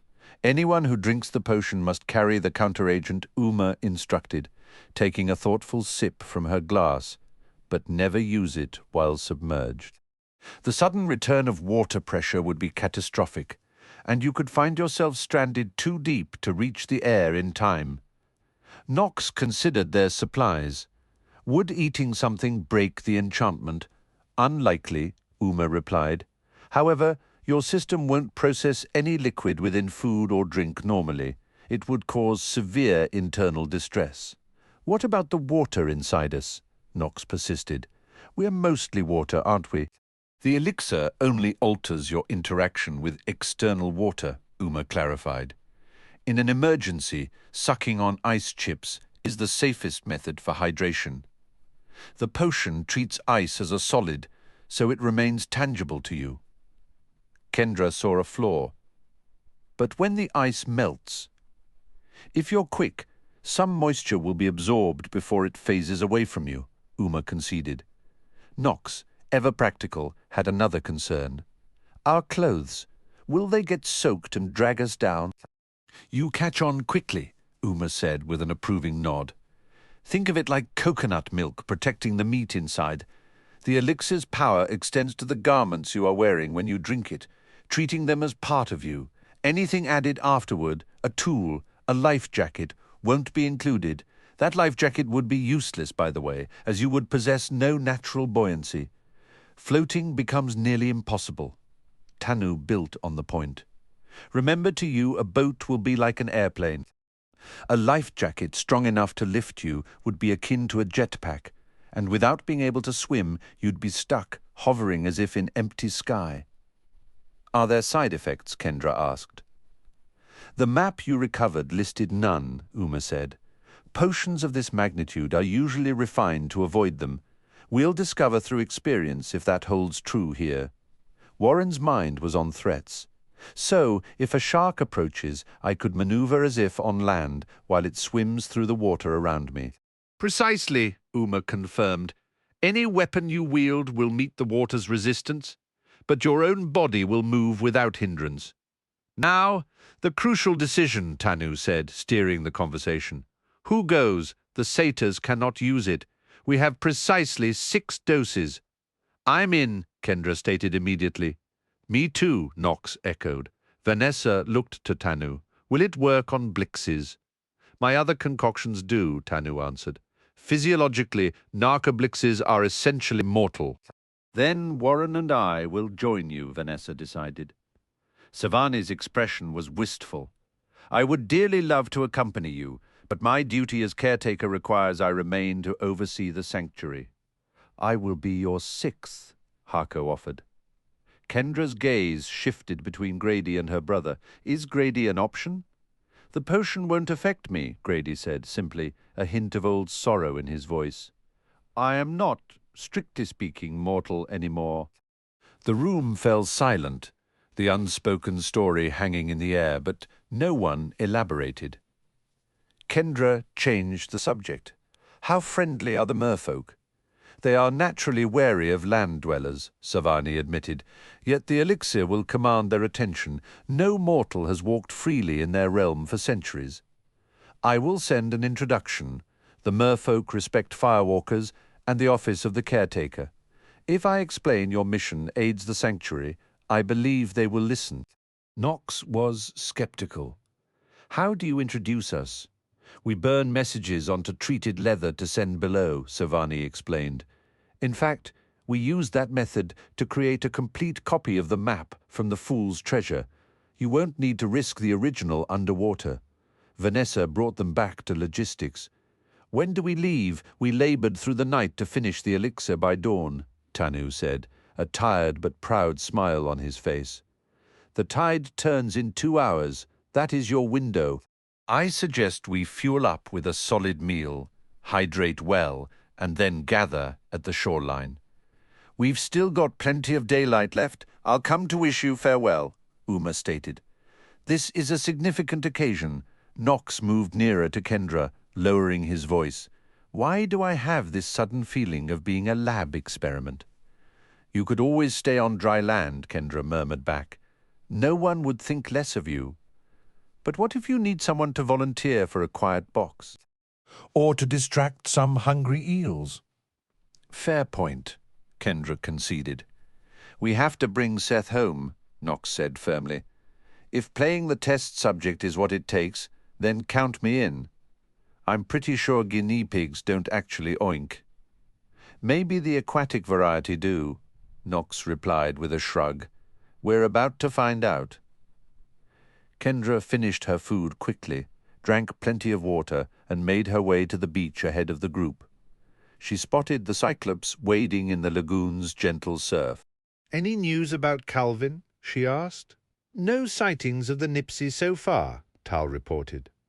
"We are simply enjoying the lagoon before the weather changes," Hobart added. Baroy looked at her thoughtfully. "You are getting ready to journey into the deep, but you will not experience the water as we do." "Is a storm coming?" Kendra asked, glancing at the horizon. "A brief, heavy rain is expected," Tal said, followed by scattered lighter showers. Kendra studied the sky. The only clouds were clustered far to the north. "Not for another couple of hours," Hobart clarified. "Will we actually locate the compass down there?" Kendra pressed. "The merfolk understand the path to the demon you are searching for," Baroy assured her. "Remember to be respectful and be willing to lend a hand. If you'll pardon us, we have some invasive sea slugs to clear from these shallows," Tal mentioned, turning his attention back to the water. "Of course," Kendra said, understanding the dismissal. She walked away, a pang of disappointment settling in. Still no sign of Calvin. Perhaps Tanu was correct. Maybe Calvin had persuaded a seabird to carry him to a different island. He had a gift with creatures and a curious nature. He might have travelled beyond the Cyclops' sight, or maybe he was simply too tiny to spot from here. Nox arrived at the beach and dropped onto the sand beside her. "I'm trying to picture this elixir actually working. It's tough to believe." "We'll find out shortly," Kendra said, her gaze fixed on the restless ocean, imagining what secrets moved beneath its surface. Funny, she thought, how the sea could look so inviting and terrifying all at once. A giant, liquid mystery waiting to swallow them whole. "There's something I've been meaning to ask you," Nox began. "It's been on my mind ever since I found out Fablehaven was real." "Go ahead," Kendra replied. "Do you know what actually happened to Grandma and Grandpa Larson?" Nox asked. "Back when everyone thought they had died a few years ago." "Oh," Kendra said softly. "Right? You wouldn't have been told the real story?" "The explanation we got was pretty wild," Nox recalled. "They said our grandparents had to enter witness protection until some trial ended, so their funeral used wax replicas. Even after they reconnected, we weren't given details for our own safety," they claimed. "At least they apologized for letting us grieve. Their cover story wasn't too far from reality," Kendra explained. "The bodies were fakes, sting bulbs, like what happened with Patton. Faking their deaths gave them the secrecy they needed to work as spies against a dangerous organization called the Society of the Evening Star. So it was all magical then, Knox concluded. Yes, Kendra confirmed. I wonder what they'll tell our parents, Knox mused, to explain why we're missing. My parents already know the truth about Fablehaven, Kendra said. Your parents might have to be let in on the secret too. I suppose it depends on how long we're away. Also depends on whether we make it back, Knox pointed out, his tone shifting from curious to grimly practical. True, Kendra agreed, her voice tightening. I just hope I can bring them better news about Seth than what we have now. She felt the sting of tears but forced them down. Me too, Knox said quietly. Tanyu and the others began to assemble on the beach. 2 Menehune were labouring to push Uma's wheelchair through the soft sand, the wheels carving deep tracks, more than rolling. A 3rd Menehune held a parasol to shade her. Tess approached Kendra and Knox. You're really going into the ocean? She asked. That's the plan, Kendra said. More of a trek than a swim. I heard a whisper that you might meet mermaids, Tess said, her eyes wide. We are planning to visit the merfolk. Yes, Kendra replied. If you happen to see Gracie or Lilla, please tell them hello from me, Tess said brightly. Wait, what? Kendra asked, caught off guard. Tess gestured toward the shoreline boulders. They visit those rocks sometimes, she said. They sing to me. Kendra understood then that Tess had been spending quite a bit of solitary time near Crescent Lagoon. Gracie and Lilla? Kendra inquired. Leela has the blonde hair, Tess clarified, her voice dropping. Be cautious, Savani told me, never to let them make physical contact.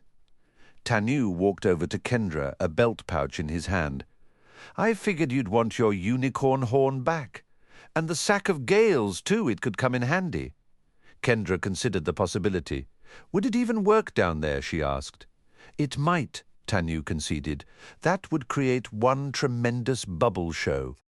Of course, if it wasn't meant for underwater use, you could get launched halfway across the ocean. But it's compact and valuable, so I thought you should keep it on you, along with the horn. Kendra fastened the pouch around her waist, tucking both items inside. Tanyu began distributing small vials of elixir, each paired with a tiny capsule. The antidote is sealed inside the capsule, he explained. Only use it once you're at the surface or very close to it. The casing is waterproof. Keep it in a pocket. Meanwhile, Savani was handing out plain necklaces, each holding a luminous crystal.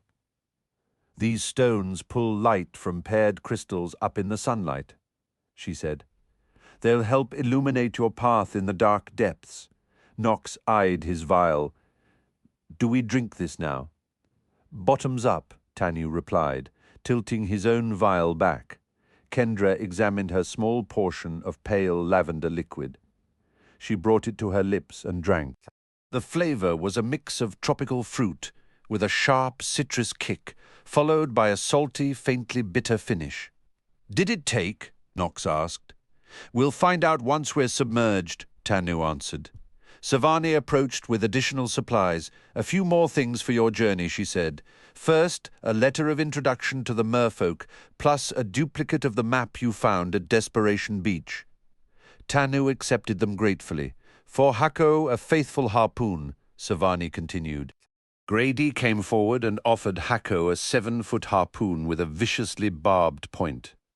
Hako received the weapon with grave respect. We are also lending you Sea Slayer, Savani announced. This blade moves through water without resistance and is sharp enough to give a close shave. Your most skilled swordsman should carry it. Warren, Tanyu said immediately. Warren glanced at Vanessa.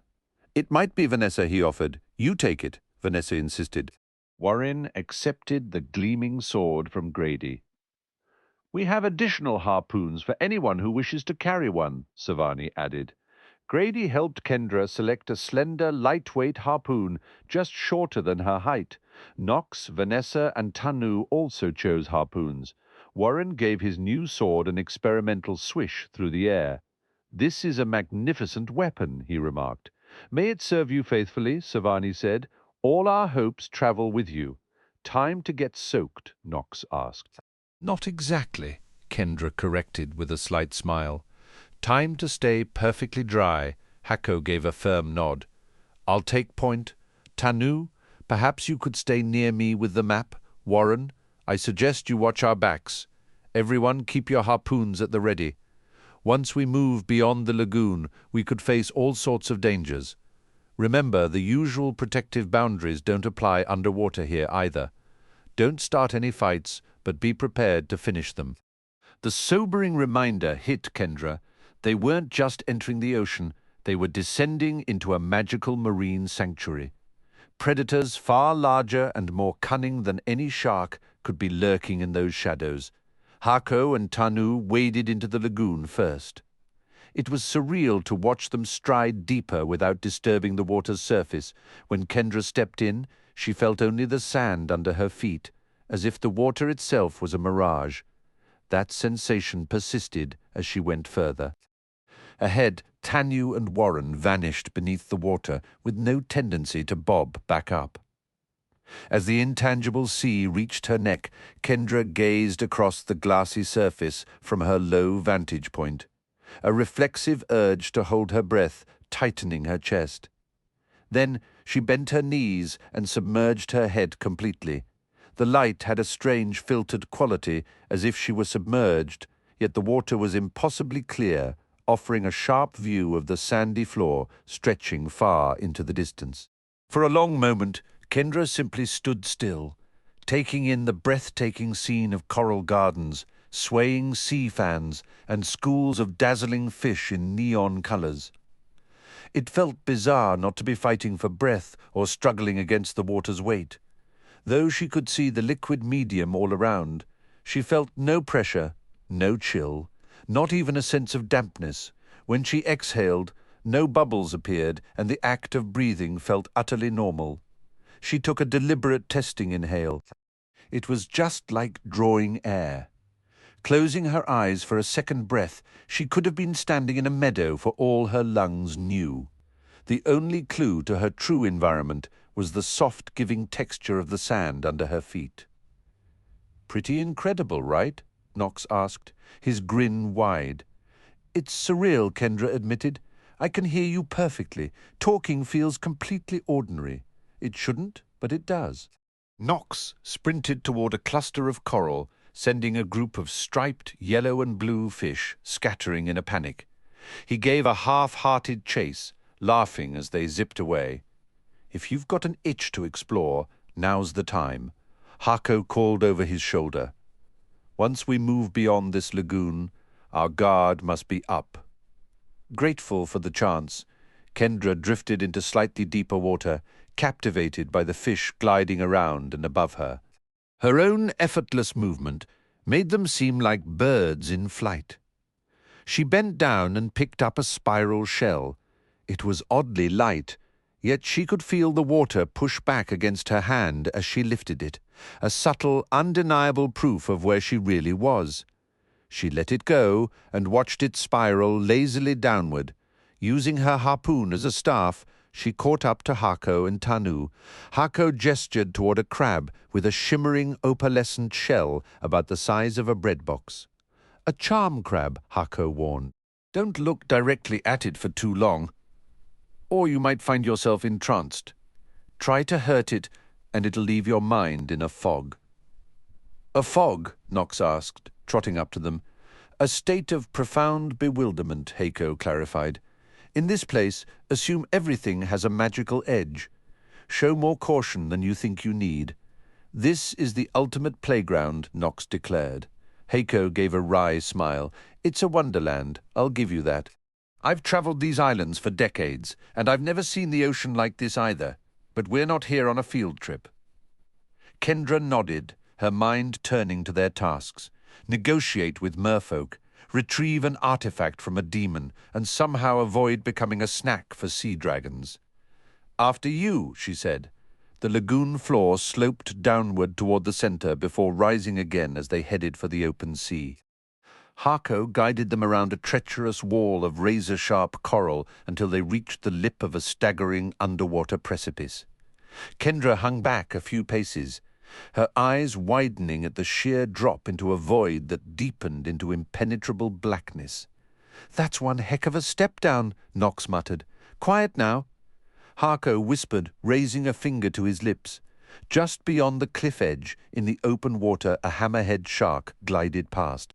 It was monstrous, longer than a city bus, its powerful tail sweeping side to side with a terrifying grace. Kendra held her breath as the colossal creature cruised through her line of sight and vanished into the blue gloom. A wave of relief washed over her when it didn't turn their way. "That thing was not of this world," Knox breathed. "Prehistoric level huge. We're guests in an ocean full of nightmares," Hako said flatly. "The map shows a path along here." He began to lead the way, skirting the cliff's edge. "Keep those harpoons ready." "I'm already feeling nostalgic for the safe, shallow end," Knox said, throwing a glance back toward the tranquil lagoon. "Let's focus on not being eaten," Kendra replied, her voice firm. "Keep moving." With every step, Kendra grew more aware that the island of Timbuli was merely the tip of a submerged giant, and that their journey now meant descending the steep, hidden slopes of a drowned mountain. The mountain's slope was not uniformly sheer like the cliffs above the lagoon. A discernible trail meandered down its more forgiving inclines, often doubling back in tight turns. "Who builds a path under the sea?" Knox murmured. "Mermaids with hiking boots?" "We're in a magical refuge," Kendra pointed out. "Logic might not apply. Or it's a remnant from an earlier age, when our elixir saw more frequent use," Tanu suggested. Hako offered another possibility. "It could be the work of the deep folk." "Mermaids?" Knox asked. "No," Hako corrected. "The deep folk are the drowned undead in service to the Underking. I've surveyed these waters extensively and sometimes find these trails. On rare occasions, I've seen slow, purposeful figures moving along them." "Like underwater zombies?" Kendra asked. "More formidable and intentional than common zombies," Hako clarified. "We'll stay alert for them and for countless other threats." Their route curved and dipped, with occasional rises, but the overall trend was downward. As they ventured deeper, the ambient light faded, causing the crystals around their necks to glow more brightly. The cheerful noon-like glow gave way to a deep twilight as the shimmering surface vanished above them. Coral reefs and schools of fish grew sparse, reaching a broad sandy ledge studded with clams as large as circus tents. Hako guided them cautiously around the massive shells. "Aren't we going to look for pearls?" Knox wondered. "Never disturb the grand clams," Hako warned. "They call for hunters when provoked." Everyone moved with greater care after that. The mountainside leveled out somewhat, allowing for easier travel for a stretch. Hako suddenly signaled for them to drop and freeze, then pointed toward a distant sea serpent weaving and spiraling through the water. It never approached, eventually fluttering away like a discarded streamer. "Are sea serpents a type of dragon?" Kendra inquired. "They share a lineage with the serpentine dragons," Hako explained. "Sea serpents lack legs and fiery breath, but the greatest among them are the longest of all magical beasts." The mention of dragons turned Kendra's thoughts to Celebrant. Where was he now? Which sanctuary was his next target? She silently willed the Dragonwatch team to find ways to thwart him. Securing the Sunset Pearl felt more urgent than ever. If she could help protect Crescent Lagoon from falling, it would be a small redemption for the loss of Wormroost. Just as the watery gloom was deepening into near-total blackness, the path ended at a sharp precipice. From there, it zigzagged down a cliff face into a sunken valley below. Dozens of colossal, luminous shells rested on the valley floor, casting a soft, multicolored radiance. The variety of shapes and hues reminded Kendra of seeing the Las Vegas Strip glowing at night from the car during a childhood family vacation, a bizarre, beautiful spectacle. "Cover your lights," Hako instructed, shielding his own crystal as they peered over the edge. Kendra quickly cupped the gem at her throat. "What's producing that glow down there?" Knox whispered. "Giant fireflies, a merfolk settlement," Hako said. "Their dwellings are cultivated, not constructed." "But they're lit up," Knox observed. "They host bioluminescent microorganisms," Hako elaborated. "Enough to illuminate the entire basin. If we descend much past this village, we enter the perpetual darkness of the true deep." Kendra now saw the shells as architecture, admiring their flowing natural forms against the glow of some structures. She could make out the small, swift silhouettes of swimming figures. "I can see merpeople," she said. "You're looking at Alluvia Minor," Hako told her. "One of the last confirmed merfolk villages." "Are there a lot of unconfirmed ones?" Knox asked. Warren chuckled softly. "By definition, that's a tricky thing to know. We suspect larger merfolk cities persist in some uncharted abysses," Hako added. "Over the years, a few merfolk have hinted at hidden metropolises. Vanessa's gaze was fixed on the village outskirts. What are those figures doing out there on the edge?" "Excellent spotting," Hako said, his voice dropping to a grave murmur. Kendra shifted her gaze, and the valley floor came into unsettling focus. Beyond the radiant glow of the massive shells, shadowy figures moved in a restless tide. "There are so many," she murmured, her voice low. "Dozens, maybe even hundreds peeping of the deep." Hako confirmed grimly. "A full horde. The village's magical barriers are holding, but it's completely surrounded." Knox peered down. "Can we get past those barriers?" "Mortals can cross them here at the sanctuary," Hako answered. Tanu pointed silently toward the shadows. Kendra's eyes found the half-eaten carcass of a whale, its great ribs stark against the darkness. The drowned ones clustered over it, pulling at the remaining flesh with a frantic, hungry purpose. A cold knot tightened in her stomach. "How quick are they?" Warren asked, his hand resting on the hilt of his sword. "Faster and more aware than your average zombie," Hako warned. "Don't underestimate them." Warren let out a short, humorless laugh. "Perfect timing on our part. Is there a zombie season I missed?" Vanessa's expression was pensive. "I wonder if the Underking anticipated this. How long has this siege been going on? Possibly since the preserve fell." Hako speculated. "There's no way to know for sure." "The problem remains," Tanu said, his large frame tense. "They have the village encircled. How do we get through?" A bitter smile touched Hako's lips.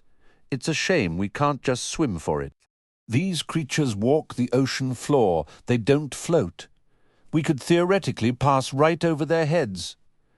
"Can we cancel the elixir here and try that?" Knox asked, a spark of hope in his voice. Hako shook his head. "We're far too deep, and even if we could, we'd have no way to breathe. A brilliant plan, really. We'd trade a zombie horde for a watery grave. Top marks for creativity." The sarcastic twist in his tone was a stark contrast to the grave discussion. A momentary flare of frustration in the face of impossible odds. "Do we wait then?" Vanessa pressed. "Or come back later?" "The drowned ones aren't going anywhere," Hako stated, his voice returning to its serious cadence.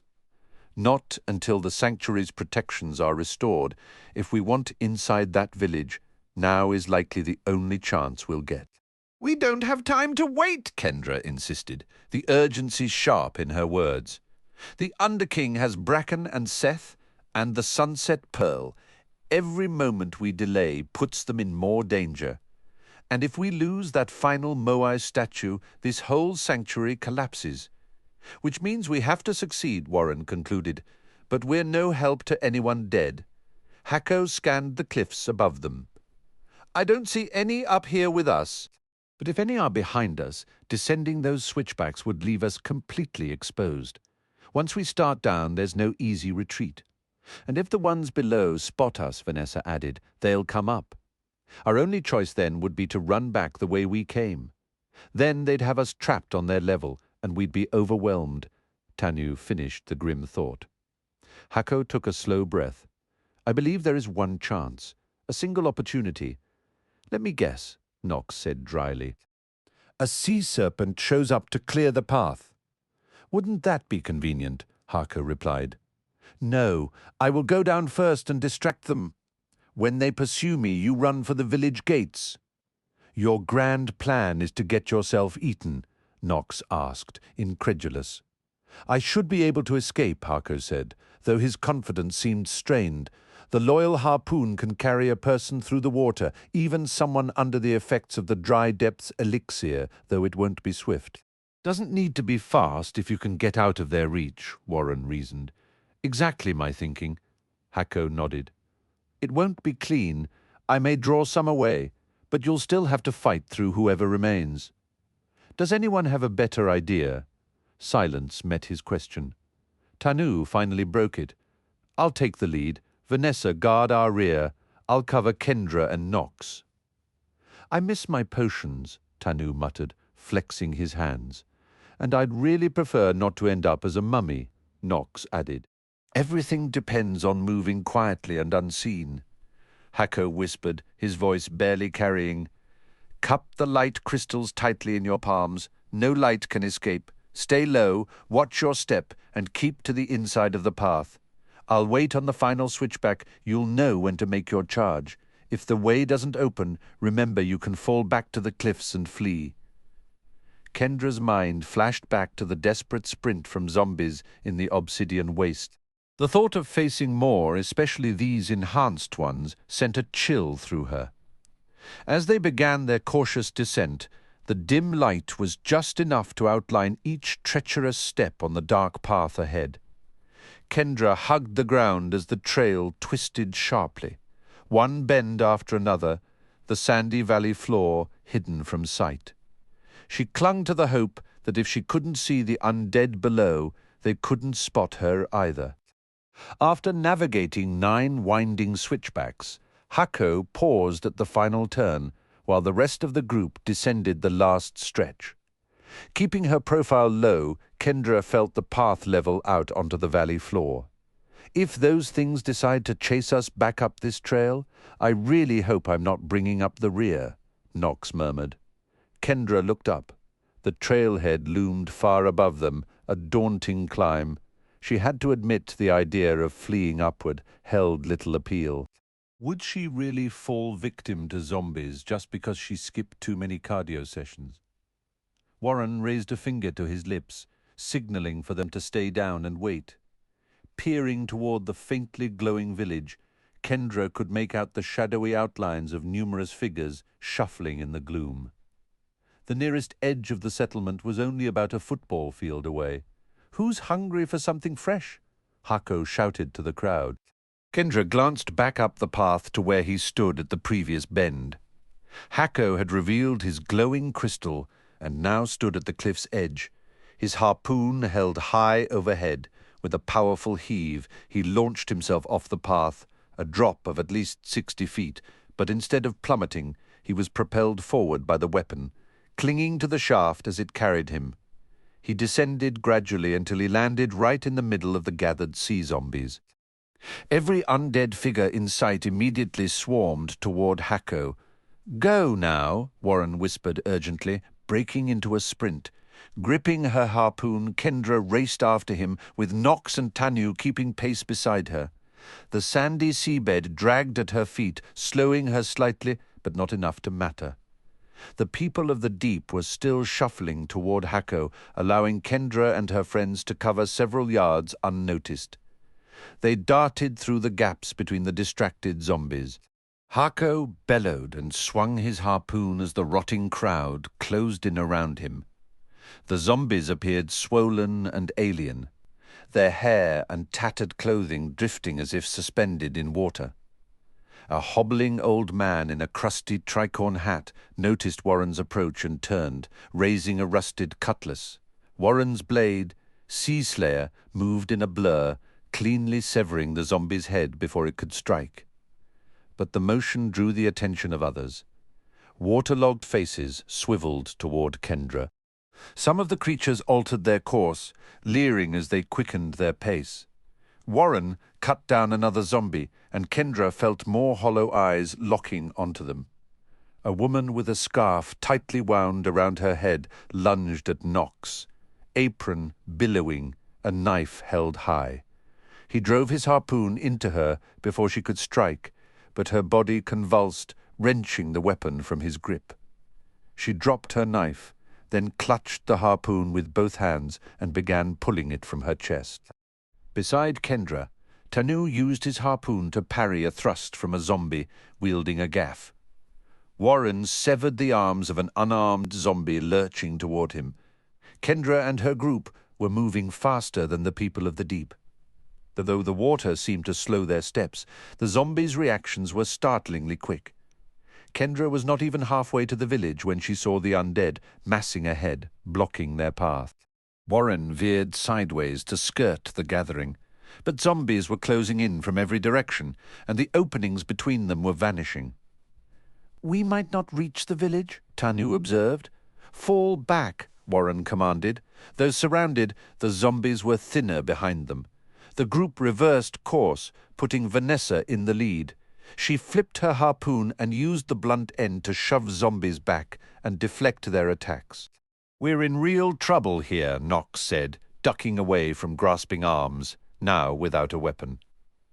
Kendra thrust her harpoon into his hands, and he immediately drove it into a heavy-set man reaching for them with swollen fingers, only to lose his grip again as the zombie's hands clamped around the shaft.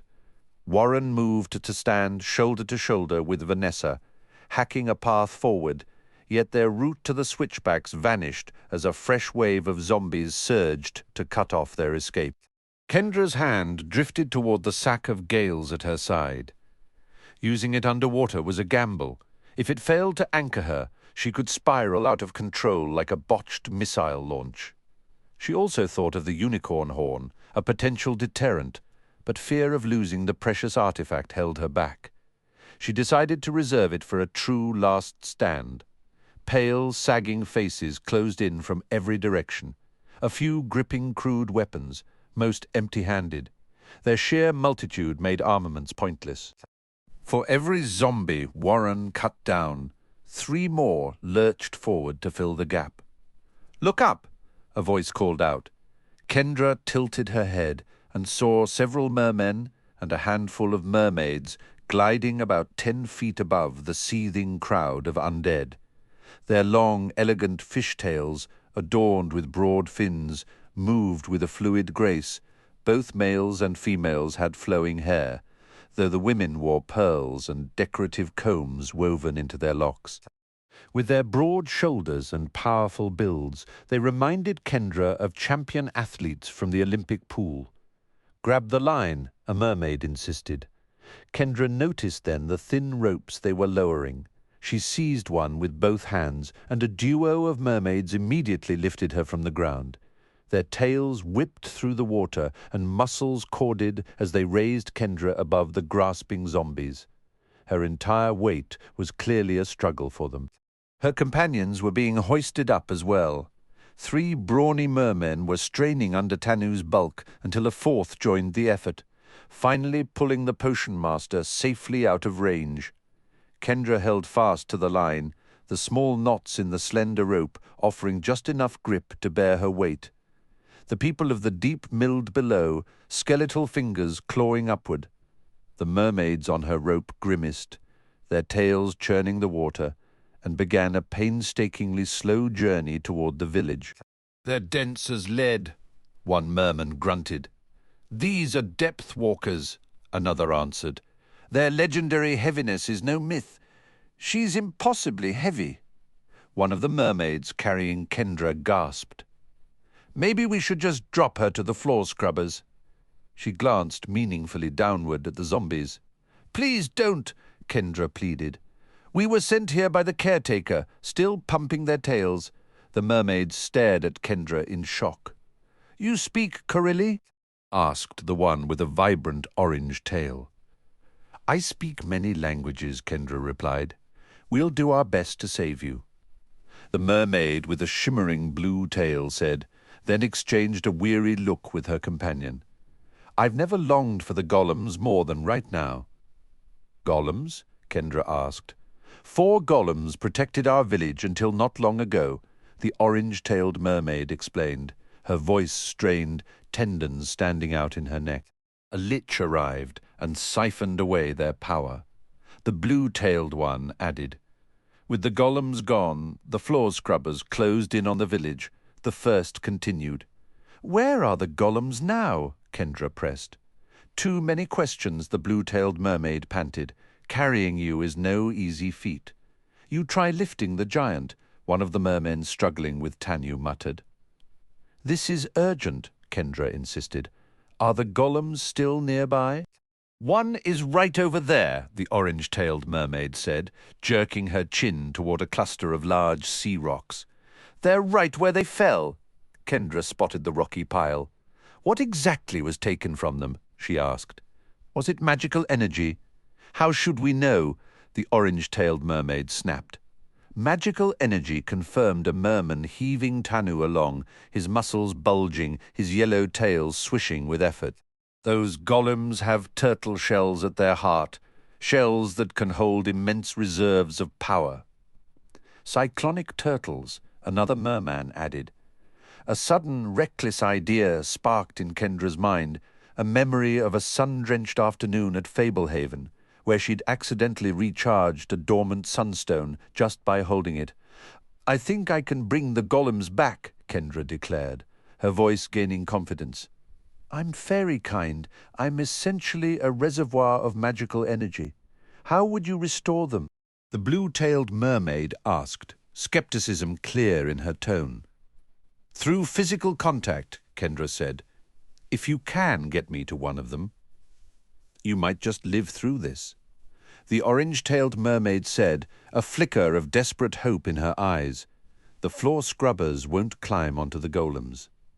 The mermaid with the azure tail countered that they might if given a proper target. Kendra's gaze drifted to the scattered pile of rubble that had once been a guardian. Was mere contact with the stones sufficient? Or did she need to touch the core turtle shell directly? Doubt crept in. What if her unique energy failed to transfer? A failed attempt could mean her death, or worse, transformation into one of those shambling horrors. A sudden tug on her line jerked her sideways as a harpoon, launched from the depths, sliced through the water where she had just been. The mermaids strained, hauling her higher. A fall from this height onto the seafloor would be devastating. More merfolk were emerging from the village now, many armed. 2 mermen took charge of her line. One had fiery red hair and a violet tail. The other sported dark hair and a seafoam green tail. Both carried spears with tips crafted to resemble wicked crab claws. The dark-haired merman introduced himself as Pharaoh, gesturing to his companion. Lars Kendra gave her name in return. The azure-tailed mermaid rubbed her sore arms, complaining about their delayed arrival. Lars explained that news of the rescue was causing debate back in the village about whether to intervene. They'd be dead by the time the talking stopped, the mermaid snapped. Pharaoh nodded grimly, adding that was precisely why they hadn't waited for a consensus. The mermaid with the sunset orange tail blurted out that Kendra thought she could revive the stone guardians, and her companion emphasized she was fairy kind. Pharaoh turned to Kendra, asking for her plan. "I need to touch the golem," she said, "or more likely, the turtle shell at its heart." Lars pointed out that reaching the rubble was simple, but Pharaoh warned that her safety on the seafloor would be anything but guaranteed. Kendra looked down at the seething crowd of zombies. The safe choice was clear. Let the mermen escort her to the village. But showing up as a helpless refugee wouldn't earn much respect. If she could reawaken their protectors, however, the merfolk would be in her debt. Plus, having active golems smash through the undead would make her eventual exit far simpler. "I want to try," Kendra stated firmly.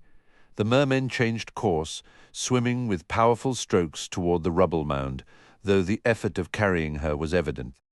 At least the fallen golem was much nearer than the distant village. As they approached the rock pile, a sea zombie clambered onto the stones, wielding a rusted hook. Pharaoh dove, impaling it with his spear and shoving it off. Lars joined him, driving back another. Gently, they lowered Kendra onto the uneven stones.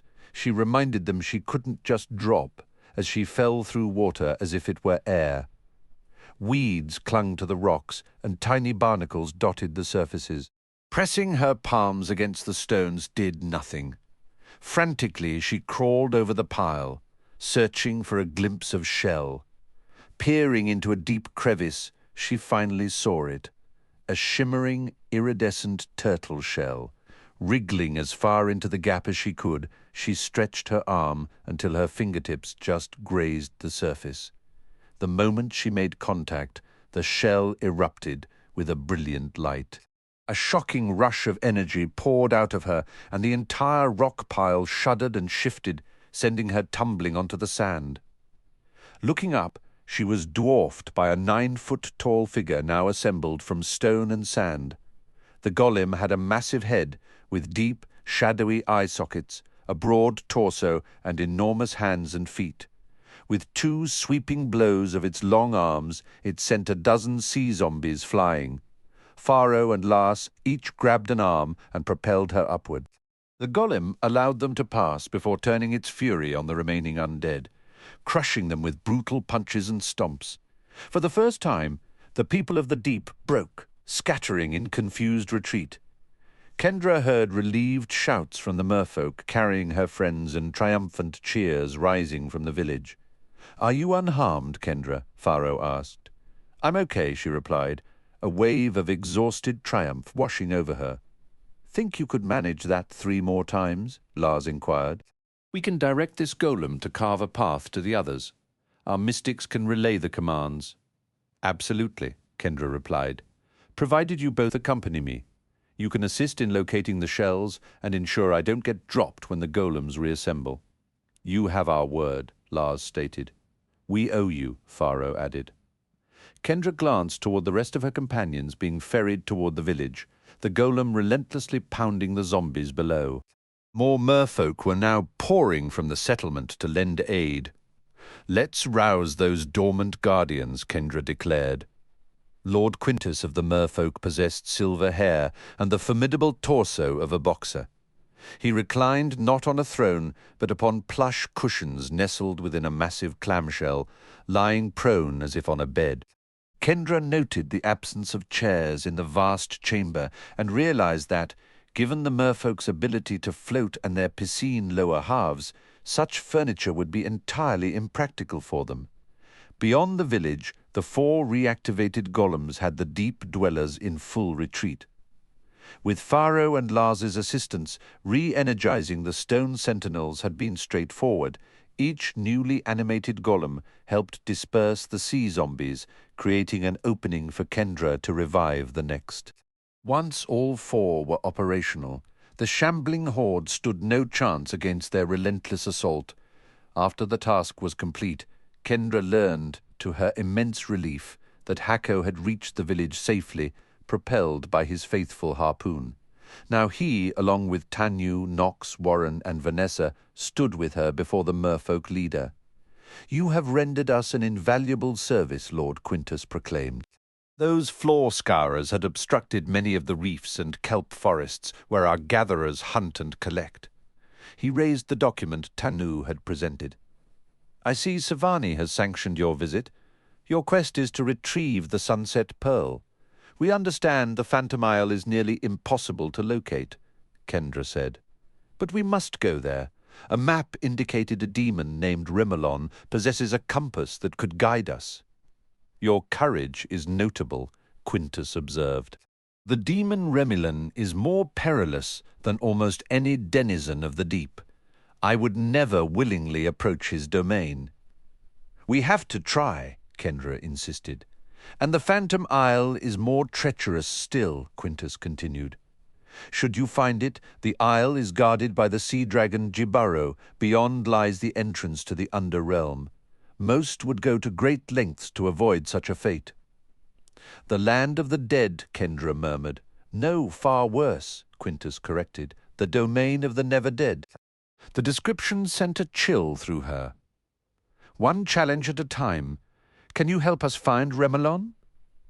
This demon is our neighbor, Quintus said carefully. I cannot endanger the fragile truce we maintain, especially now with the sanctuary's defenses largely fallen. We will not confront the demon directly, but if you are determined to seek him out, we will show you the way. Quintus raised his voice. Who among our hunters will volunteer? I will guide them, Pharaoh announced, swimming forward, his spear held ready. You could have no better escort, Quintus affirmed. Pharaoh, lead them to Remelon's lair, and then return immediately. Their dealings with the demon are their own affair. You know this creature, Kendra pressed. What's our best strategy? Endeavor to avoid a confrontation, Quintus advised, a note of dry irony creeping into his tone. Though I suspect my counsel to steer clear entirely is about as useful as a screen door on a submarine, he sighed. He is formidably clever and fierce in battle. His lair is well fortified. However, he does possess a notorious appetite for acquiring curiosities. So a trade might be possible?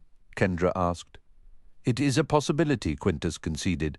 Though I fear his chief interest may be in acquiring you, thank you for your aid to our village. You will be remembered as friends of the merfolk. Thank you, Kendra said, grateful they at least had a guide to the demon. She withdrew from the luminous hall with her group. Pharaoh swam to her side. Are you ready to depart? Let's go, Kendra affirmed. He gave a respectful nod. As they prepared to leave, Kendra noticed a young merchild shyly offering her a perfectly smooth, iridescent shell, a small token of gratitude that she pocketed with a soft smile, a fleeting moment of warmth before the daunting journey ahead. It's my pleasure to guide you, Pharaoh said. Before we leave, Kendra began, do you happen to know 2 mermaids called Gracie and Lilla? Pharaoh chuckled. Those 2 are a handful, always stirring up trouble. Kendra mentioned they were acquainted with her cousin. He nodded in recognition. They do spend more time near the shore than most. Would you like me to find them for you? If it's not too much trouble, Kendra replied, thinking their connection to Tess might earn her a bit of extra goodwill. As Pharaoh swam off, Nox moved closer. Well, we can be thankful for one small mercy, Nox remarked. What's that? Kendra asked. We don't have to eat here. I caught a glimpse of their food. That bad? Wriggling, Nox said, his face twisting with revulsion. So we get to bargain with a demon instead, Kendra sighed. You think they'd lend us a few of those golems? Nox wondered. I really wish they would, Kendra said. But they want to avoid any conflict with the demon. Sending their golems to aid us would likely be seen as a declaration of war. We have a golem back at Fablehaven. Hugo, having him here right now would be a huge comfort. How did you manage to reactivate those golems? Nox inquired. They were completely drained of magical energy, Kendra explained. Ever since I became fairy-kind, I've sort of turned into a living battery charger for magic. How did you become fairy-kind anyway? Nox pressed. The Fairy Queen granted me the power during a crisis at Fablehaven, Kendra said. It's a complicated tale. Could you use that power against the demon? Nox asked. Only if I have something magical to recharge, Kendra replied. Otherwise, the ability doesn't do much on its own.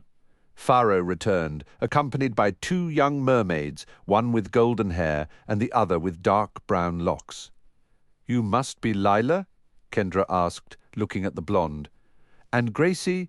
That's right, Lila confirmed. And you're Kendra? I believe you met my sister, Nox added. Tess. We did, Gracie said with a smile. Up on the surface. She's an adorable little thing. She's my cousin, and she asked me to say hello, Kendra told them. Send her our best, Lila said cheerfully. We tried to get her to come into the water with us, but she wouldn't budge. Why would you want her in the water? Knox asked, his tone shifting from curious to suspicious. The mermaids exchanged a giggle. To bring her down into the deep with us, of course, Lila said casually. You were planning to drown her, Knox exclaimed, his voice rising. Naturally, Gracie replied, as if stating a simple fact. Didn't you like her? Knox demanded, baffled. We liked her very much, Lila assured him. We had lovely conversations and sang songs together. Then why drown her? Knox pressed, his earlier gratitude toward their rescuers now tinged with cold disbelief. Gracie blinked, seeming genuinely puzzled by his confusion. The sea always claims those who aren't careful. We weren't going to any special effort, Lila clarified. No nets or tricks. She was cautious, Gracie admitted, stayed safely out of our reach. She wouldn't even come close to look at the beautiful shell I wanted to show her, Lila added with a sigh. As a personal favor to me, please leave her alone, Kendra pleaded. She's family. Gracie gave a nonchalant shrug. If she gets careless and we don't take her, something else will, Lila nudged her companion. We are very grateful you restored our golems, Lila said, her tone turning more diplomatic. We won't try to lure your little cousin anymore. Shall we proceed? Faro interjected. Yes, let's go, Kendra said, forcing politeness. It was interesting to meet you both. Likewise, Lila said, and the two mermaids swam away. Knox looked up at Faro, his expression serious. Why did you help us fight the undead? I'd think merfolk would usually prefer to see humans drown. You were not simply careless humans testing your luck, Faro explained. You were breathing water, as we do. It has been many years since we have witnessed humans walking the ocean floor. There was some discussion, but many of us were more curious to meet you than to let the floor scrubbers end you. I have brought you gifts. He handed a sleek, slender spear to Kendra and another to Knox. To replace the weapons you lost. Thank you, Kendra said. The spear was slightly longer than her previous harpoon, feeling lighter yet just as solid in her grip. Is it a long way to Remelon? Warren asked. Longer to walk than to swim, Faro answered. We should arrive just after noon. He resides closer to the surface than our village, but we must first go deeper to reach the path. Follow me. As Faro led them out of Alluvia Minor, they were met with a surprisingly warm send-off, numerous merfolk waving and calling out farewells. Kendra waved back mechanically, but she found it difficult to feel any genuine warmth toward creatures who could so casually discuss drowning a child. Kendra hoped not all merfolk shared Gracie and Lila's disregard for human life.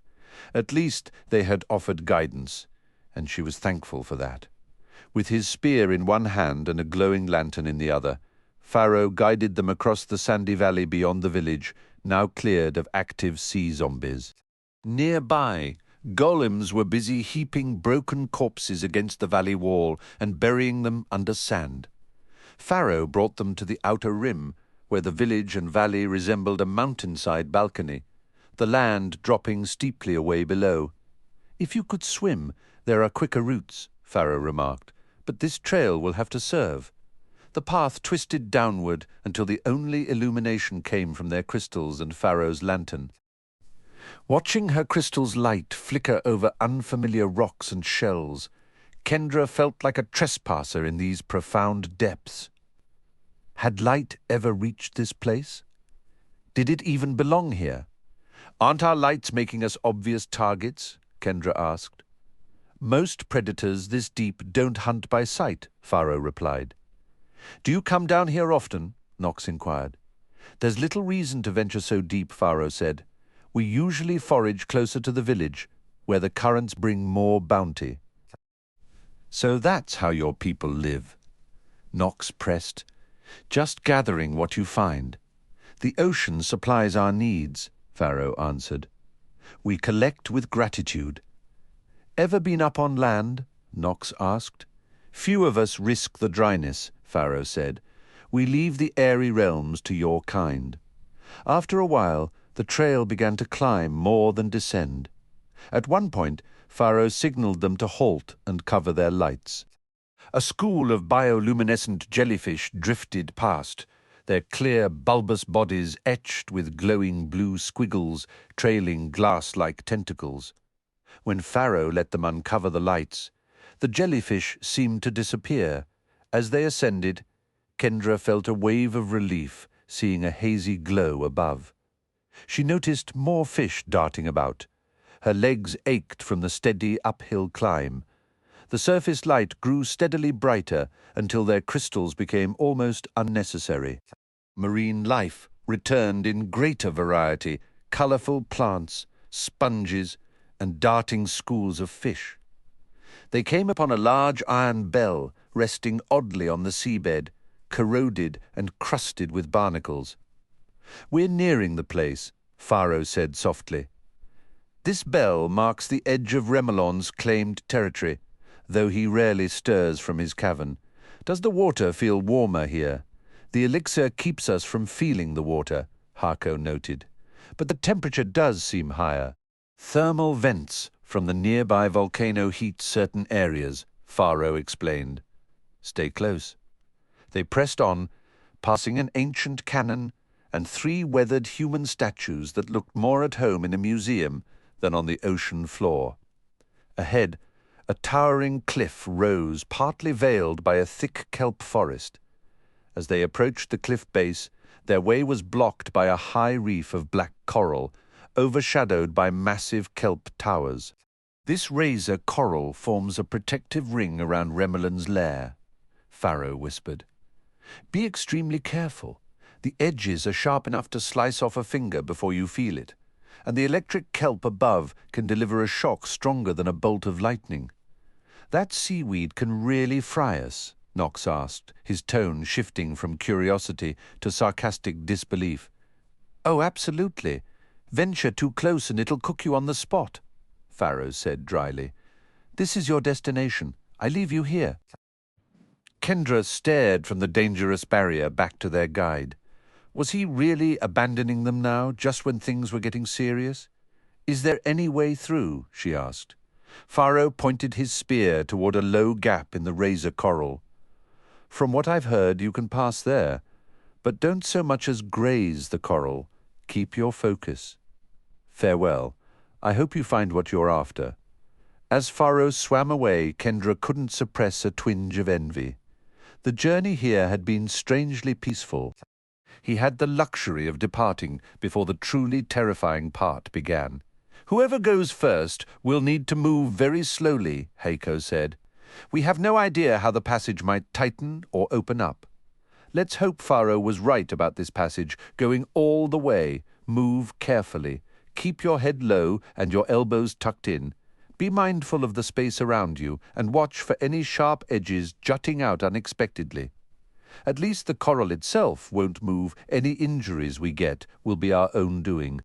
"I'll lead," Warren stated. Vanessa chimed in. "Do we have a strategy for the demon?" "What strategy is there, except to make it up as we go?" Warren countered. "We try to negotiate, and we fight if negotiation fails," Hako added. Vanessa's voice was tense. "Walking into a demon's lair is never a good idea. These beings exist to exploit and outthink. If our situation weren't so desperate, I'd tell everyone to turn back right now. Stay alert. Don't trust any deal Remilon offers." "Wish me luck," Warren said, getting ready. "Try to keep all your limbs," Vanessa replied dryly. Warren lowered himself onto his stomach and began inching into the narrow gap under the lethal coral. Hako crouched, ready to follow. "Should we call out when we enter?" Vanessa wondered. "It might be considered good manners." Warren paused his crawl. "If we find him sleeping, that could actually work in our favor." "He likely knows we're here already," Vanessa argued. "Anyone who sets up defenses like this will have ways to sense trespassers. He's probably listening to us right now." "Hello in there," Warren shouted ahead. "Friendly neighbors coming to visit. How delightful," Vanessa muttered. Warren disappeared from view, wriggling through, and Hako went after him. Tanu let out a groan. "My body isn't made for this," he grumbled. then began an awkward army crawl behind Hako, pressing himself as flat to the ground as he could. Kendra winced. Watching Tanu's difficult progress, he had far less room for error than the others. She got down and squirmed in after him, reasoning that if Tanu could fit, she should manage. The cramped, winding tunnel through the coral was a disorienting maze of dark, jagged spikes looming above and to each side. Kendra focused on keeping her head down and staying centered in the path. It was easy to forget she was underwater and to instead feel like she was crawling through some monstrous, thorny thicket. Her mind kept conjuring images of her skin getting shredded by a careless brush against 100 tiny blades. That grim thought kept her movements painstakingly slow. Finally, she saw Tanu rise to his feet ahead, and Kendra reach the end of the spiny passage. She crawled out and took Warren's offered hand to stand. She turned to congratulate Tanu, spotting a faint cloud of blood in the water near his shoulder, but then she froze. Both Tanu and Hako were staring, utterly captivated, toward the mountainside. A massive cavern was carved into the base of the cliff, and waiting in its opening was an octopus the size of a dump truck. The enormous cephalopod was a deep black, its tentacles lined with pale suckers, and its burning red eyes were locked on them. Knox emerged from the coral, with Vanessa right behind him. She quickly checked Tanu's shoulder and seemed relieved. Once the group was assembled, Hako stepped forward. "We have come seeking Remilon," Hako announced. "You have found him, gamekeeper." The words pierced directly into Kendra's mind, the telepathic voice deliberate and deep. "Step aside. My interest is in the one who destroyed our king." Hako moved back, and Kendra stepped forward, gathering her resolve, much as she had when facing Celebrant. Showing fear would only make things worse. The octopus shifted, its tentacles moving in rubbery coils, its bulbous head pulsating slightly. It did not look like a creature meant to speak. "I suppose you mean me," Kendra said. "My, how you gleam." Remilon's voice echoed in her thoughts. "You come to me without Vasilis or any weapon of similar power. Am I to believe you do not intend my destruction?" "I came hoping for your help," Kendra replied. "You carry the mark of Jubea." Remilon communicated. "I hold a certain respect for her, though she was no ally of mine." Kendra had nearly forgotten about the mark in the realm of the fairies. The demon Jubea had claimed her with a touch, leaving a mark upon her hand and a directive to seek aid from his kind against the dragons. "We require your help," Kendra stated. The mark, Remilon communicated, had lain dormant, a signal intended for 3 others. "Now you come asking for favors? From me, how did your venture at Wimroost conclude?" "The sanctuary is lost," Kendra replied. "I am aware. And you did not call upon Talizar. His intervention might have saved you." Kendra recalled Jubea's mention of 3 potential demonic allies, Talizar among them, but she had never pursued them. Seeking demonic aid had never been her plan, and now felt like an awkward moment to explain that the assault was unexpected, she offered. "You present a curious paradox," Remilon pondered. "Your accomplishments are notable. You earned the Fairy Queen's grace. You are a slayer of dragons, the vanquisher of Gorgrog the Vile. Yet here you stand, seemingly vulnerable, branded by Jubea, pleading for my assistance. What is it you seek?" "We must locate the Phantom Isle," Kendra said. His laughter echoed in her thoughts. "I suspected you might petition another sovereign. But the Underking? Truly? You wish to trespass in his domain? How long do you imagine you would last?" "We have obligations there," Kendra insisted. "Friends to rescue and the Sunset Pearl to reclaim. Don't your kind wish to see the dragons thwarted? Without that pearl, Crescent Lagoon's hold will fail. They will be unleashed upon the world." "Our methodologies clearly differ," Remilon conveyed.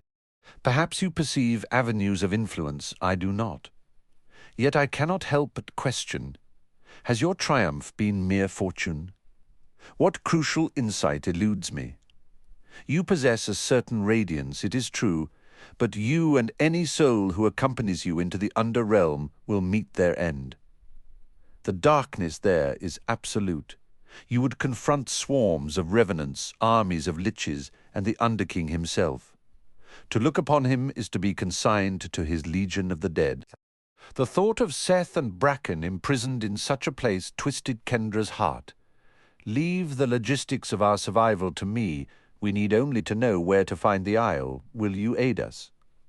I possess the means, Remulon assured her. Within my garden resides a Nova Song. I was informed you had a compass, Kendra said. Less a compass, more of a homing beacon, Remulon clarified. You are of the fairy kind? Are you unacquainted with the legendary Nova Song? Kendra glanced back at Tanu. Can you hear him? I heard his words to Hako, Tanu replied. I sense the telepathy, but the meaning is just out of reach. Are you familiar with a Nova Song? Kendra asked. It is a mythical fairy, Tanu said. Maddox would give everything he owns for a glimpse of one. A Nova Song is an amphibious fairy capable of generating phenomenal light. Remulon imparted, they exist to illuminate the most profound darkness they can find. And this fairy can lead us to the Phantom Isle? Kendra asked. It is revealing, he mused, that the Nova Song could plunge into the most barren abyss at the ocean's floor. Yet she would be drawn to the Phantom Isle. The darkness there actively repels and snuffs out light. It is denser, more potent than any natural shadow, a true test for her. That is part of why such fairies are exceedingly rare. You keep a Nova Song imprisoned? Kendra asked, a flicker of anger cutting through her desperation. Why has she not become an imp? My garden is secured within my caverns, yet it is not enclosed by any door, Remulon explained. None of my collections are kept indoors. Of course, Kendra said, the rule coming back to her. Fairies only fall if confined indoors after dark. Remulon, will you entrust the Nova Song to us? That is all we ask. She is my most treasured possession. Yours is a futile quest from which no one returns. To lend her would be to forfeit her. You're not giving me enough credit, Kendra countered, her tone shifting from pleading to defiant. I will return her to you. Preposterous, Remulon exclaimed. You would not even survive the sea dragon's territory. Should you somehow pass, you and your companions would be engulfed by the undead. You will die, frozen in terror within the endless dark. I can speak freely before dragons, Kendra reminded him. You misunderstand? Even dragons who ventured there uninvited would be rendered helpless by the raw power and shadow of the underrealm. Orogoro would meet his end. No elixir or charm could change that fate. I'll figure something out, Kendra insisted. Your rash confidence is quite educational, Remulon communicated. If this is some clumsy attempt to lure me into a trap, I must commend your nerve. To me, the situation is perfectly clear. What are you talking about? Kendra asked. Do you have any idea who I am? Remulon inquired. Sort of, Kendra admitted.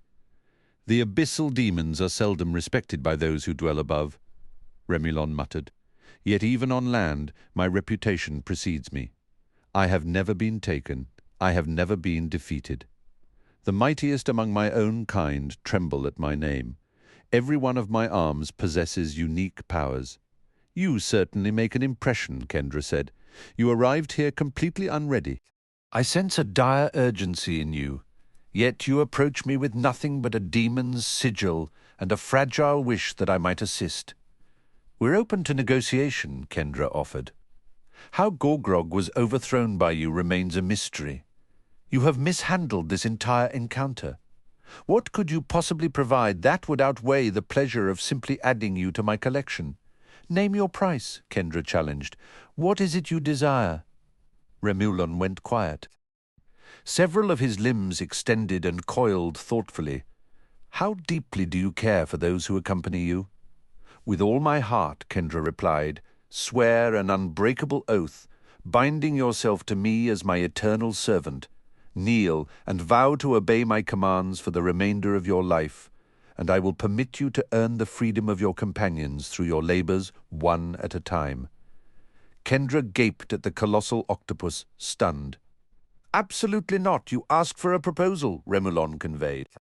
Do you truly mean to refuse the chance I extend? Given your predicament, it is remarkably charitable. I will not make another. You haven't actually captured us yet, Kendra pointed out. Remulon emitted a low, rumbling laugh. Is he threatening to take us prisoner? Hako whispered, You are on the verge of making the Nova Song merely my second most prized acquisition. The fairy-touched human who vanquished Gorgrog is a trophy beyond compare. Had your friends presented any real danger, I might have been tempted to eliminate a few. It will be far more entertaining to keep your entire group intact. He intends to collect us, Kendra said, her hand darting to the small pouch at her hip, fingers closing around the unicorn horn. With a furious cry, Hako hurled his trusted harpoon toward Remulon. It shot through the water with preternatural velocity, aimed true until a shadowy tentacle whipped forward, snatched the weapon from the current, and shattered it as if it were a dry twig. That was fast, Warren murmured, his hope fading. That limb moves with such speed I could end all of you before the thought even formed, Remulon conveyed. I have countless methods to achieve your end, but this tentacle will merely grant you sleep. Kendra drew out Bracken's first horn, fumbling in her haste, and the sack of gales tumbled from her grip to settle on the seabed. Remulon lifted a tentacle, revealing the pale, circular suckers lining its underside. From around them, dozens of needle-like spines launched, streaking through the water toward Kendra and her friends. One embedded itself in her shoulder, another pierced her thigh. She swayed, a heavy drowsiness washing over her instantly. The unicorn horn slipped from her fingers, landing atop the fallen sack. With blurred vision, she tugged the slender spine from her leg and stared at it. It was about the length of her palm, turning clumsily. Kendra saw Warren's sword fall from his grasp as he slumped to his knees. Hako was already lying motionless on his back, with Tanu stretched out beside him.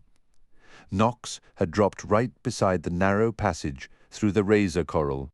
Vanessa wobbled, took a few unsteady steps to the side, and then crumpled.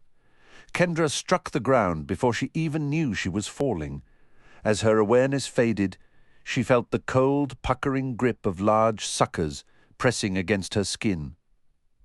Meanwhile, far from the depths, puffy grey clouds released a misty drizzle in the western sky, and turbulent waves tossed the small boat violently, but Seth was relishing his solitude on the open water. Reflecting on the quiet, it struck Seth that he couldn't recall ever truly being alone. Yes, he had wandered unsupervised in the Underrealm before, but even in his own room with the door shut, Seth could always sense the presence of the undead nearby and knew the Underking's gaze might be upon him. The nimble vessel cut through the restless waves, granting Seth a moment to think. A part of him was tempted to order a course for San Diego, but he suspected the Underking would countermand any attempt to run. He brushed his fingers over the spectral shackle on his wrist, feeling nothing but empty air. Was it foolish to believe delivering the Everbloom would truly buy his freedom? Could it really be that simple? Or was there always another price, another hidden obligation waiting in the shadows? The Sphinx and Renaudin had clearly never planned to release the phantom Desia. She was a pawn to be used and then discarded. A scowl darkened Seth's face. What would stop them from treating him the same way? Renaudin had delivered him to the Underrealm, fully aware the Underking would chain him there. For all he knew, they were all in league against him. The Dark Unicorn's lessons were just training him to be a more effective instrument. Renaudin's words sounded persuasive, but his deeds told a different story. If he was such a champion of liberty, why imprison Desia? Why cage Bracken? Why maneuver Seth into a pact with a tyrant? Seth took a drink from the sweet bucket. the cool water doing little to wash away his bitterness. Were the restless dead somehow more deserving of freedom than he was? Should liches and wraiths be unleashed to prey on the innocent? What of the freedom of their future victims? He acknowledged the darkness within himself, but that didn't mean he had to embrace Ronodin's path or bow to the Underking. The truth was, he took no joy in it, and his distrust of their schemes was a knot tightening in his gut. He clung to the hope that the hidden sage could offer some clarity. At the very least, Seth was determined to reclaim his stolen past. He would pay any cost to remember who he had been, no matter how painful those memories might be. He owed himself that much. What he chose to do with that knowledge would be his own decision. The island of Omari rose before him, its towering hills rounded and massive like the backs of sleeping giants, cloaked in dense green foliage. As the clever boat drew closer, the sheer scale of the landscape made Seth wonder about the violent geological forces that had shaped it. He directed the boat toward a pebbled shore near Mount Daguerreau, but as they approached the breakers, his plan evaporated. A massive white gorilla, muscles rippling across its formidable frame, emerged from the jungle and planted itself on the beach, fixing Seth with a predatory glare and bearing formidable fangs. At least 2 more of the hulking creatures lurked in the foliage behind it. The Underking had conveniently failed to mention this welcoming committee. "Turn us around," Seth commanded sharply. "We are not landing here." The boat immediately halted its advance, skillfully reversing course to ride the swells. On the shore, the lead gorilla beat its chest in a thunderous challenge, joined now by a second behemoth. The solitude Seth had valued moments ago now felt like vulnerability. He acutely felt the absence of Ronodin's capable, if sinister, guidance. Gripping the gunwale, Seth wrestled with a new suspicion. Was this the Underking's real plan all along? A simple, brutal failure on a forgotten island? The boat rocked on the waves as he tried to strategize. Those apes guarded that stretch of coast like it was their kingdom, and their hostility was palpable. Even if he somehow got past them, trekking through a jungle ruled by creatures that could snap him in half was pure madness. He was hopelessly outmatched. What did he have to work with? "Circle the island," he instructed the boat, keeping his eyes on the looming tree line. "Stay close to the shore and look for another way in."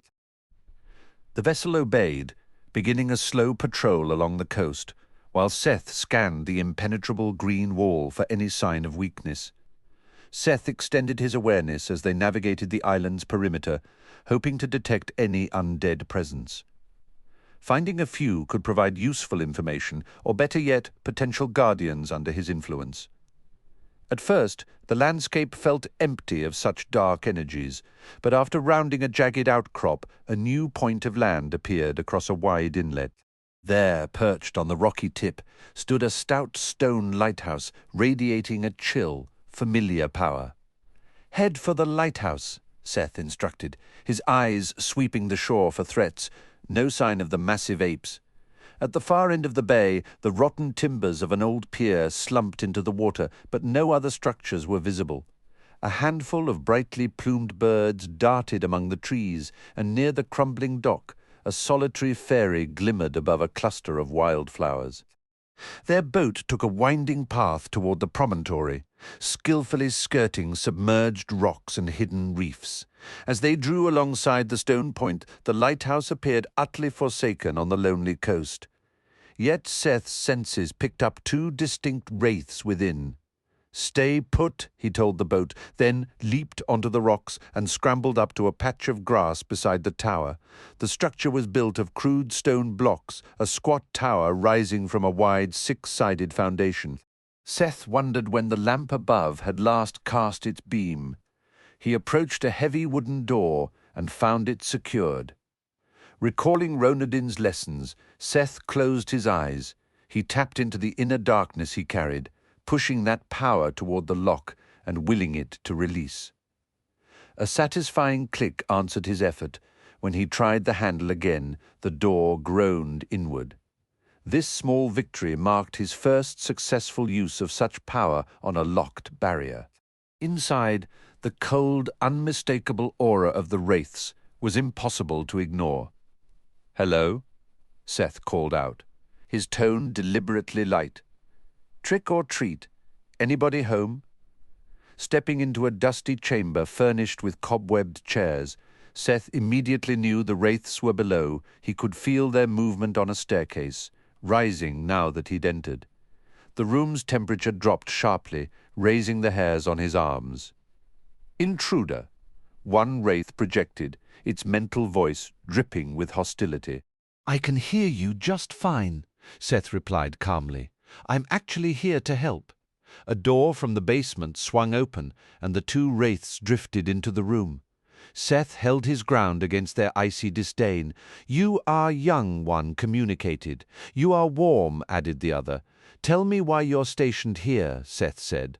"We keep the light extinguished," the first conveyed. "Ships founder on the reefs," the second offered. "Seen many ships lately?" Seth asked. They gave no answer. "This place looks abandoned to me," Seth pressed. "I'd guess the light stays dark with or without your help. I've been assisting wraiths across these islands, and now I could use some assistance in return. You're aware the boundaries have fallen." "Yes," one wraith acknowledged. "I'm running errands for the Under-King," Seth explained. "I need to reach Mount Dagaro. Do you know the route?" "Yes," the other confirmed. "Who stationed you here to douse the light?" "No one," the first wraith expressed. "We claimed this purpose," the second conveyed. "Care for a change of scenery?" Seth asked. "I could use some escorts. Why should we aid you?" One wraith challenged. "I'm a friend to wraiths," Seth stated. "I freed wraiths from a prison at Wimroost. I liberated others on Timbuli. Someday I'll help you too. You pledge this?" The same wraith inquired. "If you promise to help me reach Mount Dagaro safely," Seth bargained, "and then back to my boat. Someday, when you have a need and I'm nearby, I'll return the favor. Maybe you'll want to leave this island eventually, get recruited to the Phantom Isle if that appeals, or just find a nice, comfortable graveyard with some cozy tombs. Until then, I can offer you a meaningful task, and I'm one of the few living people who can actually hear you. You've probably been cold, hungry." "I thirst," the other wraith communicated. "I bet you do," Seth said. "Can you drive off those giant apes?" "Are they afraid of you?" "All animals flee from us," one conveyed. "They flee, or we bind them," the other expressed. "That's exactly what I'm looking for," Seth replied. "Some strong wraiths to keep those gorillas at a distance. So, do we have a deal? Will you guarantee my safe passage to Mount Dagaro and then back to my boat?" "Yes, yes," Seth allowed himself a smile. "Should we begin the journey by boat, or is it better to travel over land?" "We do not cross the water," one of the wraiths emphasized, its voice a dry whisper in his mind. "We'll hike it is then," Seth decided. "I'll instruct the boat to remain here. Would you like me to give you names, if you wish?" The other wraith conceded. "How about names from old lighthouses?" Seth proposed. "You can be Lampy, and we'll call you Salty. Also, if it's not too much trouble, I prefer it when you speak aloud." "As you desire," Lampy said, its voice now a tangible, rasping sound. "Excellent," Seth said, glancing between their featureless forms. "Let's move!" The trek to Mount Dagaro stretched beyond 2 hours. While Seth occasionally caught the sound of distant movement in the jungle, he spotted no creatures. The wraiths clung to the shadows where possible, and Seth noticed they seemed strained in direct sunlight, their movements becoming sluggish, their forms almost wilting under the glare. Their eerie company was a strange comfort, if their chilling aura kept the apes back and guided him to the right peak. A little unease was a bargain. Mount Dagaro stood as one of the taller, more imposing hills he had spotted from the sea. A faint, winding path coiled up its side, sometimes so steep Seth had to scramble on all fours. The slopes were never sheer cliffs, but he had no doubt a misstep would send him tumbling all the way down. The wraiths accompanied him until the meagre trail vanished at a cave entrance shrouded by a dense veil of hanging roots. "We can proceed no farther," Salty stated. "We will await your return," Lampy confirmed. "Do you know anything about the hidden sage?" Seth asked. "We cannot see into the cave," Lampy said. "Nor can we enter it," Salty added. Seth took that as a no. "Wait here, I'll be back." He pushed through the tangled curtain of roots that hung from the cave ceiling to the floor. It was difficult to picture a benevolent sage choosing such a wild, isolated hollow. The place felt more like a monster's lair. A sudden paranoid thought struck him. What if the Underking had sent him here to die? But then he reasoned it through. The Underking wanted the Everbloom. If Seth's death was the goal, why not just have a swarm of liches finish him back in the Underrealm? There was no logical reason for sabotage, and that logic was a small comfort. Beyond the root barrier, the cave expanded into a solitary chamber. Delicate stalactites hung from the ceiling like stone icicles, while stubby stalagmites rose from the floor. Water dripped steadily from above into a shallow pool. Seth saw no other passages and no sign of anyone. He appeared to be alone at a dead end. He was hoping to find the hidden sage. Perhaps the sage was hidden in more ways than just a remote cave. Could there be a secret door?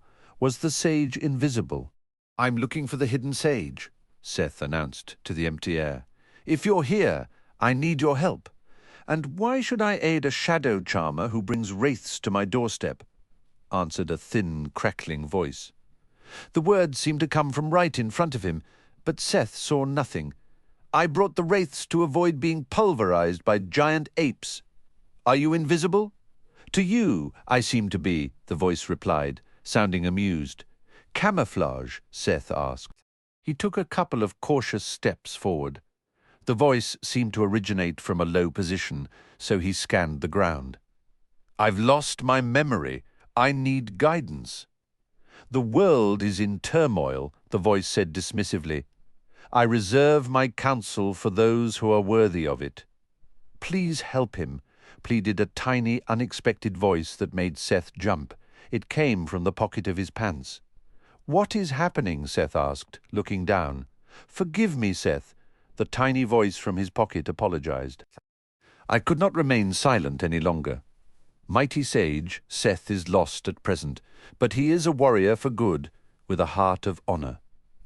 Seth watched as a miniature head and a pair of slender arms emerged from the opening of his front pocket. The figure belonged to a handsome young man no larger than his pinky finger. How long had he been hiding there? Was he some kind of spy? And why did he sound so cheerful? Seth reached into his pocket, and the tiny person willingly crawled onto his open palm. "This is incredible," Seth murmured. "You're a miniature person. His recommendation means something to me," the raspy voice stated. Seth glanced around the cavern, still unable to locate the source. "When I say he's lost, I mean it in a philosophical sense." The little man on his hand clarified. "He came to this place intentionally." "I grasped his meaning," the creaky voice answered. Seth finally pinpointed the speaker. One of the stalagmites didn't taper to a point, but instead flattened into a small seat, upon which sat a diminutive brown figure who, at first glance, could be mistaken for part of the rock formation. Seth knelt before the tiny being. "Are you the hidden sage?" "I am Gabrinko," the little figure announced. The texture of his skin, rough and grainy, made Seth wonder if the wizened creature was carved from ancient wood. Standing upright, he would be about the height of Seth's index finger, just slightly taller than the miniature person in his palm. "You may also address me as Sage or Wise One." Seth looked back at the tiny young man resting on his hand. "And who are you?" Seth asked him. "I'm Calvin, the tiny hero," the young man declared with bright enthusiasm. "I'm your only sworn vassal. My vassal? Keeper of your secrets? guardian of your honor, servant to your interests, and defender of your causes. His support is a point in your favor, Gabrinko noted. Seth's gaze shifted from the wood sprite to the tiny hero. How long have you been traveling with me? I left Kendra's side and crossed over to you the last time you spoke with her, Calvin explained. Back when you were adhered to that giant mushroom. I'm not acquainted with that particular idiom, Gabrinko interjected. I was literally stuck to a mushroom, Seth clarified. I've kept quiet ever since, Calvin continued. A stowaway, a secret passenger. I overheard your conversations with Ronadin and with the Underking through that unsettling undead puppet of his. My apologies for the eavesdropping. I was concerned that if I showed myself, you might order me to leave. Or perhaps use you as fishing bait, Gabrinko added dryly. Seth couldn't help but smirk at the absurd image. What kind of creature are you? Seth asked Calvin. A Nipsey, Calvin said. The smallest of the fairy folk, though a spell from my people granted me this increased stature. And what are you? Seth asked, turning back to Gabrinko. A wood sprite, Gabrinko replied. We seldom engage with big folk. My kind views me as an outcast, but frankly, the sentiment is entirely mutual. You live all alone down here in a cave, Seth observed. It keeps the rain off, Gabrinko said, with a shrug of his tiny shoulders. And I have no pesky neighbors to disturb me. Only the rare, misguided adventurer. Seth focused again on Calvin. You're friends with Kendra? He asked.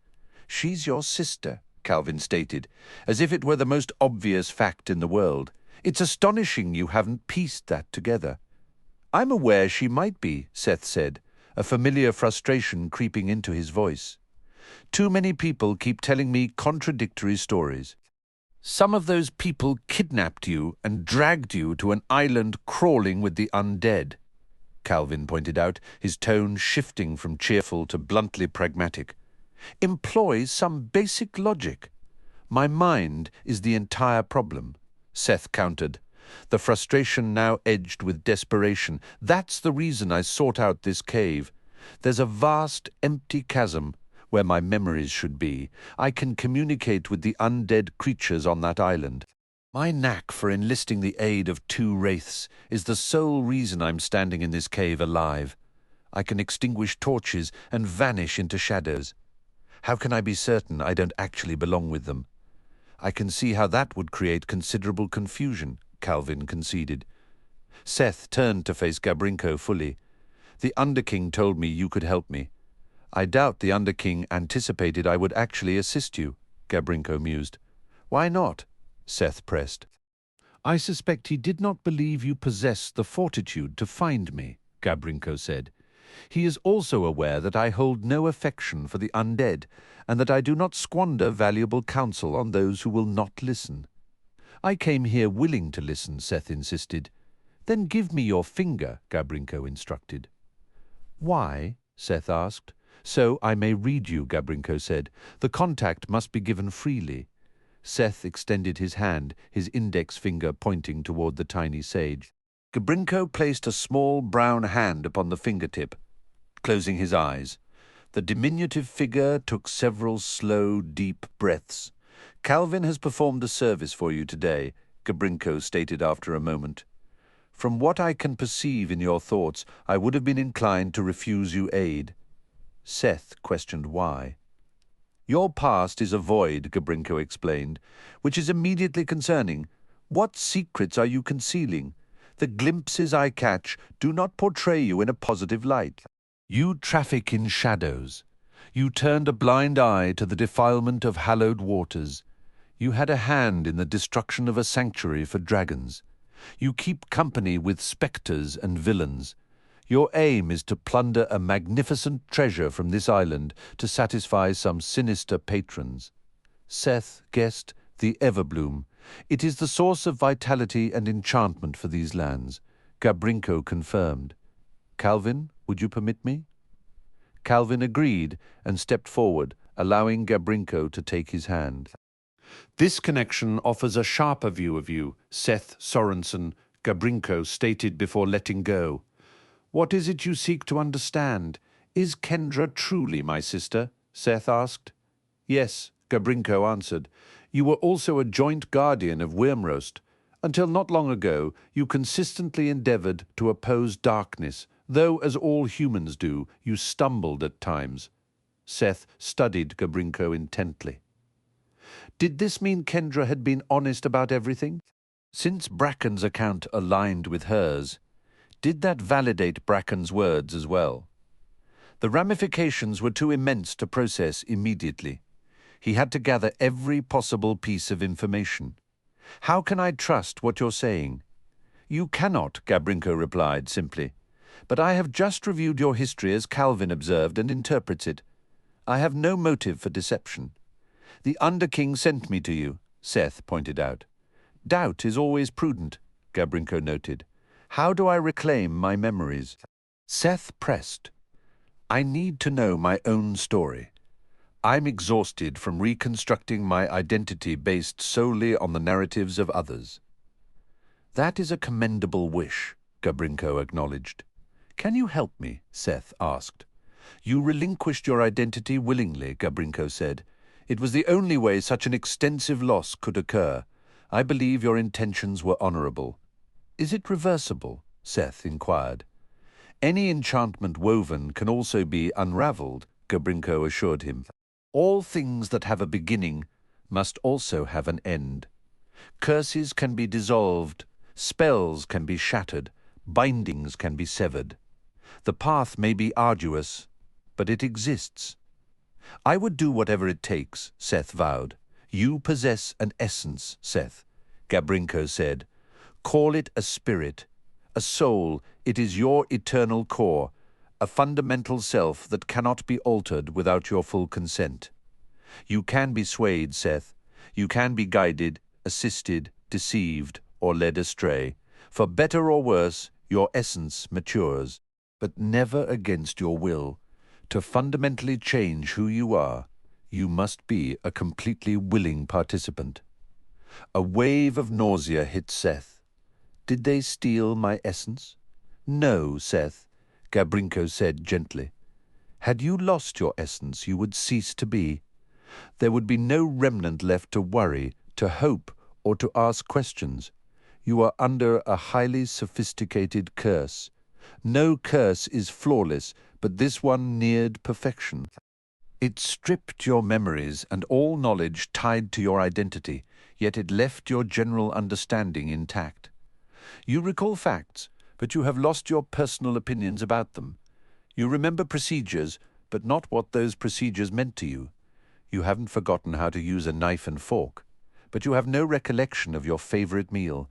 You retain a familiarity with common viewpoints on various subjects without any sense of your own stance. You cannot specifically remember how you connect to anything or to anyone. That sounds exactly right, Seth murmured.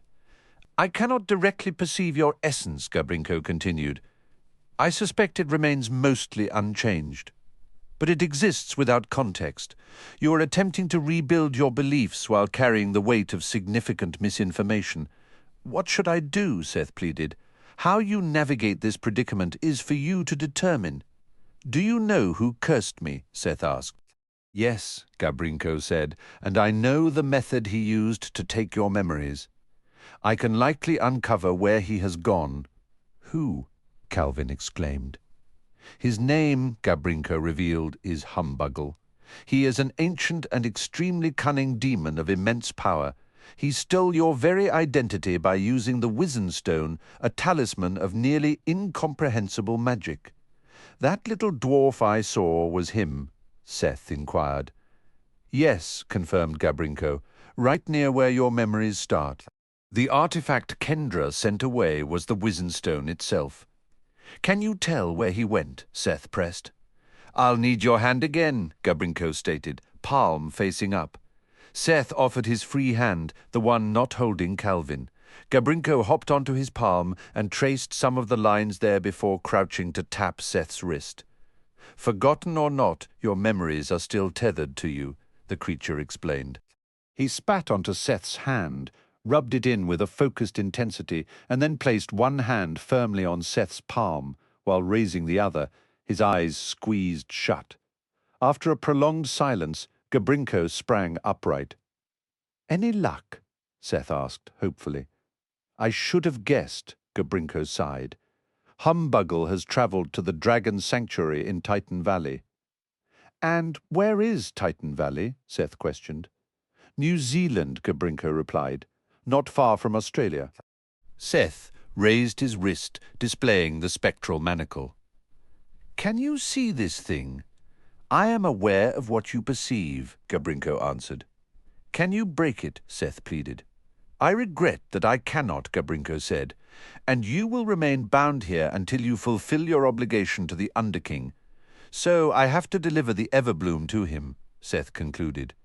"Doing so would bring harm to these islands," Gabrinko warned, his tone turning grave. "The ecological damage would be irreversible. Several unique magical species living here would vanish forever." He paused, a flicker of unexpected sarcasm colouring his next words. "But then, what's the extinction of a few wondrous creatures compared to the inconvenience of being a ghost's errand boy?" "If I don't take it, someone else will," Seth argued. "Perhaps," Gabrinko conceded, "and I'll stay enslaved to the King of the Dead," Seth added. "Perhaps," Gabrinko repeated. "Well, at least I know where to go once I'm free," Seth said, a new determination hardening his voice. "I have words for Calvin," Gabrinko announced. "In private?" Seth asked. "Not required," Gabrinko said, turning to the small figure. "You seek to break a curse." "What curse?" Seth asked, confused. "You don't recall," Calvin said softly. "My people, the Nipsies, were cursed by the demon growlers. If they made you this size, how tiny are they normally?" Seth wondered. "You would struggle to make out their facial features with your own eyes," Calvin explained. "Was I trying to help you break it?" "You were the one who destroyed growlers," Calvin stated. "Our curse carried a prophecy. Every Nipsie knows it by heart. The curse arose from the demon's blight. The Lord who slays him will set it right. The slayer shall restore our pride, the giant hero at his side." "I promised to help?" Seth asked. "And I vowed to serve you in return," Calvin affirmed solemnly. "And I have spoken with Serena," Gabrinko interjected. Calvin spun to face him. "You have? She came to this place?" "I directed her to Titan Valley," Gabrinko said. "Hold on," Seth interrupted. "Is that your default destination for everyone?" "It depends entirely on what the spit reveals," Gabrinko said, with a mischievous wink. "Humbuggle assisted growlers in crafting the Nipsey curse. He resided for many years at Titan Valley.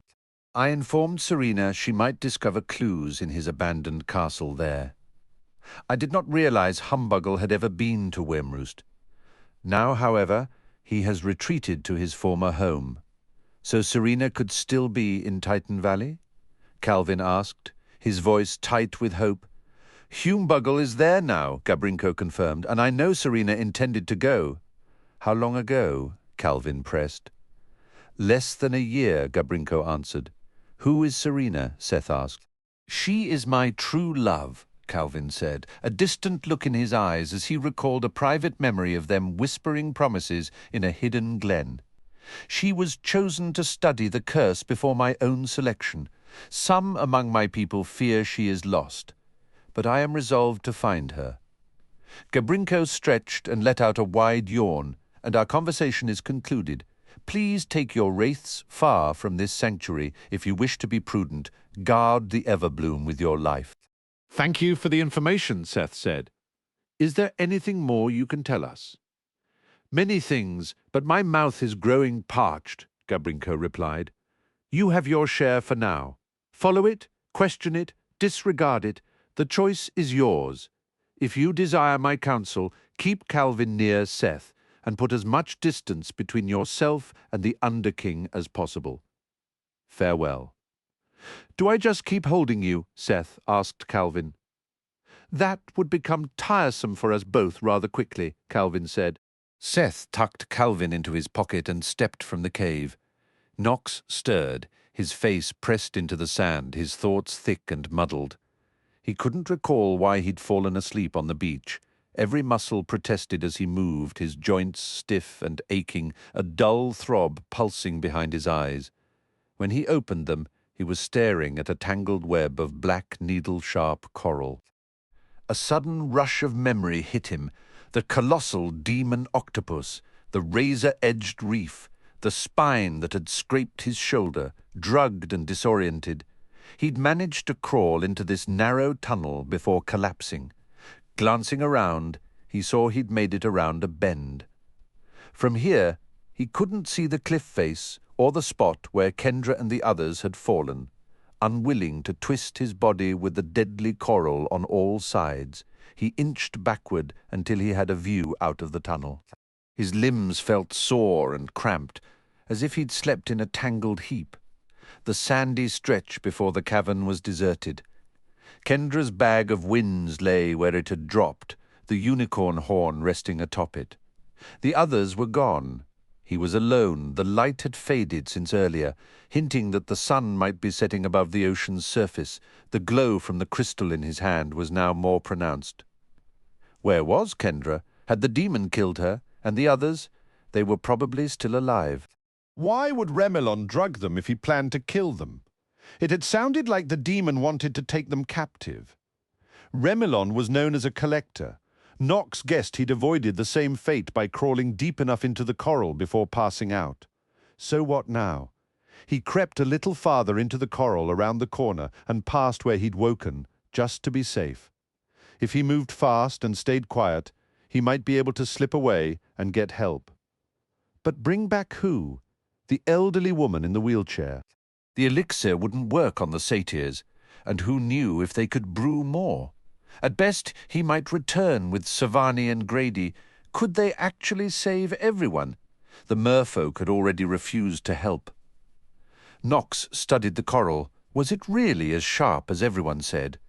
He reached into his pocket and found a playing card. It was the Joker. He'd performed a card trick for the satyrs the previous night, making the Joker vanish, and had never taken it out. Apparently, the elixir had treated the card as part of his clothing because it was perfectly dry.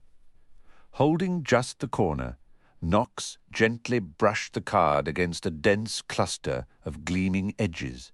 He felt no resistance, not the slightest pull, but the card disintegrated, sliced into ribbons that were then diced into even smaller pieces as they filtered down through more coral to the sand below.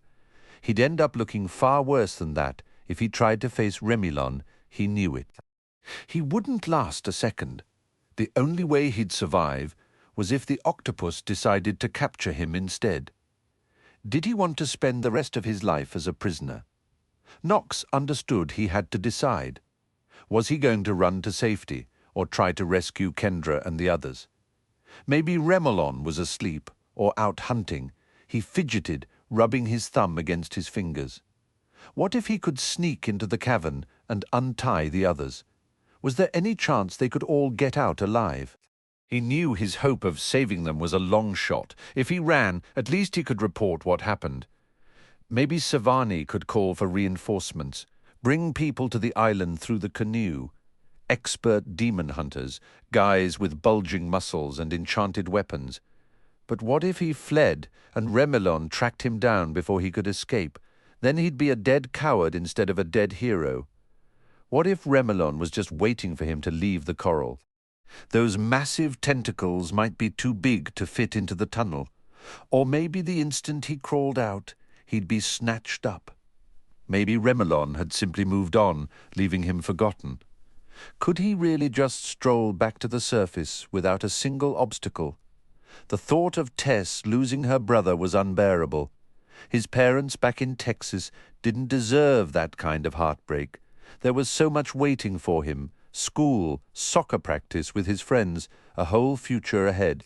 Why had he ever agreed to join this expedition in the first place? The whole situation felt brutally unfair. Even if sending help was impossible, he could pretend he'd gone to try. Wouldn't that look responsible? People might even call it the smart move. He could leave right now. No one would point a finger. There was just one glaring issue. The idea of running made his stomach churn. How could he live with himself, abandoning Kendra and the others without even trying to see if he could make a difference? They hadn't forced him to come. In fact, they'd offered him a way to stay behind, so why was he here? Because Seth had been taken, and that was mostly on him. If Nox hadn't left those dungeon keys with the goblins back at Fablehaven, his cousin would still be a caretaker, and Wyrmrost wouldn't have fallen. Trying to save the island was a noble goal, sure, but deep down, Nox was here for Seth. And if Kendra was trapped in that cavern now, then both of his cousins were in danger. He scooped up a handful of coarse sand and clenched it tight. What was the point of joining this underwater mission if he wasn't going to help when it counted?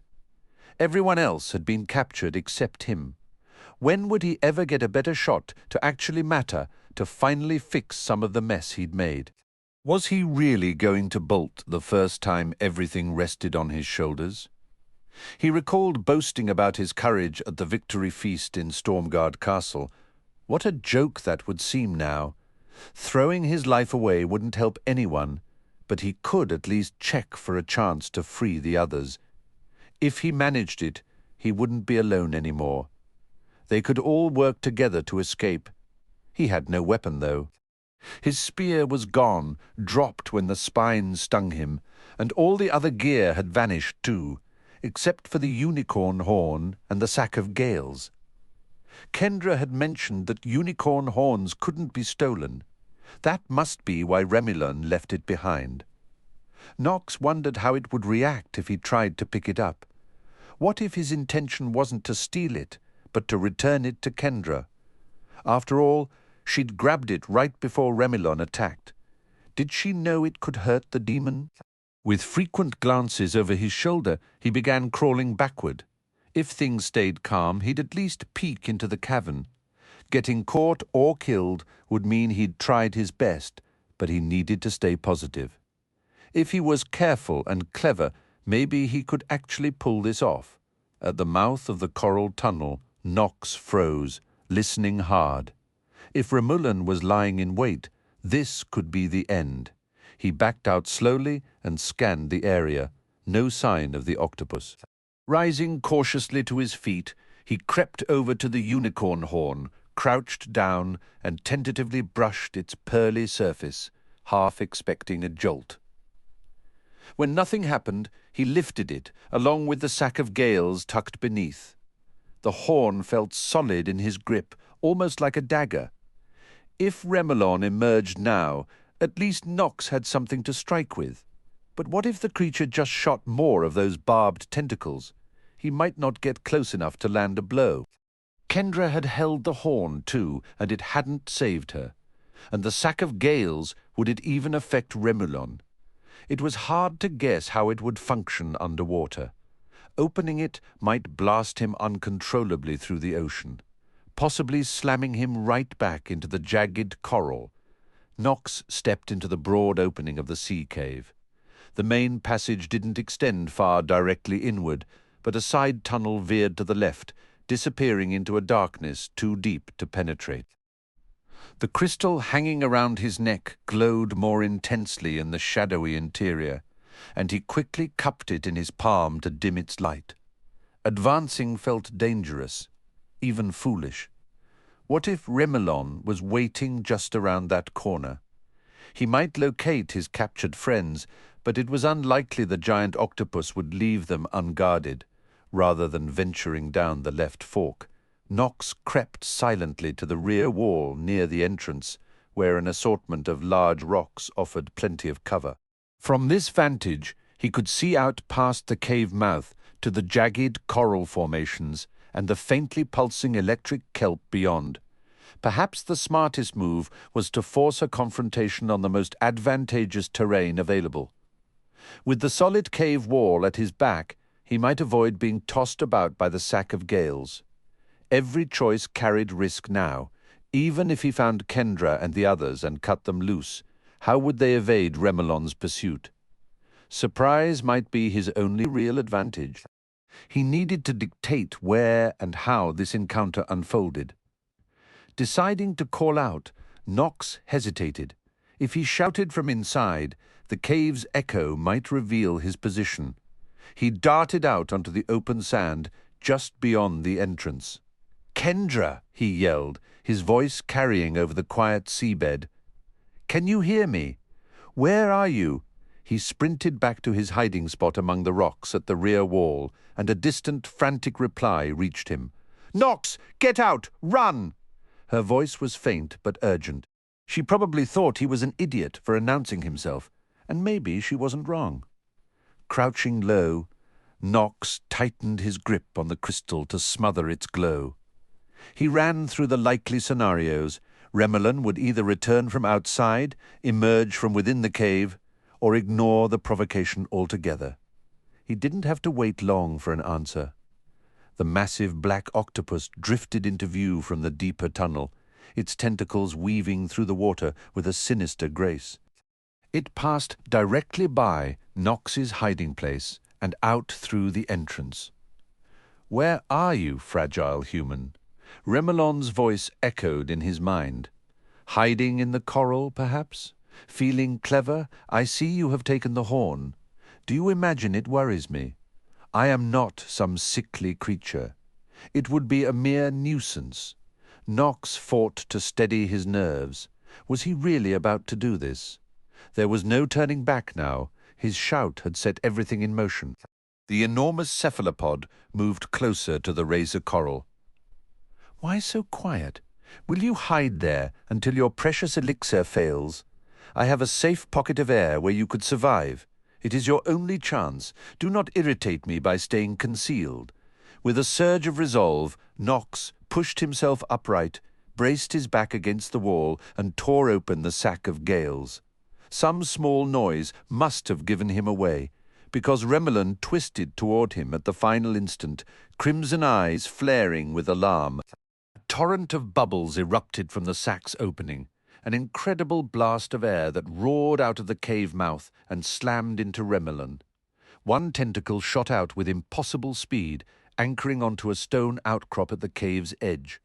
The other limbs thrashed wildly in the violent current, a couple of them slicing clean off against the sharp coral. The anchoring tentacle stretched taut, straining to its limit.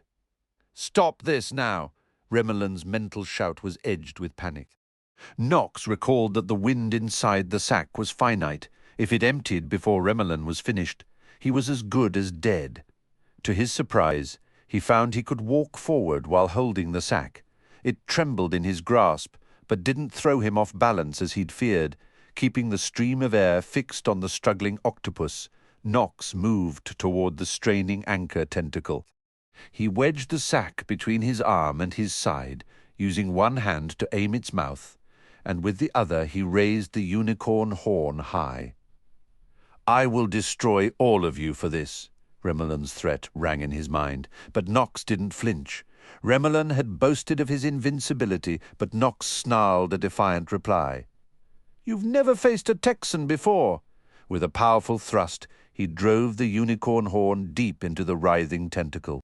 The flesh hissed and recoiled, the force of the release tearing the horn from Nox's grip. Caught in the violent current from the sack, the demon was hurled backward, crashing helplessly into the jagged coral wall. Nox barely managed to secure the sack as he watched the octopus being shredded into ribbons by the barrier of razors. Above the carnage, a torrent of bubbles surged upward. All that remained was the demon's head, which then erupted in a series of dazzling electrical flashes as it contacted the charged kelp. After several blinding bursts, the charred remnant drifted down into the coral, where it was utterly pulverized. Nox collapsed, a wild mix of laughter and tears overtaking him. It had worked beyond all hope. It had worked. He was going to live. The mighty terror of the deep had been reduced to aquatic confetti.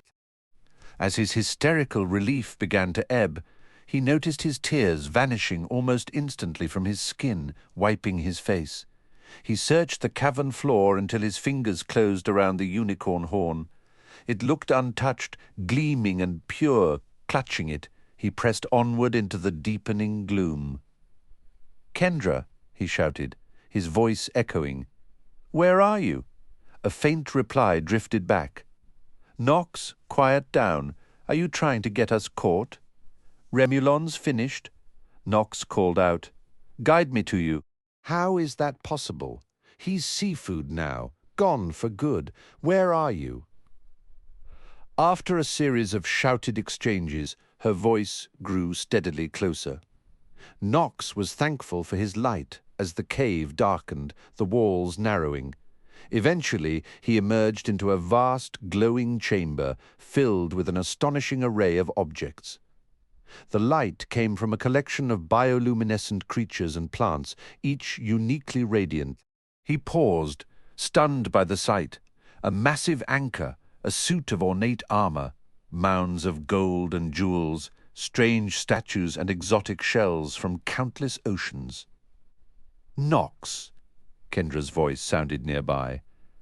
I'm almost there, he answered. Following her voice to a sloping ramp on the far side, it led up to an air-filled chamber.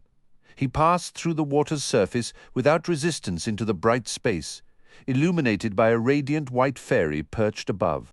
She had bat-like scaly wings and a slender tail tipped with a silky tuft, her humanoid form covered in pale reptilian scales.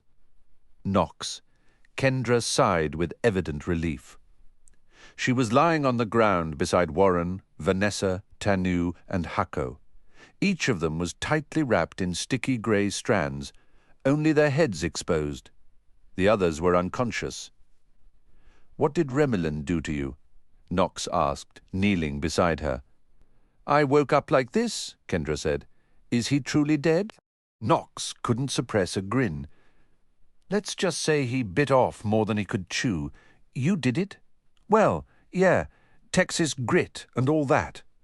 Kendra gave an exasperated roll of her eyes. I'm sure that's exactly what did it. I used your windsack, Nox explained, the pride clear in his voice. I don't think Remulon had ever been caught in a gale before. The sack of gales, seriously? Kendra asked, her disbelief turning to awe. I ambushed him, Nox said, the grin returning. Sent him flying right into the razor coral. Kendra's eyes went wide. Nox, that's brilliant. I'm just glad it worked. For a second there, I thought I was a goner. That was incredibly clutch, Kendra said, a genuine smile breaking through. I can't believe he's actually gone. He's not just gone, he's in a million pieces, Nox added. Part of him even got fried by the kelp. A real light show. I was so worried about you, Kendra admitted.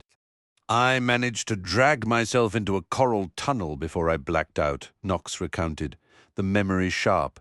He left me there, figured I was finished. I should have been worried for Remulon, Kendra said, a hint of dry humor in her tone. He had no idea what he was up against. I'm glad you found the horn. It came in handy, Nox agreed.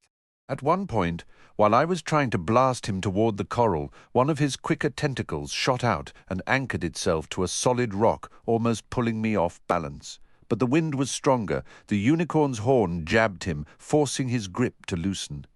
Amazing, Kendra breathed out. Try it on this sticky mess. I can barely move. Nox crouched next to her, pressing the tip of the horn against the cocoon. Where it touched, the grey strands dissolved like sugar in water.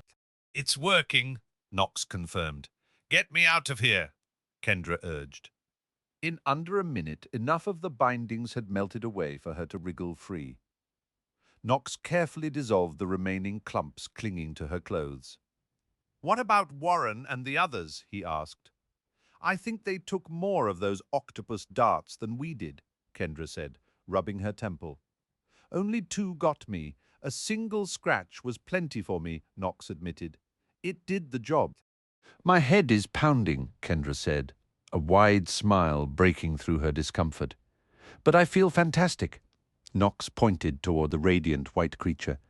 Is that our fairy? Yes, Kendra nodded. I managed a few words with the Nova song. She doesn't speak English. She's been trapped here for ages, held by that tiny chain on her perch. You think she'll bolt if we set her loose? I doubt it, Kendra replied.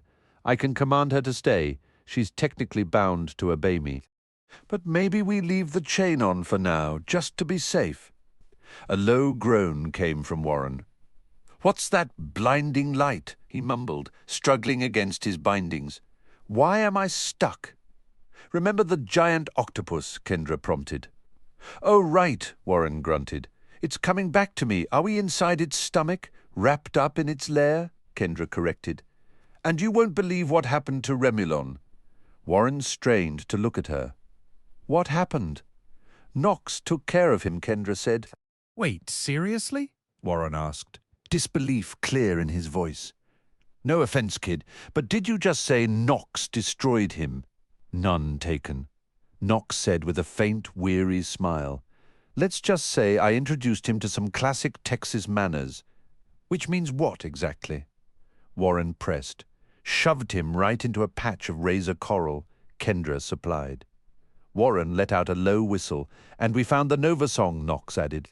You know, I really wasn't looking forward to waking up, Warren admitted, his voice gaining strength. Even as I was blacking out, part of me hoped to just stay under. This feels like a genuine miracle. So, what's the plan? Nox asked. You two cut me loose, Warren directed. Then we wake the others and get out of this creepy place. There's a bunch of gold out in his garden, Nox mentioned. Add, grab some gold to the list, Warren said. Nox, we owe you, buddy. How did you keep your cool and pull that off? Nox looked from Kendra to Warren, his expression turning serious. Honestly, I've never been more terrified in my life. I almost just ran for it, but I couldn't leave you all behind. His eyes grew shiny again. I was sure we were finished. This is the best day ever, but now we have to go find Seth. Meanwhile, in his private room deep within the Underrealm, Seth sat on the floor with his satchel open, its contents arranged before him. He had returned to the Phantom Isle after nightfall, having dropped Lampy and Salty at their lighthouse and boated back from Omari. He'd slipped from the underground dock to his room, hoping to avoid any run-ins with Ronadin or the Sphinx. Not bad, Seth muttered to himself, surveying the assortment. He had first aid supplies, string, duct tape, a compass, matches, a magnifying glass, binoculars, a pocket knife, a dagger, a small mirror, a whistle, beef jerky, hand sanitizer, vitamins, a flashlight, a notepad, writing utensils, some cash, a folded rain slicker, a pouch of salt, paper clips, a sewing kit, gum, nail clippers, a bouncy ball, and a harmonica. An unmarked bottle might contain a potion. He also had the single glove rumored to grant invisibility if he held perfectly still, and the Leviathan figurine carved from blue stone. He discovered a slip of paper with words meant for the Leviathan and another set for a tower, though he saw no tower among his things. I really should have sorted through this earlier, Seth sighed, a flicker of frustration crossing his face as he thought of the chaotic escape from the giant squid. This bag is definitely coming with me next time. Calvin remained silent. He had decided it was safest not to speak while in the Underrealm, just in case any listening ears belonged to the undead. Seth lifted the harmonica to his lips and blew a tentative breath, producing a thin, off-key wheeze. He had a vague memory of knowing how to play the thing once, and he idly wondered if he'd ever been any good at it. On a sudden impulse, he swallowed one of the vitamins from the satchel before methodically repacking his few belongings. The door swung open abruptly, and Ronadin stepped inside. "You're back later than expected," he observed. "How did your little outing go?" "Well enough," Seth replied. Ronadin's gaze was fixed on him. "And what did you discover?" "What are you talking about?" Seth evaded. "You're picking a curious moment to start keeping secrets from me," Ronadin stated flatly. "Are you claiming you've ever been completely honest with me?" Seth shot back. "I've shielded you from details that would only cloud your judgment," Ronadin countered. Seth held his stare. He knew Ronadin was an adversary, Calling him out right now, however, wouldn't be the smartest move. I suppose that's one perspective? You've changed? Ronodin noted. Changed how? You're looking at me differently, Ronodin said. Who did you talk to out there? Don't I get any time to myself? You certainly take plenty. The hidden sage collaborates with those who oppose you, Ronodin pressed. Who exactly are you referring to? Your evasions are more telling than any truth, Ronodin said, a hint of mockery creeping into his tone. You've bought his story. You've decided I'm the villain and you need to hide things from me. How very predictable. I'm just trying to figure things out, Seth said. At least you're entitled to that much, Ronodin replied with a weary sigh. Though your sudden obsession with your past is coming at a very inconvenient time. Why is that? Everything is arranged to recover the Everbloom, Ronodin explained. The Sphinx has the coordinates. The Phantom will guide you to it. Will Desia be there? Seth asked. It's the most practical approach, Ronodin confirmed. She'll be cooperative and manageable. The Sphinx has seen to that. We retrieve the flower tomorrow unless you've suddenly lost your nerve. What other option do I have? Seth asked. I'd be genuinely curious to hear one, Ronodin said. The Everbloom is your golden ticket out of this place. Deliver it to the Underking, and you can go wherever you please. And the Underking would just let me leave, Seth said, skepticism plain in his voice. Would you? Do you imagine the Underking is your ally? Ronodin asked. More so than I am. Let me tell you what he said to me earlier. Seth wasn't sure he wanted to hear it. Go on. The Underking advised me to keep a close eye on you, Ronodin revealed. He suspects you might try to keep the Everbloom for yourself. Is that right? Seth asked. Why would I do something so stupid? You tell me, Ronodin said. It sounds absurd, I know. The terms of your freedom are clear. You can't just run off with the flower unless the Underking releases you.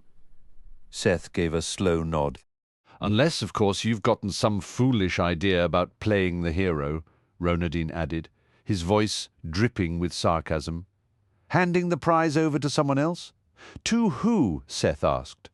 I haven't a clue, Ronodin said, but the Underking isn't an idiot. His suspicions exist for a reason. It's just a flower, Seth. A beautiful, magical flower, but a flower all the same. If the Lord of the Dead wants a botanical trinket in exchange for your freedom, fetch the trinket and walk away. It's not complicated. That sounds logical, Seth conceded. You haven't even begun to live your life, Ronodin said, his tone shifting to one of almost paternal concern. You could accomplish great things, but not while you're trapped down here. It's not your fault you're in this situation. Pay the toll and earn your exit. I'm here because of you, Seth said, the accusation clear. You're the one who brought me. I brought you here to learn, Seth, Ronodin insisted. Without me, your talents would have rusted away to nothing. Do you think Kendra or any of your other so-called friends would want you to reclaim your darker abilities? They'd be perfectly content to leave you powerless, a hollow version of yourself. I brought you to the one place where you could reclaim your potential. You brought me into servitude, Seth said. Not permanently, Ronodin replied. Not if you play this correctly. You could be a free man by this time tomorrow. And you'd just let me go? Seth asked. Why would I want to stop you? Ronodin asked. I'd welcome the chance to work with you again someday, but that's your choice. Can I be brutally honest with you? Go ahead. The Underking is not your friend, Ronodin said, lowering his voice. When he dangled his crown in front of you? That wasn't born of affection. Then why did he do it? Ronodin looked at Seth, his expression utterly serious, to devour you completely. To make you theirs in every way, Seth. You would have become one of the undead, not as a ruler, but as a slave. There's always a price, Seth muttered. I don't regret my decision. Everything hinges on what happens tomorrow. Ronodin pressed. I'm aware, Seth replied. We have the salve for the heat. We know the destination. I'll handle it. You're just reciting lines, Ronodin said, his voice dripping with skepticism, telling me what you believe I wish to hear. I see the uncertainty behind your words. You have no real plan. Logically delivering the Everbloom and securing my freedom is the smart move, Seth argued. You're correct about that. It's the obvious choice. You didn't need to consult the hidden sage. You could have come straight to me. What are you talking about? You didn't require some sage to discover how to recover your memories, Ronodin explained. You always evade my questions, Seth countered. A demon who resembles a dwarf took them, Ronodin stated. Humbuggle! You encountered him at the castle before he banished you. Useful information, Seth acknowledged. He used the Wizenstone, Ronodin continued. To reclaim your memories, you would have to defeat Humbuggle. How is that possible? Seth asked. No one knows, Ronodin said flatly. No one has ever managed it. Where is he? Most likely at a dragon refuge known as Titan Valley. Seth studied Ronodin. Did he already know what the hidden sage had revealed? Was he sharing this now because he believed it was too late for it to matter? The sheer depth of his knowledge was unsettling. I've played this game for centuries, Ronodin said, as if reading his thoughts. I'm seldom caught off guard. Don't attempt to outthink me. Why are you involved in all of this? Seth demanded. What is your actual goal? The world is shifting, Ronodin said, a strange excitement in his tone. The dragons are gaining power, the old prisons are crumbling, magical sanctuaries are becoming ancient history. I welcome this new age. What do you truly want? Seth insisted. It can't just be freedom for everyone. My desires are numerous, Ronodin said with palpable relish, but for tomorrow I will be satisfied with delivering the Everbloom to the Underking. Get some sleep, be clever. Ronodin moved to the door. Good night, Seth, until tomorrow. Once the door closed, Seth left everything as it was and climbed into bed. He refused to let his mind wander. He was entitled to some peace, to simply sleep, though he suspected it would be a long time coming. Ronodin had been absolutely right about one thing. Seth genuinely had no idea what he would do when the sun rose. Elsewhere, Kendra jolted awake in the night's chill, her hammock swaying as she sat up. A soft white glow filtered through her window, cast by the Nova Song tethered to a perch outside the treehouse. The previous day had been a marathon, following Hako on a grueling trek from Remulon's oceanic lair. They had arrived at Crescent Lagoon just after sunset. Standing in the shallow water, they had taken their antidotes, and the world of liquid became solid to them once more. Thirst had been her first sensation, with hunger arriving only after she had drunk her fill. They had shared a large, quiet meal before retiring, everyone too exhausted to discuss the next day's dangers. When Kendra had finally climbed into her hammock, her mind was a storm of anxieties. Remulon's warning echoed that journeying to the Phantom Isle meant certain death. Lord Quintus had likewise stressed that sane people fled from that place. They did not seek it out, yet it was their unavoidable next step.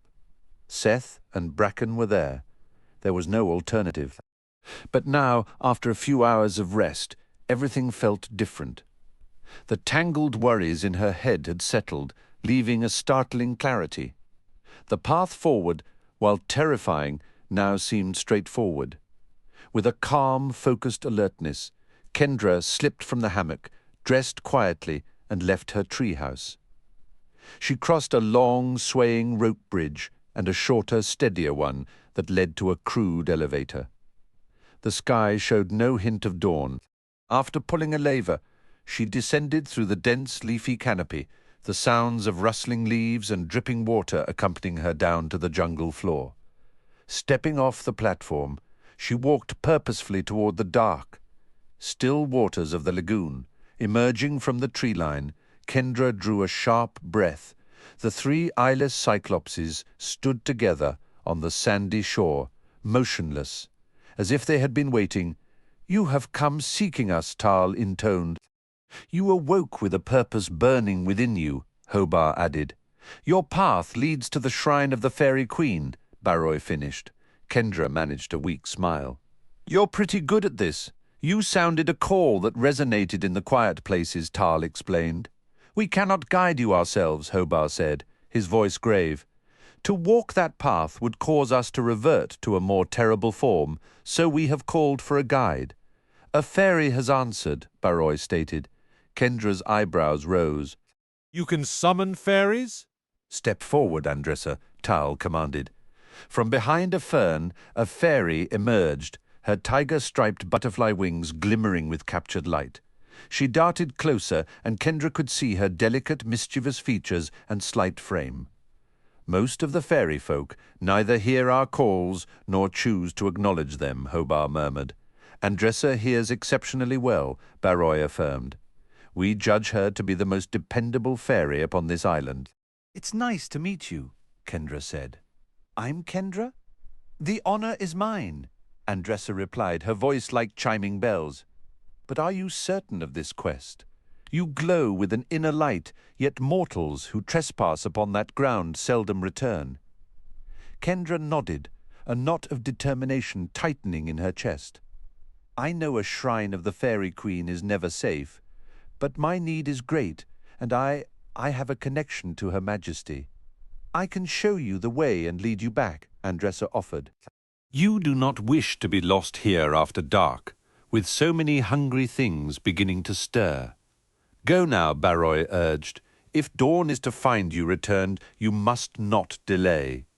Kendra looked at their sightless faces. "You know what I plan to do? We cannot see your thoughts," Hobart said, "but in the stillness of the night we felt your approach," Tal clarified, "and we can perceive the trail you must walk. Will I live through this?" Kendra asked, the question escaping before she could stop it. "That rests entirely with you," Barroy answered simply. "I'll be back," Kendra promised, more to herself than to them. She had to try.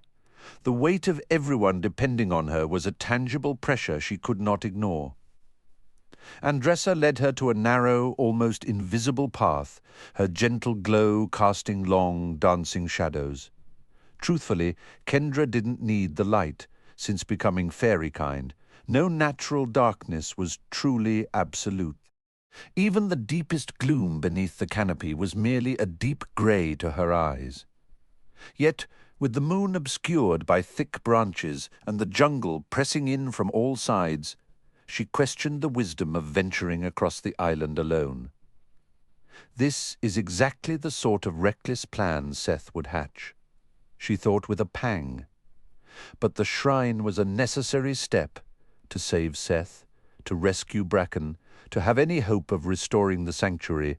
They needed to journey to the Underrealm. And to go there without powerful aid was a death sentence for them all.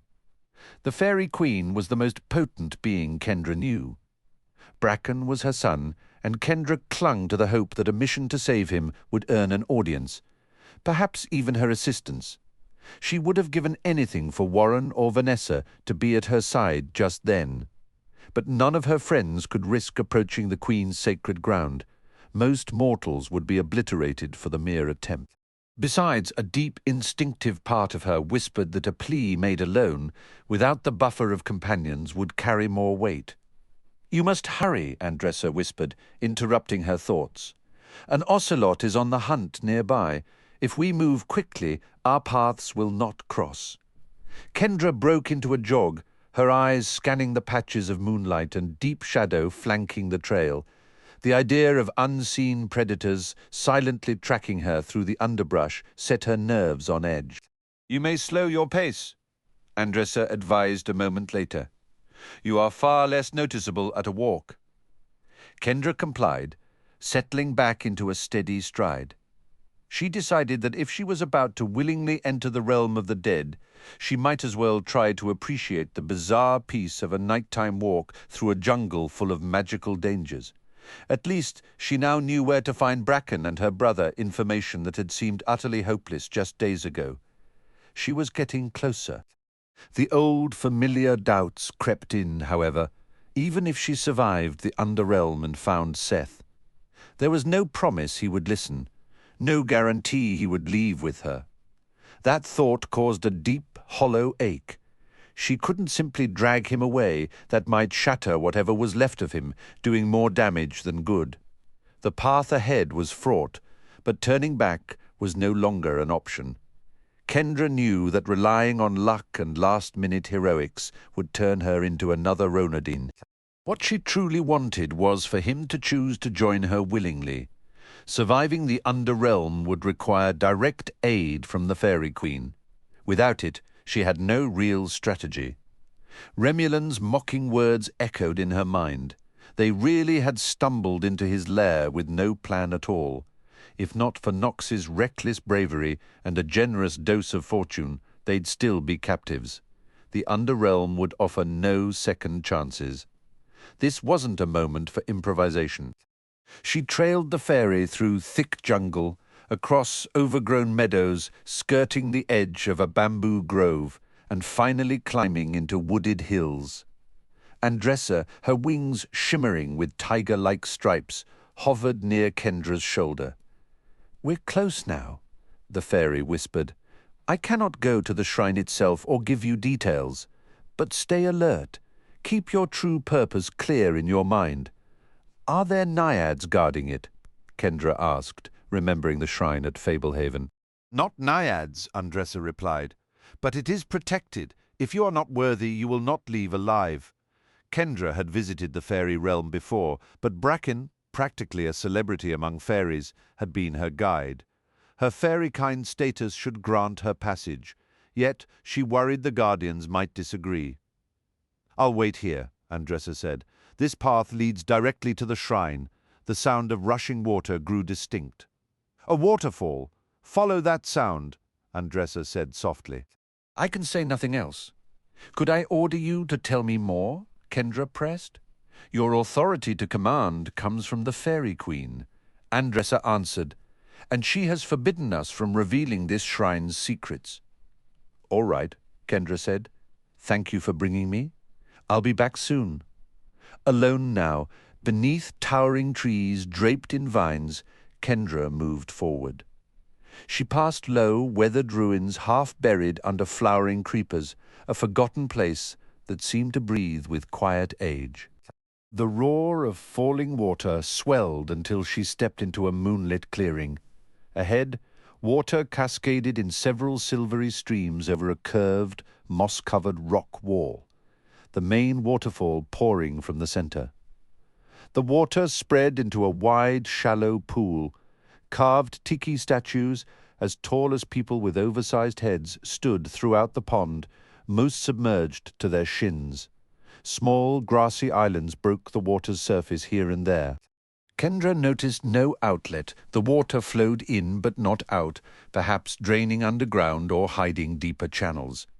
In her experience, fairy shrines were often small, hidden within larger sacred spaces. Where among these flooded figures was the actual shrine? Despite the constant rush of water, the pool under the moonlight felt hushed and holy. Kendra stepped in, shoes sinking into the ankle-deep water, and immediately felt like an intruder. She glanced up. The nearest tiki statue seemed to be staring right at her.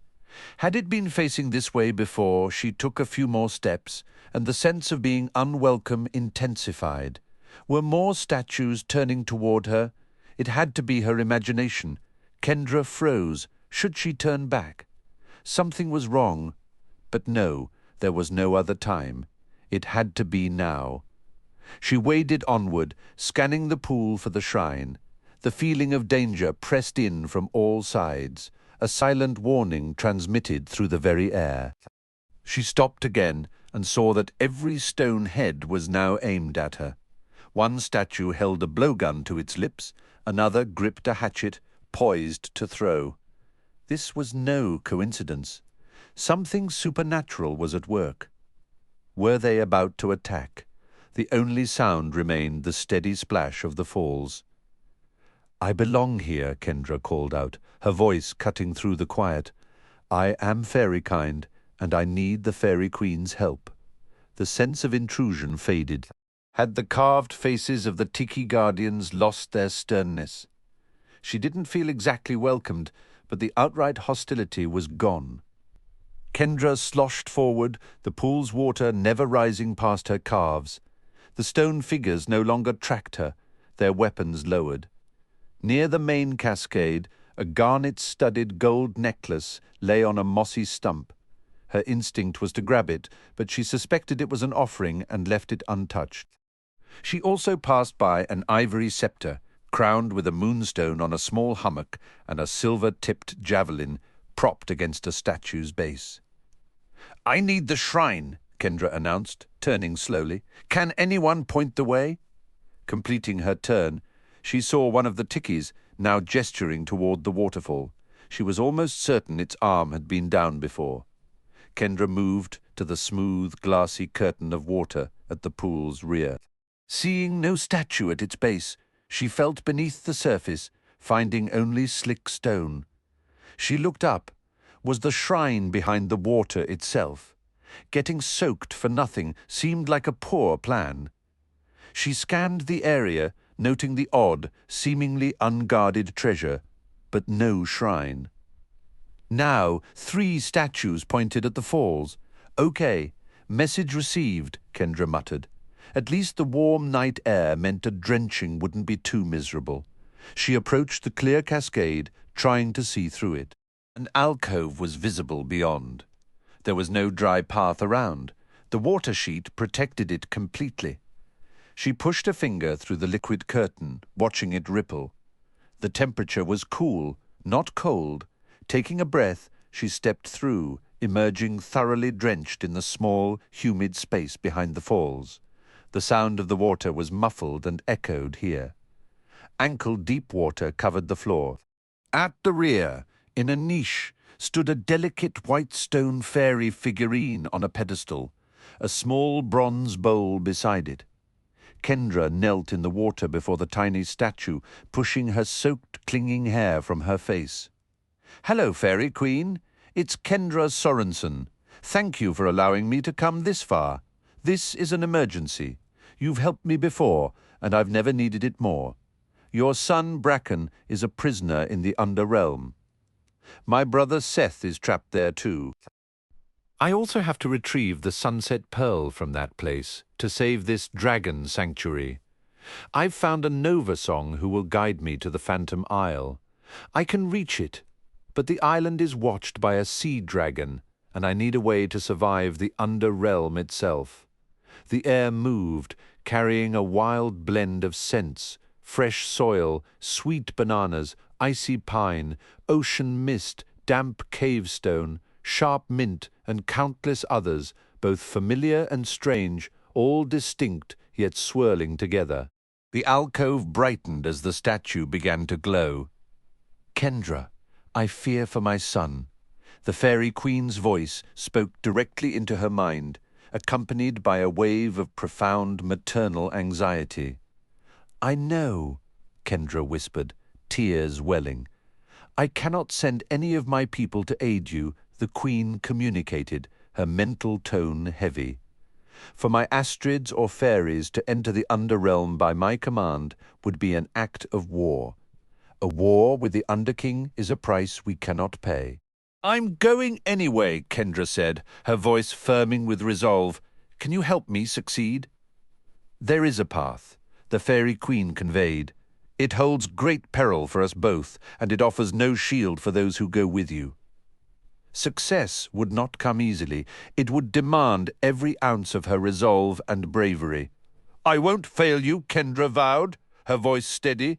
"I won't fail Seth or Bracken. Whatever it takes, I'll see this through." A wave of warm affirmation washed over her. Turn and reach beneath the water, still kneeling. Kendra pivoted and plunged her hands into the pool, startled to find the shallows had given way to a profound, impossible depth. She leaned forward until her nose nearly touched the surface, arms stretching down into the cool darkness without finding any bottom.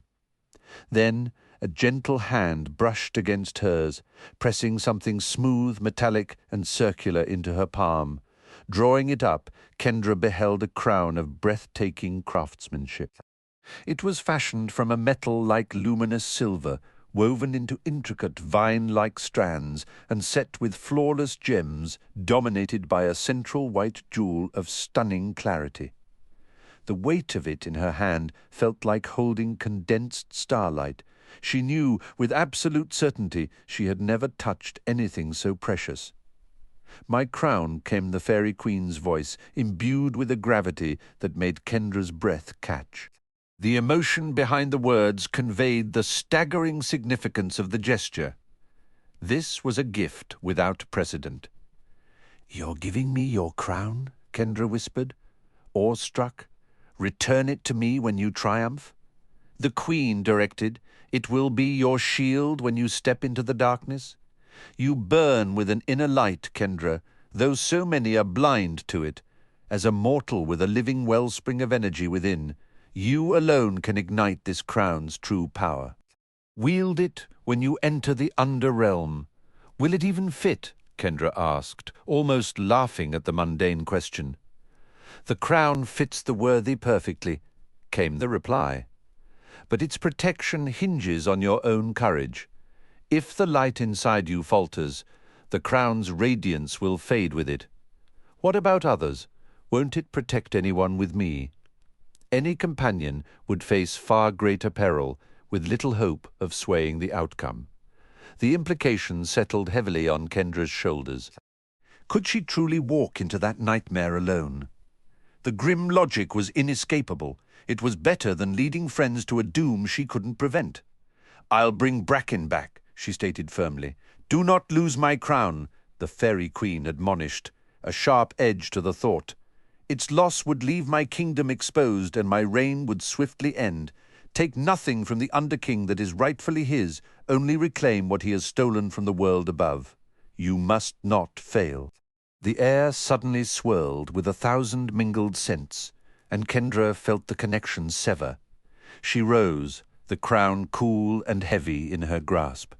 Out of curiosity, she tested the spot where she had reached, only to find the water was merely inches deep again. After a last lingering look at the motionless figurine, she stepped back through the waterfall. Passing through the curtain of water somehow left her completely dry, save for her feet, which were still wet from the lagoon. All the tiki statues now had their heads bowed toward her in silent homage. Overhead, the moon and stars watched her departure. Kendra walked away from the pool, her mind set on reaching the Phantom Isle by dawn.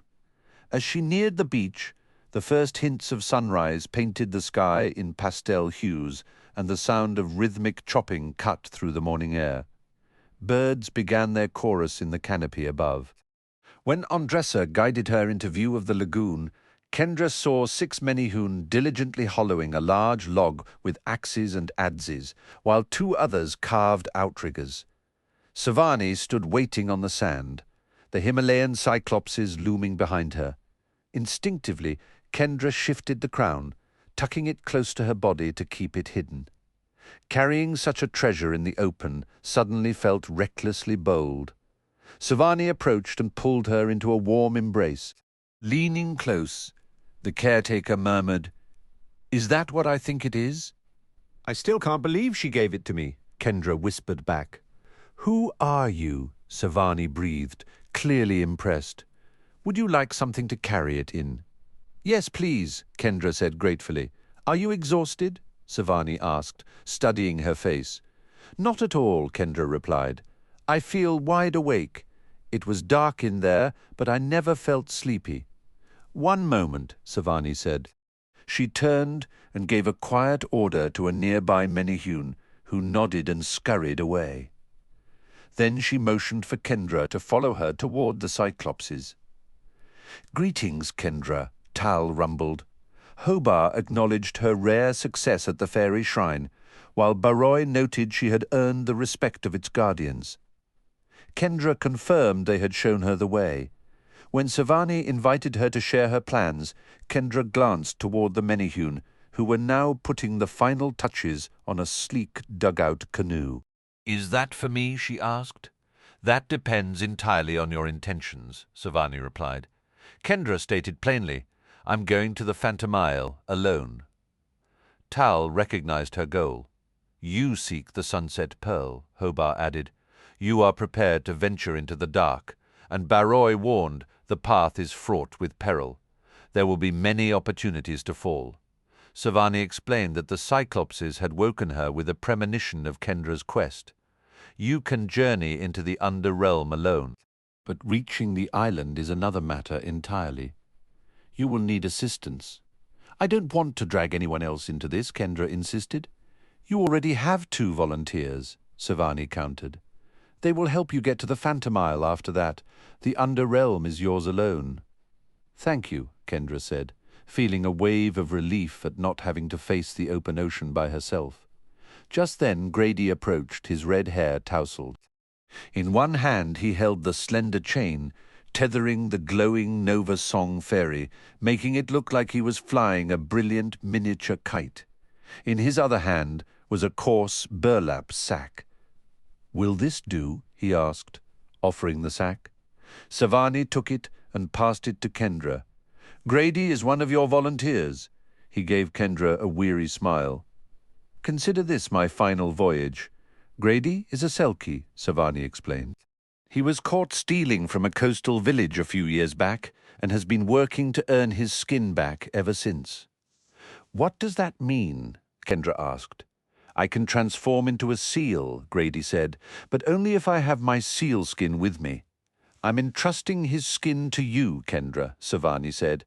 "Once you arrive at the Phantom Isle, you will give it to him as his payment. Having it returned should give him a fair chance to escape whatever follows." "Don't hand it over early," Grady warned, his expression turning grim. "If you do, I won't be able to think straight. Every instinct will scream at me to go home to my pod. You won't try to take it from me?" Kendra asked, gripping the bundle tighter. "There have been plenty of nights I've wanted to steal it back," Grady admitted with a hollow laugh.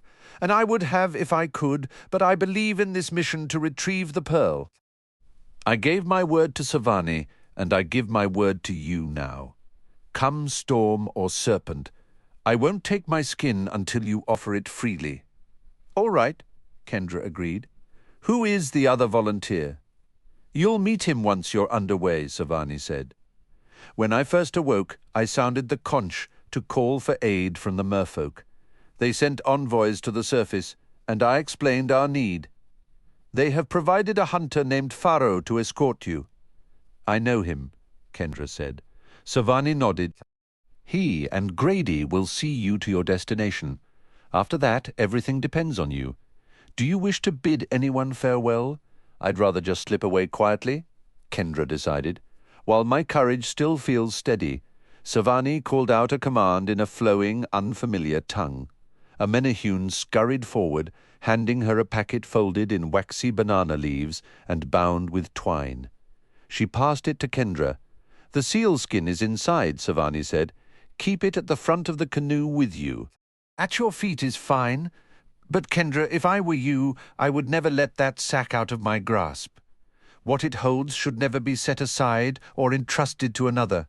"I understand," Kendra said, holding the bundle close. She couldn't help but feel a strange protective surge toward the hidden skin, as if it were a living secret. "Your craft is ready," Grady announced. Kendra turned to see the Menehune had vanished. In their place sat a finished 2-person canoe, complete with twin outriggers for stability. The scent of freshly cut wood, sweet and resinous, hung in the air. Handing the fairy's chain back to Savani, Grady kicked off his sandals, shrugged out of his shirt, and grabbed the front of the canoe, dragging it smoothly into the lagoon's calm water. "They asked if we wanted it painted," Savani mentioned, returning the luminous fairy to Grady. "I told them we had no time for decoration." "They were incredibly fast," Kendra observed. "They placed their strongest enchantments upon it," Savani said. "It is watertight, and it shouldn't give you splinters." The canoe responded eagerly to each stroke of the paddle. It seemed to slip through the water unnoticed by any lurking threats, while subtly attracting the sort of fish one might hope to hook. "Are we going to fish?" Kendra wondered. "I certainly hope not," Savani replied. "That will depend entirely on how distant the Phantom Isle has wandered." Grady stood knee-deep beside the wooden canoe, having secured the fine chain of the Nova Song to its prow. The small, scaly fairy perched on the bow, and Kendra felt a sudden, heavy certainty that it was time to leave. "Please tell my friends I love them, and that I'm sorry for leaving like this," Kendra said, her voice tight. "I will come back. I will make them understand," Savani assured her. Tal promised fair weather. Hobar urged her to hold fast to her purpose. And Baroy added, "Return with honor. Many are counting on you." "I know," Kendra whispered, wondering how it was possible to feel any more weight upon her shoulders. She waded out, placed the wrapped sealskin bundle in the front of the canoe, and climbed aboard. Grady passed her a paddle, gave the canoe a shove into deeper water, and then climbed into the stern with his own. Looking back, Kendra offered a final wave. Savani and the Cyclopses lifted their hands in a silent farewell. She dipped her paddle, helping Grady guide them out of the tranquil lagoon. A frantic thought echoed in her mind. "What are you doing? Have you completely lost your senses? Are you truly setting off to storm the Underrealm by yourself? Who do you think you are?" Her fingers brushed the shape of the crown through the sack on her lap, and a thread of stubborn confidence wound through her doubt. As the canoe cleared the lagoon, a figure emerged from the water, gripping a spear tipped with what looked like a carved crab claw. "Welcome, Kendra," he said. "Well met." "Hello, Pharaoh," Kendra replied. "Are you here to guide us to the island?" "When Savani's message reached us, I knew I had to come," Pharaoh stated. "You not only drove off the deep dwellers and restored our guardians, you destroyed a demon who has haunted these waters for ages. Now you embark on a quest to save this very sanctuary. You'll require aid to slip past Jibaro. If you possess the courage to enter the Underrealm alone, I am resolved to help you avoid the great sea dragon." "Does Savani often call for the merfolk?" Kendra asked. "Rarely," Pharaoh admitted, "and in truth we do not always answer. Let's simply say that after all your assistance, we are listening more closely to the needs of the surface world." "I am Grady of the Selkie," Grady announced from the back. "We are thankful for your help." "The honor is mine," Pharaoh said. "We require a heading." Kendra turned her attention to the Nova Song, still poised on the bow. "Which way do you wish to go?" Kendra asked her. "You instructed me not to steer toward the darkness," the fairy answered. "I am resisting the compulsion." "I promised you could follow your instincts soon," Kendra reminded her. "You may do so now." "Thank you," the Nova Song said, "and I promised that when you permitted me to obey my nature, I would give you my name. I am Mizarine." "Thank you, Mizarine," Kendra said. "And thank you for not commanding me to share it before I was ready," Mizarine replied. She fluttered forward until her chain grew taut. "The darkness lies this way." "We have our course," Grady said, digging his paddle into the water. "Ask her how distant it is." "Is it far?" Kendra inquired. "For me, unshackled, less than 2 hours," Mizarine said. "At our current speed, perhaps half a day or more." "Half a day is manageable," Grady said. "I can paddle faster than this, and I do not weary easily." "You are fortunate," Pharaoh noted. "The Phantom Isle roams widely. It could have been many days' journey. What if it moves before we arrive?" Kendra asked. "It is possible," Pharaoh conceded. "There is only one way to discover the answer." Kendra began to paddle.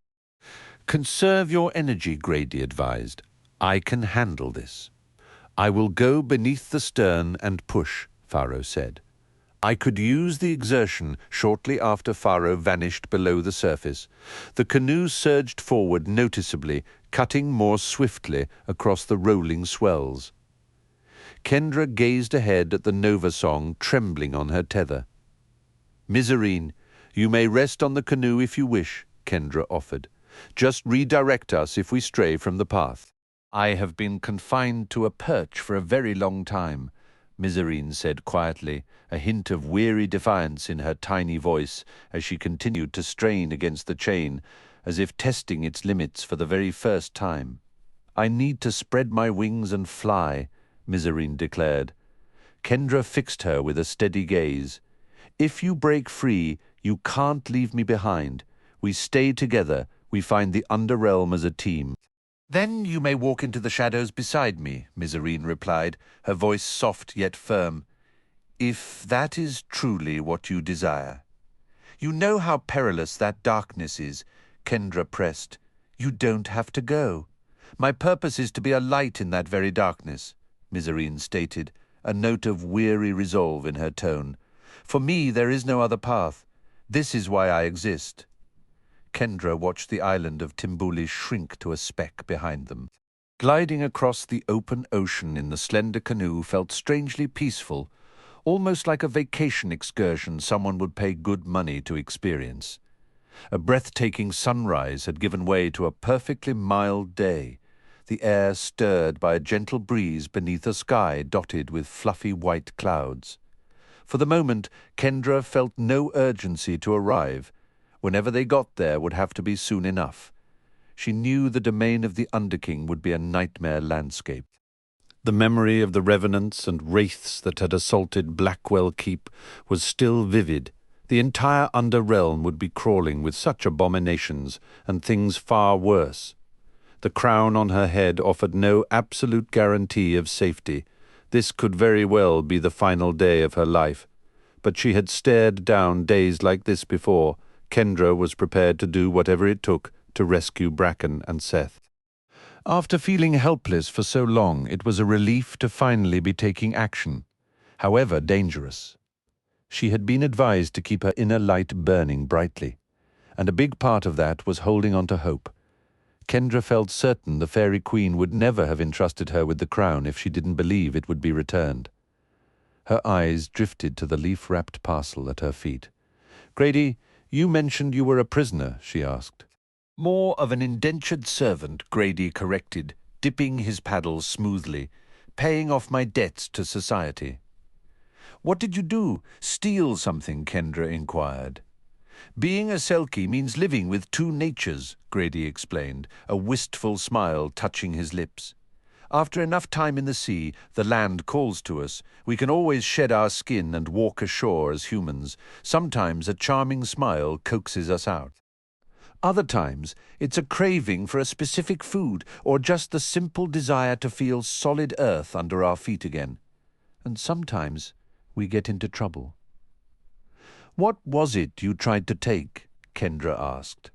"A jade figurine from a memorial dedicated to the Oceanidids," Grady admitted. "I took a liking to it and decided it belonged in the ocean depths, not gathering dust on some shelf. But coming ashore is always a gamble. If someone takes our sealskin, we're trapped, forced to live as clumsy humans until we can get it back. Savani found yours," Kendra guessed. "No ill will on my part," Grady said with a shrug. "She was well within her rights. It's happened before, and it'll probably happen again. After a while, living as a man, it starts to feel normal. But the call of the sea, it never really goes away. It just gets louder." "Does your whole way of thinking change when you're a seal?" Kendra wondered. "Completely," Grady confirmed. "It's a different existence altogether. New instincts, new abilities. Once I'm back in that form, my human worries just dissolve, at least until the next time I feel the pull of the shore." "Thank you for helping me," Kendra said sincerely. "I know how risky this is. Whether I'm thinking as a seal or a man retrieving the Sunset Pearl helps the sanctuary," Grady reasoned. "And let's be honest, I'm not doing the heavy lifting here. I'm in awe that you're walking into the Underrealm alone. My part is small compared to yours. Besides," he added with a lighter tone, "this way I get my skin back ahead of schedule." The sun was nearing its zenith when a hazy smudge materialized on the horizon ahead. As they drew closer, Kendra saw it was a bank of dull grey mist, clinging to the water like a filthy blanket. "We're nearly there," Mizarine announced, her bat-like wings beating with renewed vigor. "It's inside that fog?" Kendra asked. "Yes," Mizarine said, her voice suddenly tinged with a giddy, almost sarcastic excitement. Isn't it just absolutely delightful? Maybe we should stop and make a plan before we charge in, Grady suggested, dragging his paddle to slow their progress. Miserine only pulled harder against the harness. At that moment, Pharaoh surfaced beside the canoe, resting a muscular arm on the outrigger as he peered toward the ominous mist. "The moment we enter that fog, Jibaro will be on our trail," Pharaoh warned, his voice low. Grady leaned forward. "What's our play here?" "We need speed," Pharaoh replied without hesitation. "All of us working in unison to drive this canoe to the island. If the dragon shows himself, I'll draw his attention, I'll provoke him and lead him off course." "You'll get yourself killed," Grady argued, his grip tightening on his paddle. "I'm swift in these waters, and I've faced large predators before," Pharaoh countered, a flicker of defiance in his eyes. He had once told Kendra a story of outmaneuvering a giant squid in the kelp forests, a tale that now felt chillingly relevant. "I'll find a way out. Your only job is to get Kendra to that shore. Don't stop for anything. We should release the Nova song from the boat," Grady suggested, turning practical. "Kendra can hold the chain directly. We might need to move faster than this canoe can carry us." Grady moved to the bow, his movements efficient. He unfastened the delicate, shimmering chain from its mount and passed it to Kendra. For a brief second, his gaze dropped to the leaf-wrapped bundle at her feet, the sealskin, before he returned to the stern and readied his paddle. "You pushing from below?" he called out. In answer, Pharaoh gave a sharp nod and dove, his tail cutting through the water with a silent splash.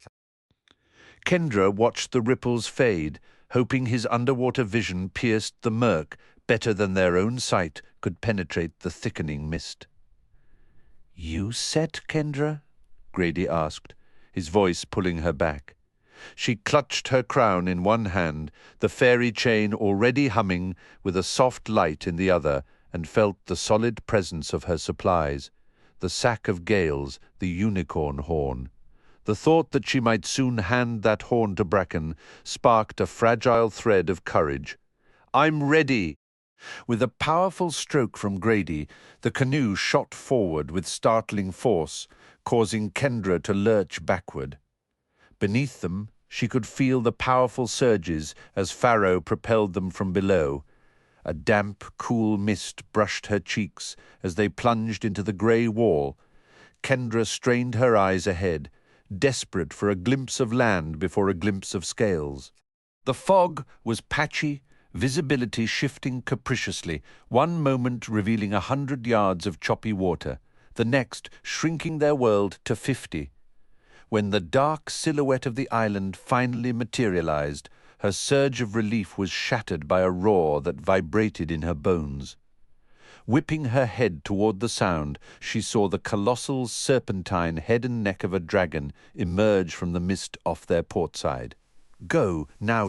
Pharaoh's voice shouted as he broke the surface, charging not away from, but toward the beast, his spear held high. "I am Pharaoh of the merfolk," he bellowed, his voice carrying with unnatural volume. "I've come to end the reign of the sea tyrant Jibaro. You must be his runt of a cousin. Go and fetch your betters." The dragon's answering roar was a physical blast of fury. Pharaoh immediately altered his course, streaking away from the island to pull the monster's focus from the canoe. Grady paddled with frantic, desperate strokes.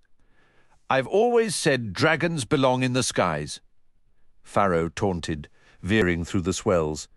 "They're a vision of grace up there, riding the wind. Sea dragons, they're just bloated, sluggish things. They flop about like overfed seals and have all the grace of a sinking log." The island's details grew clearer. Crumbling stone battlements fused with sharp, tooth-like rocks.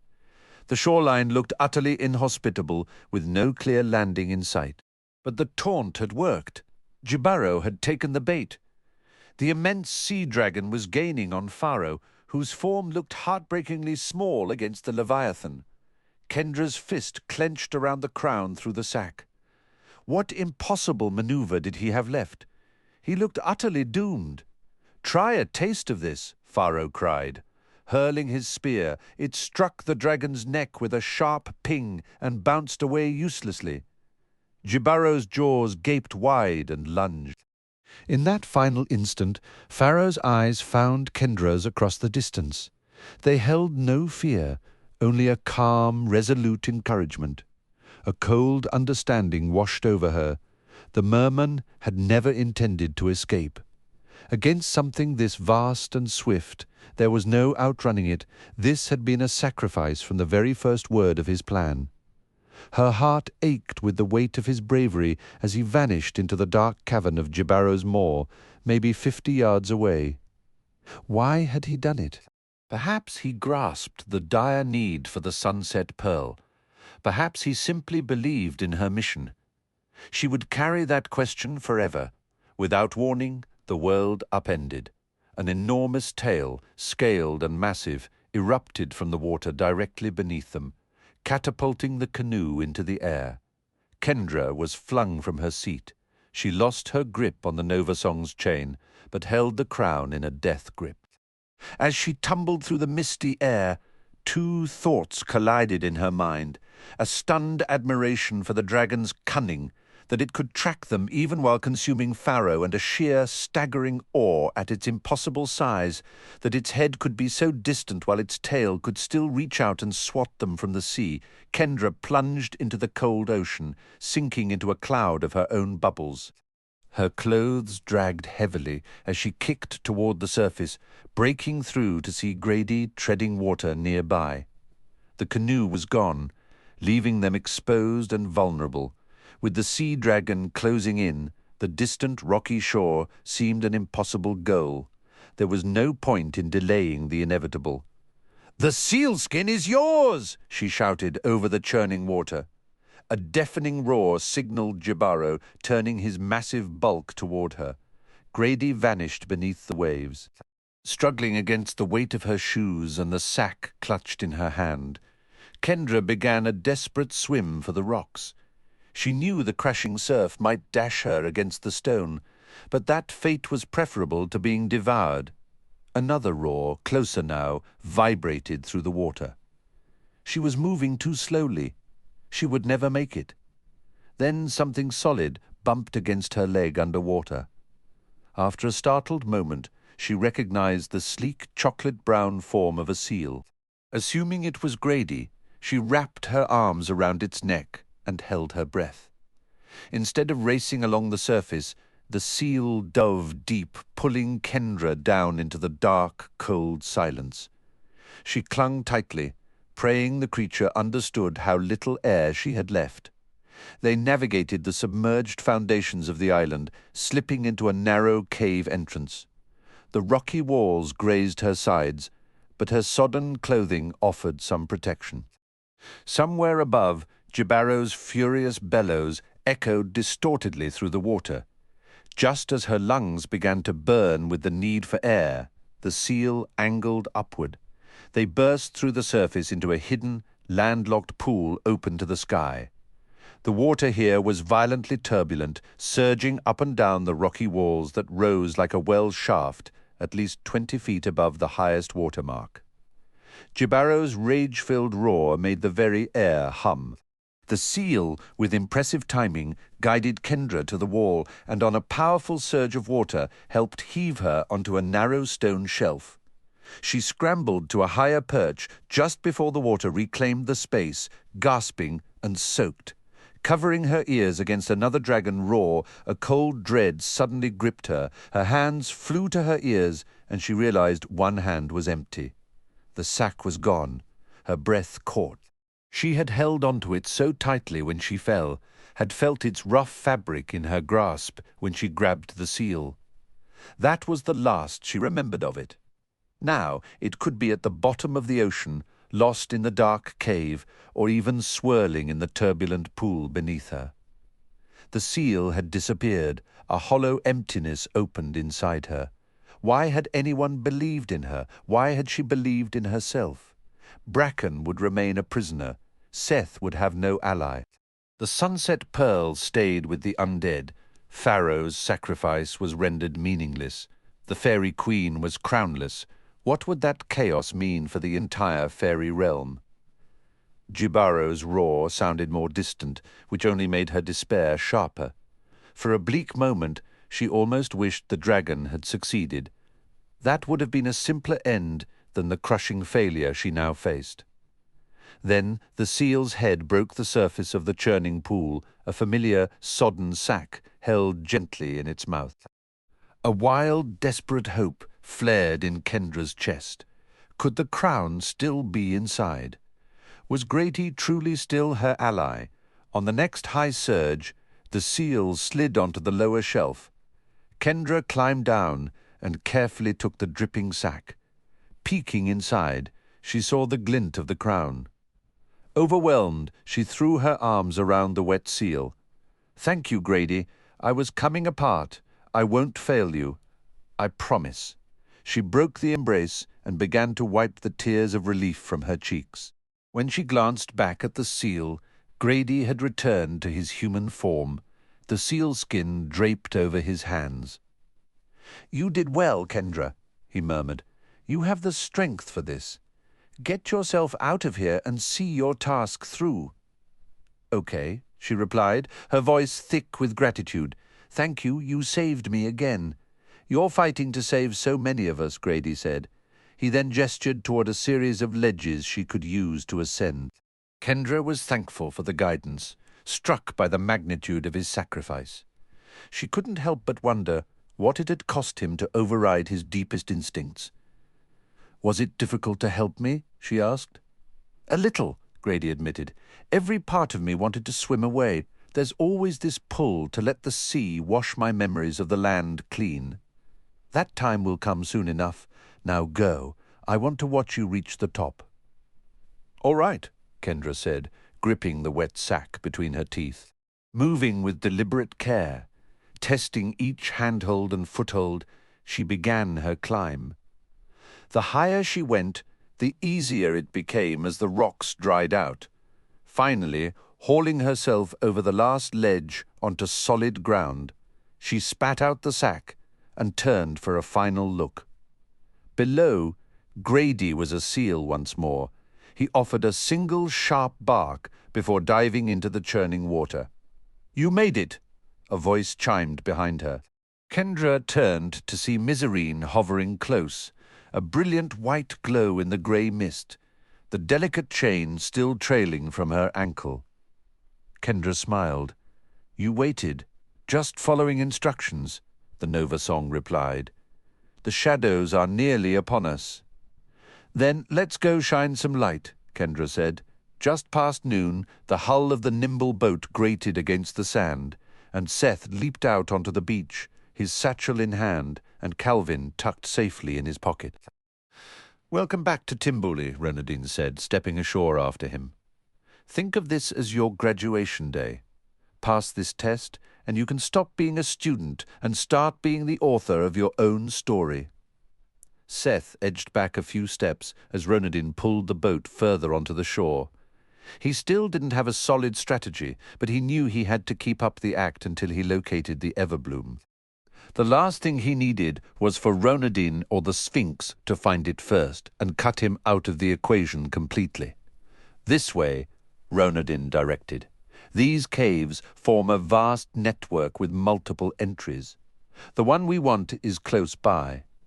Seth trailed Ronadine onto a narrow path winding between broad philodendron leaves and sweet-smelling anthuriums. The day was pleasantly warm, less sticky than usual, with a soft breeze stirring the air. It felt like a bizarrely peaceful day for what might be the hardest decision he'd ever make. Ronadine carried a duffel bag, and Seth's mind raced with guesses about what could be inside. They veered left off the main trail onto a faint overgrown track. After weaving through dense foliage, they arrived at a cluster of massive boulders. Between the two largest ones, a narrow crack split the earth, just wide enough for someone to squeeze through. "This isn't a cave," Seth protested. "It's the entrance to one of the most extensive cave systems on any island in the world," Ronadine corrected. He set down the duffel, unzipped it, and pulled out a small garden trowel. Use this to dig up the flower. The everbloom is hardy, but do your best to keep the root system intact. Then he produced a simple ceramic pot. Plant it in here, pack the soil firmly around it. Got it, Seth said. Time for your ointment, Ronadin announced. I'll give you some space. Once Ronadin had moved out of sight, Seth stripped down and removed the wide stopper from the jar. He scooped a generous portion of the ointment for Calvin, who set to work inside the pocket. Need a hand, Seth whispered. I'm all set, Calvin's tiny voice replied. You gave me enough to swim in. Your pocket might be a disaster zone later, though. Seth slathered the bluish gel over his entire body, leaving his skin slick and greasy, but he hoped shielded from the intense heat he was about to face. By the time he finished and pulled his pants back on, more than 3/4 of the jar was empty. Ronodin, Seth called out, "Can you get my back?" "Of course," the reply came from a distance. "I managed most of it myself," Seth said. "I think I skipped over a section in the middle there." Ronodin walked over, took the jar, and started spreading the salve. "Does it help to know I'm watching out for you?" "Right now," Seth replied. "Absolutely. I'd prefer not to burst into flames. What about my clothes? The material touching the ointment on your skin should make your clothing heat-resistant as well. You can rub a bit more onto the fabric if you want to be certain. Your back is finished." "Thanks," Seth said, pulling his shirt back on. "Isn't a partnership like ours fascinating once trust has completely fallen apart?" Ronodin inquired, his tone casual. "Trust isn't completely gone," Seth countered. "No?" Ronodin raised an eyebrow. "I'm going after the everbloom. You're allowing it. I trust that you have powerful reasons to act in your own self-interest," Ronodin stated. "I believe it's so logical for you to retrieve the flower and hand it to the Underking that you might actually follow through. And I'm equally aware you might choose not to." "Giving the flower to the Underking is my ticket to freedom," Seth insisted. "You can trust that I want this chain removed. But with you, I'm never sure what to believe." "Probably a smart stance," Ronodin answered. "Trusting anyone is a clumsy business. People are consistently flawed and unpredictable, but if you have to place a bet, wager on them serving their own desires." "Is that why your own goals are so murky?" Seth asked. "To make it difficult for anyone to predict your next move." Ronodin's lips curved into a smile. "A sharp observation. You could have been an exceptional student." "Could have been. If you had genuinely wanted to learn from me," Ronodin clarified. "You're a remarkably skilled teacher," Seth acknowledged. "Have you learned enough yet?" Ronodin probed. "What do you mean, let's pretend everything the hidden sage told you is accurate?" Ronodin proposed. "Kendra and Bracken have given you their viewpoints. Others probably have too. Considering all you've heard, how much do you think you can actually trust the so-called forces of light? What do you believe they truly want from you?" Seth paused, weighing his response. "They behave as if they want to help me." Ronodin let out a short laugh. "They want to do what they do best, Seth. They want to lock you away. They'll dangle kindness if you cooperate. But don't be fooled. You've shattered their rules. They see you as a danger that needs to be contained." "Maybe," Seth murmured. The idea hadn't occurred to him, and he found it unsettling. A sudden, vivid memory flashed in his mind, not his own, but a feeling of cold stone and the echo of a distant slamming door. He pushed it aside. "You genuinely don't grasp it," Ronodin continued, his voice dropping to a conspiratorial, almost sarcastic whisper. "They cage dark creatures. They will imprison you simply for what you are, the same way they'd cage a phantom or a dragon. You have willingly committed crimes against them, Seth. You obliterated an entire dragon sanctuary. You caused the deaths of some of the guardians at Wormroost. I have confirmation of that." "You weren't truthful about what I was doing," Seth said, his stomach twisting at the thought his actions had led to fatalities. He desperately hoped Ronodin was fabricating that part. Really? Renaudin challenged. Are you going to tell them you unleashed wraiths and revenants without considering anyone could get hurt? Would you forgive a shooter for not understanding how a firearm works? How many would need to die before you stopped excusing his ignorance? You deceived me, Seth argued, his voice tight. I didn't comprehend what I was doing. I didn't have my memories. I still don't have them all. You don't need to convince me, Renaudin said, spreading his hands. I'm on your side. Bracken and his allies were holding creatures captive. The only crime those wraiths and revenants committed was existing as they were meant to. Jailers accept the risk of being harmed by their prisoners. In my view, you are a hero, Seth, a liberator of the oppressed. The issue is how Kendra and Bracken interpret your actions. It's their perspective, their laws, that judge you guilty. Why are you telling me all this? You might wish to believe you once belonged with them, Renaudin said, his tone shifting back to a calm, almost philosophical certainty. Let's imagine you did. Even if that were the case somewhere in that hypothetical past, you don't belong there anymore. That door is closed in their eyes. Your offences are too severe. In their eyes, your very nature is too shadowed. They'll draw you in, accept what you give, then fasten you into a restraint and abandon you in a cell. Maybe I deserve to be locked away, Seth replied. Maybe you do as well. Renaudin offered a sorrowful smile. You have to believe that if you ever hope to return to them, you must embrace the idea that you are a villain, a monster, because that is exactly how they will treat you. Among their ranks, you'll forever be an outsider. With me, you are a valued student. You have so much to contribute. Your intentions are good. You're just starting to understand what you're capable of. You could actually help shape this world for the better. Or you can let them imprison you and forget you exist.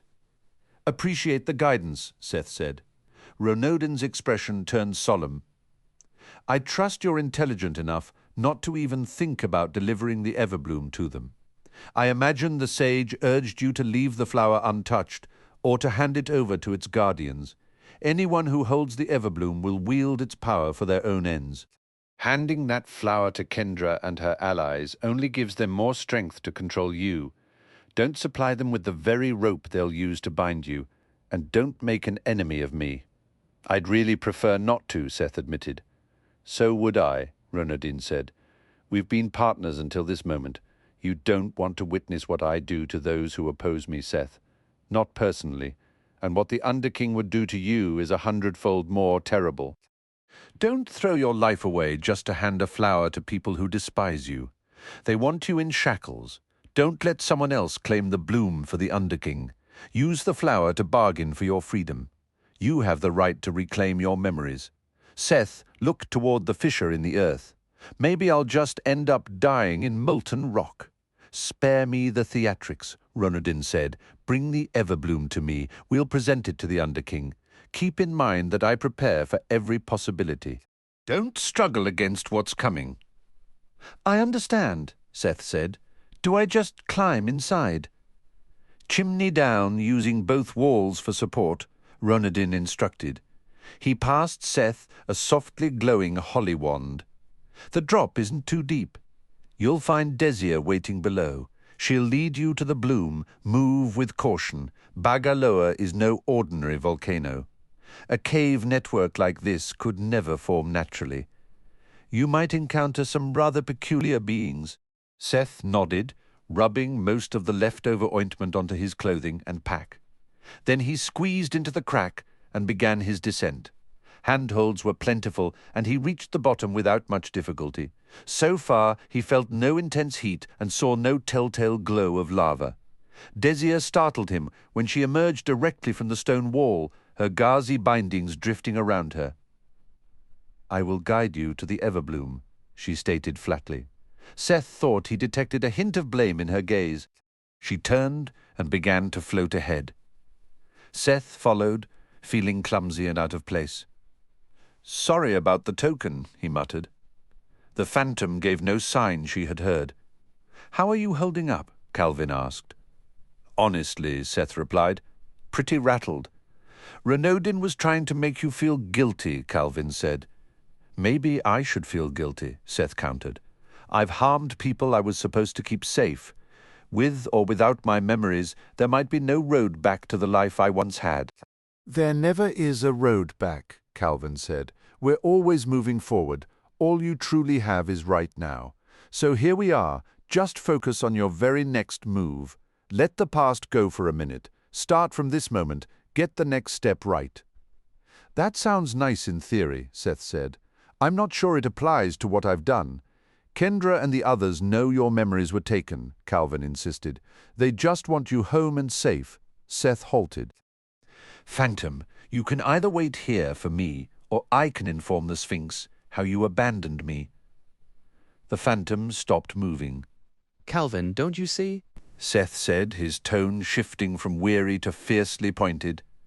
If what you're saying is true, if Kendra and the so-called heroes would actually forgive me, that almost makes it harder. I know what I did, Calvin. I may have been played, but I wasn't coerced. If I was a traitor, if I unleashed evil and caused ruin, if people died and a sanctuary fell because of me, then I have to carry that. I don't know how I'm supposed to. You've been placed in an impossible position, Seth, Calvin said gently. Seth, I can see you're wrestling with who you're meant to be. That's clear, and you'll find your way, but only if you keep pushing forward. He let out a long, weary breath. Part of me wants to quit, but I won't. My real fear is that every step I take just makes things worse for everyone. We all leave a mark. Sometimes on others, sometimes on ourselves, Calvin replied. When you make a mistake, you learn from it. You grow wiser, then you fix what you can. What about the flower? Seth pressed. What's the next move? We've made it this deep, Calvin said. Might as well see it through. Seth crossed his arms, his gaze fixed on the rocky floor. What was the alternative? Sit here and feel sorry for himself until Ronaldine tracked him down. Lead on, Phantom, he muttered. As Desir glided ahead, Calvin added, Besides, you could be onto something. We might just get toasted by lava before we even arrive. Trailing the spectral guide through the winding caverns, Seth soon lost all sense of direction. The atmosphere grew stifling. One chamber was veiled in steam seeping from thin cracks underfoot. Another held a bubbling hot spring in the corner, filling the space with a thick, sulphurous smell. Certain passages forced him to turn sideways to squeeze through, while other vast rooms soared with stalagmites towering many times his height. The glow from his wand often failed to reach the distant ceiling, leaving shadowy side tunnels mysterious. Were they deep roots or dead ends? Absolute silence from here, the Phantom breathed. Spotting a crimson radiance ahead, Seth cupped his hand over his wand's light and moved with caution. In the adjoining cavern, a mass of dark, crusted lava pulsed with fiery light through its fractures. Arm-length millipedes, shimmering with heat, skittered across its surface, some vanishing into the glowing crevices. Seth knew no natural creature should survive such scorching temperatures. The deeper he went, the hotter and drier the air became, until the very stone around him smelled like a kiln. He passed through a room where most of the floor was a seething scarlet lake of molten rock. Without the protective ointment, he was sure his clothes would have ignited from the sheer radiant heat. Instead, he found he could endure it. The salve seemed to cool the air he breathed, and the ashy fumes didn't choke his lungs. Desir led him onward, past more glimpses of flowing lava, until they entered an enormous cavern. Here, a viscous lava cascade dripped down one wall, and hissing geysers sputtered in the distance.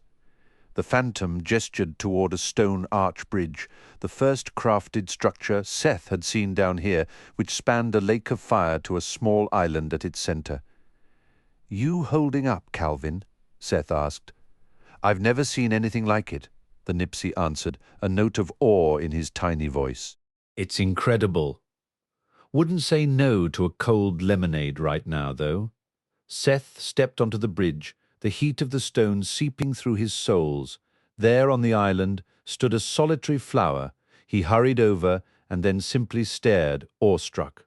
The blossom emitted its own light, glowing like a stained glass window lit from within.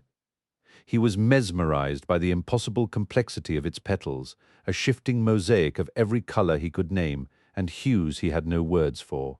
It was a living kaleidoscope. If he blinked, he opened his eyes to a completely new, vibrant pattern. "It's a marvel," Calvin whispered. "It's breathtaking," Seth said, sinking to his knees. The golden stem and leaves shone like polished warm metal. The everbloom itself was no larger than his clenched fist, the stem barely a foot high.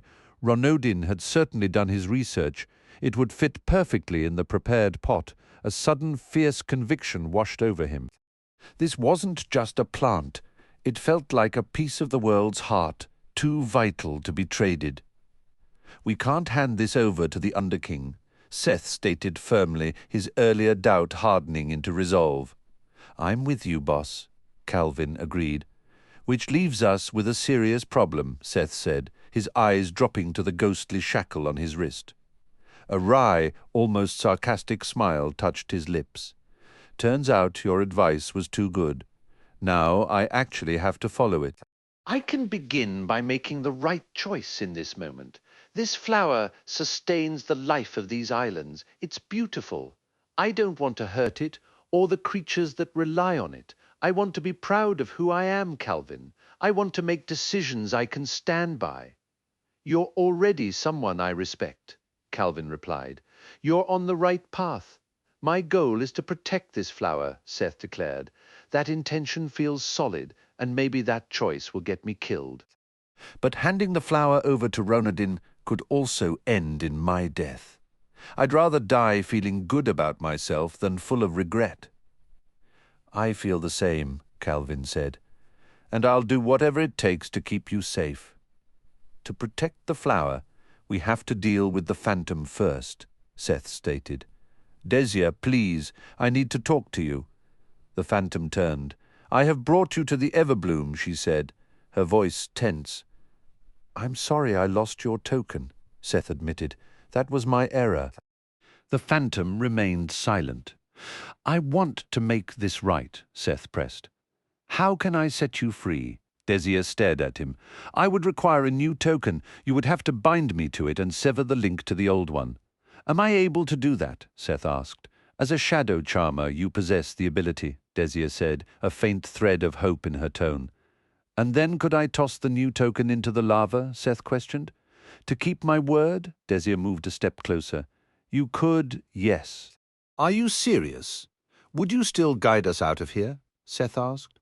"Once my token was destroyed, you would have no hold over me," Desia explained. "But I give you my word. I will lead you from these caves if you perform this service, and I will speak of you with honor from this day forward. What could work as the new token?" Seth inquired. "I must feel a bond with the object," Desia said. "Take a leaf from the Everbloom. Would that give you too much power?" Seth wondered. "Once plucked, the leaf loses most of its capacity to greatly empower me," Desia clarified. "But it will retain a trace of inherent energy, which will make the task of transferring the connection easier for you." "Will the leaf grow back?" Seth asked. "The Everbloom is a living thing," Desia said. "It sheds leaves and petals like any other plant." Seth knelt beside the radiant flower.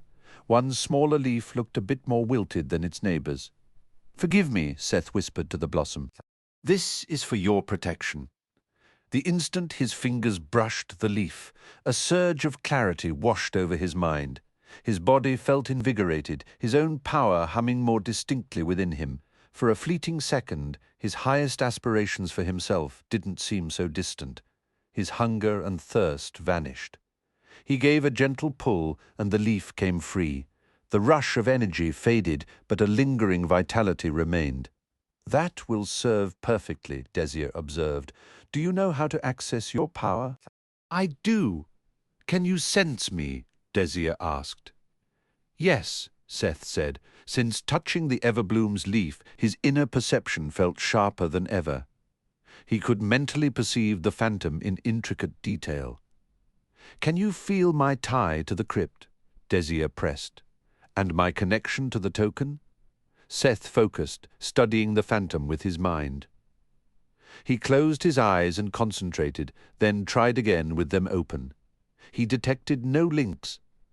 "I can't," Seth said, frustrated. "Keep trying," Desia urged. "Unless you can perceive my bonds, you cannot break them. You must forge a link between me and the new token. Let the new token share my connection to the crypt, and then sever the tie to my current token." The doll's Seth felt no hint of the connections she described. He was aware of her presence, and that was all. His gaze flicked to the everbloom. Holding the plucked leaf in one hand, Seth reached out with the other and lightly touched the flower's silken petals. Immediately, a potent wave of energy flooded his senses, and his mind became razor-sharp. He fixed his attention on the phantom. Now the dark cord-like tether binding her to the crypt was unmistakable, and so was the murky channel of power linking her to the doll. That channel felt corrupted, as if someone was actively meddling with it from afar.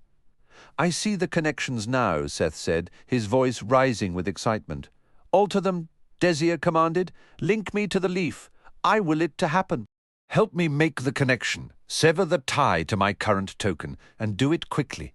If they realize what we're attempting, they'll try to drag me back." Seth reached for the power within him. The shadowy energy he used to extinguish torches felt vibrant and awake after touching the everbloom. Channeling that force, he tried to forge a link between Desia and the leaf, but the phantom's existing bond to her doll pushed back, stubborn and strong. Seth focused on that distant tether. He couldn't pinpoint where the doll was, only that it was nowhere near them. He willed the phantom free from that anchor, much like forcing a stubborn lock to give way. The resistance intensified, the bond tightening as if to yank Desia into nothingness. A pained groan escaped her. Pushing every ounce of his will into the effort, Seth felt a surge of raw energy flood through him from the everbloom. With a sensation like a taut cable snapping, the connection to the doll shattered.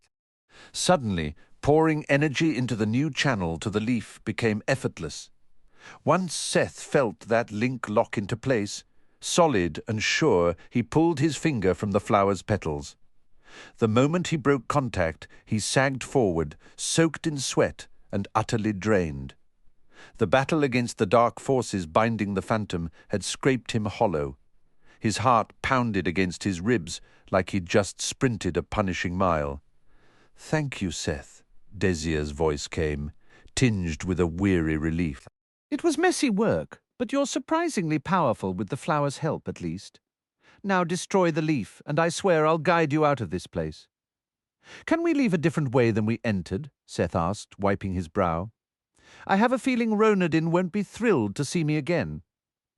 "As you wish," Desia replied. "After a betrayal that left its mark, you've performed an unforeseen kindness."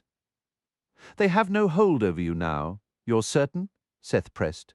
"Correct," she affirmed. "And you won't help them locate the everbloom?" He double-checked. "Never," Desia said, her voice hardening. "They used me. Do you promise? You have my vow?" Seth gave a slow nod. "The flower is probably safest right where it is, but what if Ronodin or the Sphinx find another phantom to assist them?" Calvin's voice piped up from his pocket. "They'd need the ointment to even get in here," Seth reasoned, "and they needed someone like me to recruit a phantom in the first place. Neither of them can charm the undead." "Taking the everbloom would be a huge risk," Calvin added. "I'd wager pulling it out might upset the whole volcano's balance." The phantom let out a low, humorless chuckle. "Any idiot could see that." Seth shook his head, a wry smile touching his lips. "Why does it not shock me that they left that little detail out? Ronodin's always so considerate," Calvin said dryly. Seth walked to the island's jagged edge, peering down at the churning crimson lava below. Even protected by the ointment, the blistering heat was nearly overwhelming. He could only bear to look directly at the molten flow for a few seconds at a stretch. Is this spot as good as any to ditch the token? Yes, Desier confirmed. Seth opened his hand and let the leaf go. It twisted and fluttered down onto the lava, where it vanished in a quick, bright puff of flame. "Thank you, Seth," Desier said, her form seeming to solidify slightly.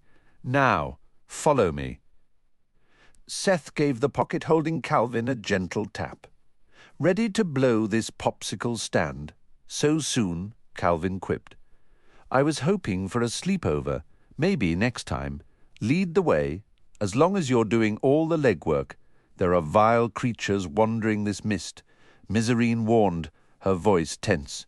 "I'll do my best to steer us clear of them."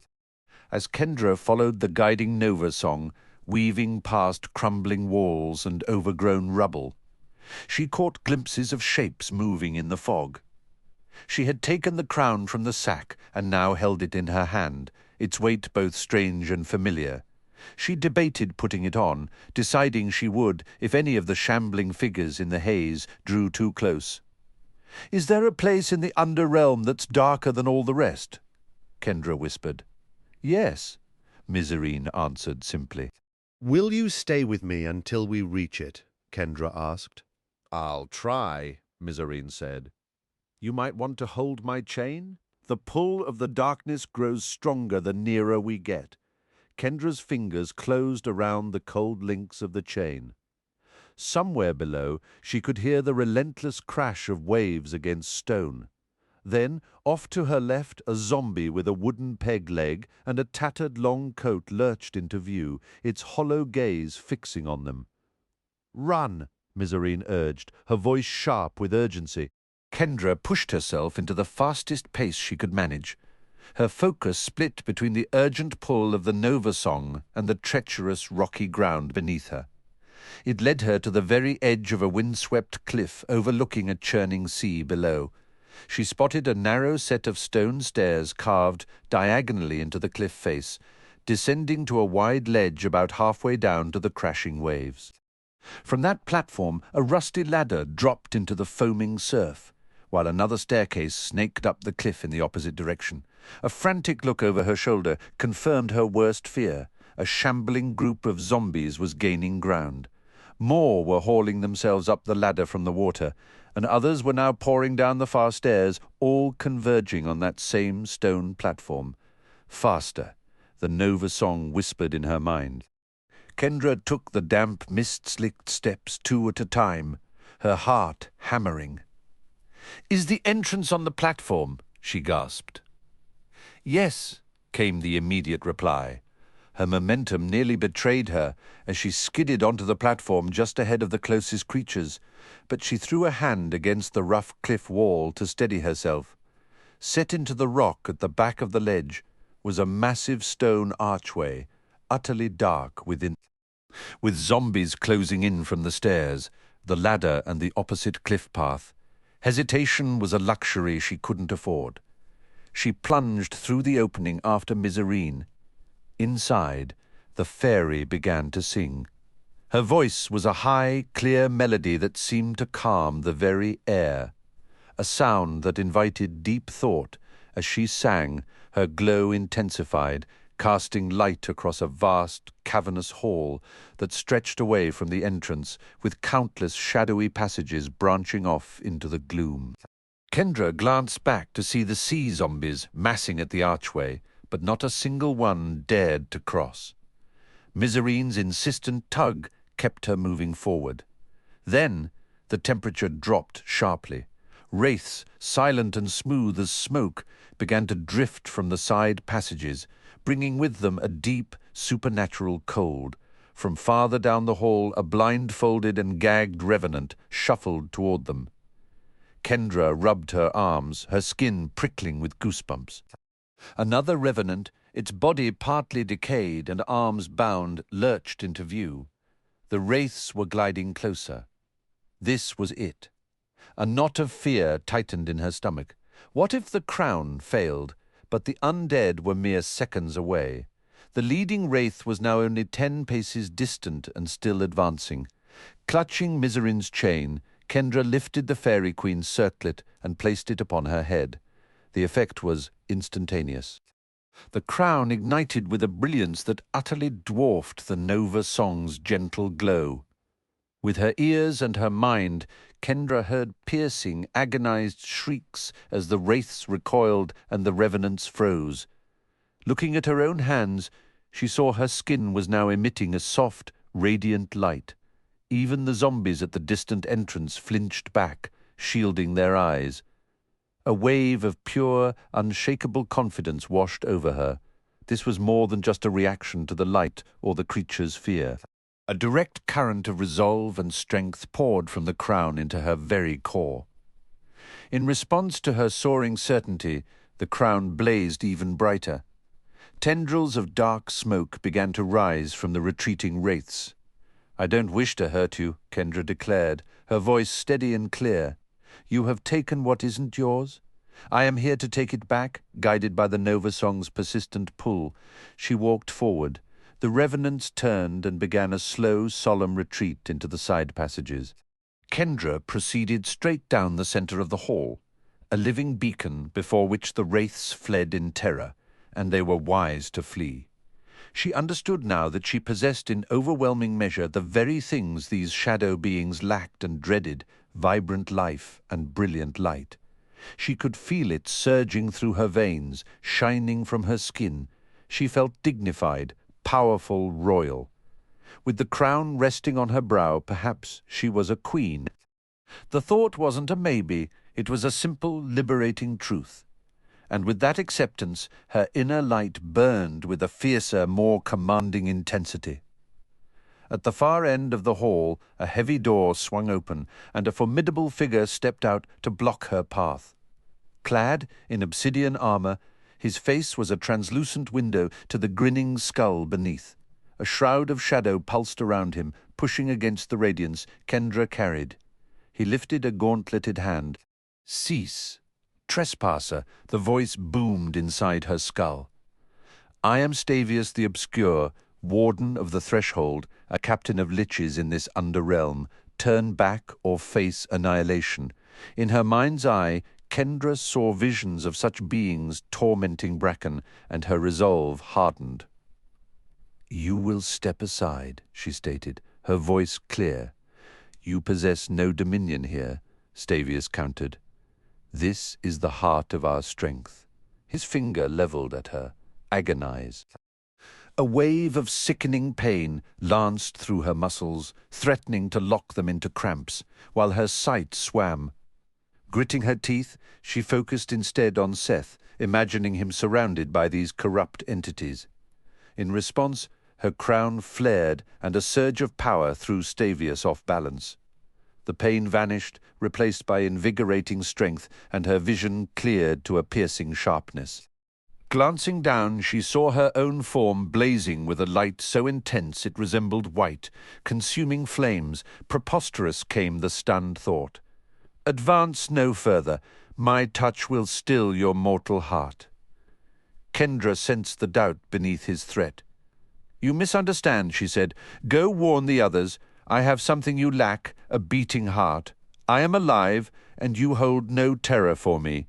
Begone," Stavius commanded. "I considered mercy. That time is past." "I will siphon your life to its last gasp and suspend you there for eons." Kendra continued her advance. The Lich towered over her, a figure that should have been terrifying in his heavy plate. Yet bathed in her brilliant light, he seemed almost insubstantial, a phantom in armor. The Fairy Queen's words echoed. She must hold fast to her courage. To retreat now was to abandon Bracken, to fail Seth, to lose the Sunset Pearl forever. If this spectral guard wanted a game of chicken, he had chosen the worst possible opponent. "I was less than half this powerful when I ended Gorgrog," Kendra reminded him. "Stand down now, or I will scatter you into nothingness, leaving not even a memory of a shadow." The Lich managed one step forward. The next was faltering, and for the third he leaned as if against a gale, managing only a half step. Kendra was nearly upon him. Even empowered by the crown, a primal revulsion made her hesitate to make contact. But as she closed the final distance, his aura of darkness simply unraveled, and his form grew fainter like mist in a strong sun. Planting his feet, Stavius extended a trembling hand. A pang of pity struck Kendra. He appeared pathetic, barely there at all. "You will perish." The words felt hollow. Was it conviction or mere obstinacy? Kendra halted. "I did not come here to destroy you. I don't even know you. Just move. You hesitate." She moved forward again. The lich had become so faint she could barely perceive the brilliant flames that now engulfed him. But the psychic scream that tore through her mind was unmistakably horrific. When she passed through the space he had occupied, there was nothing. Pausing to glance back, she found the hallway empty and wondered if it had ever been so illuminated before. "Make haste!" Mizarine's voice whispered urgently. "The path is short now."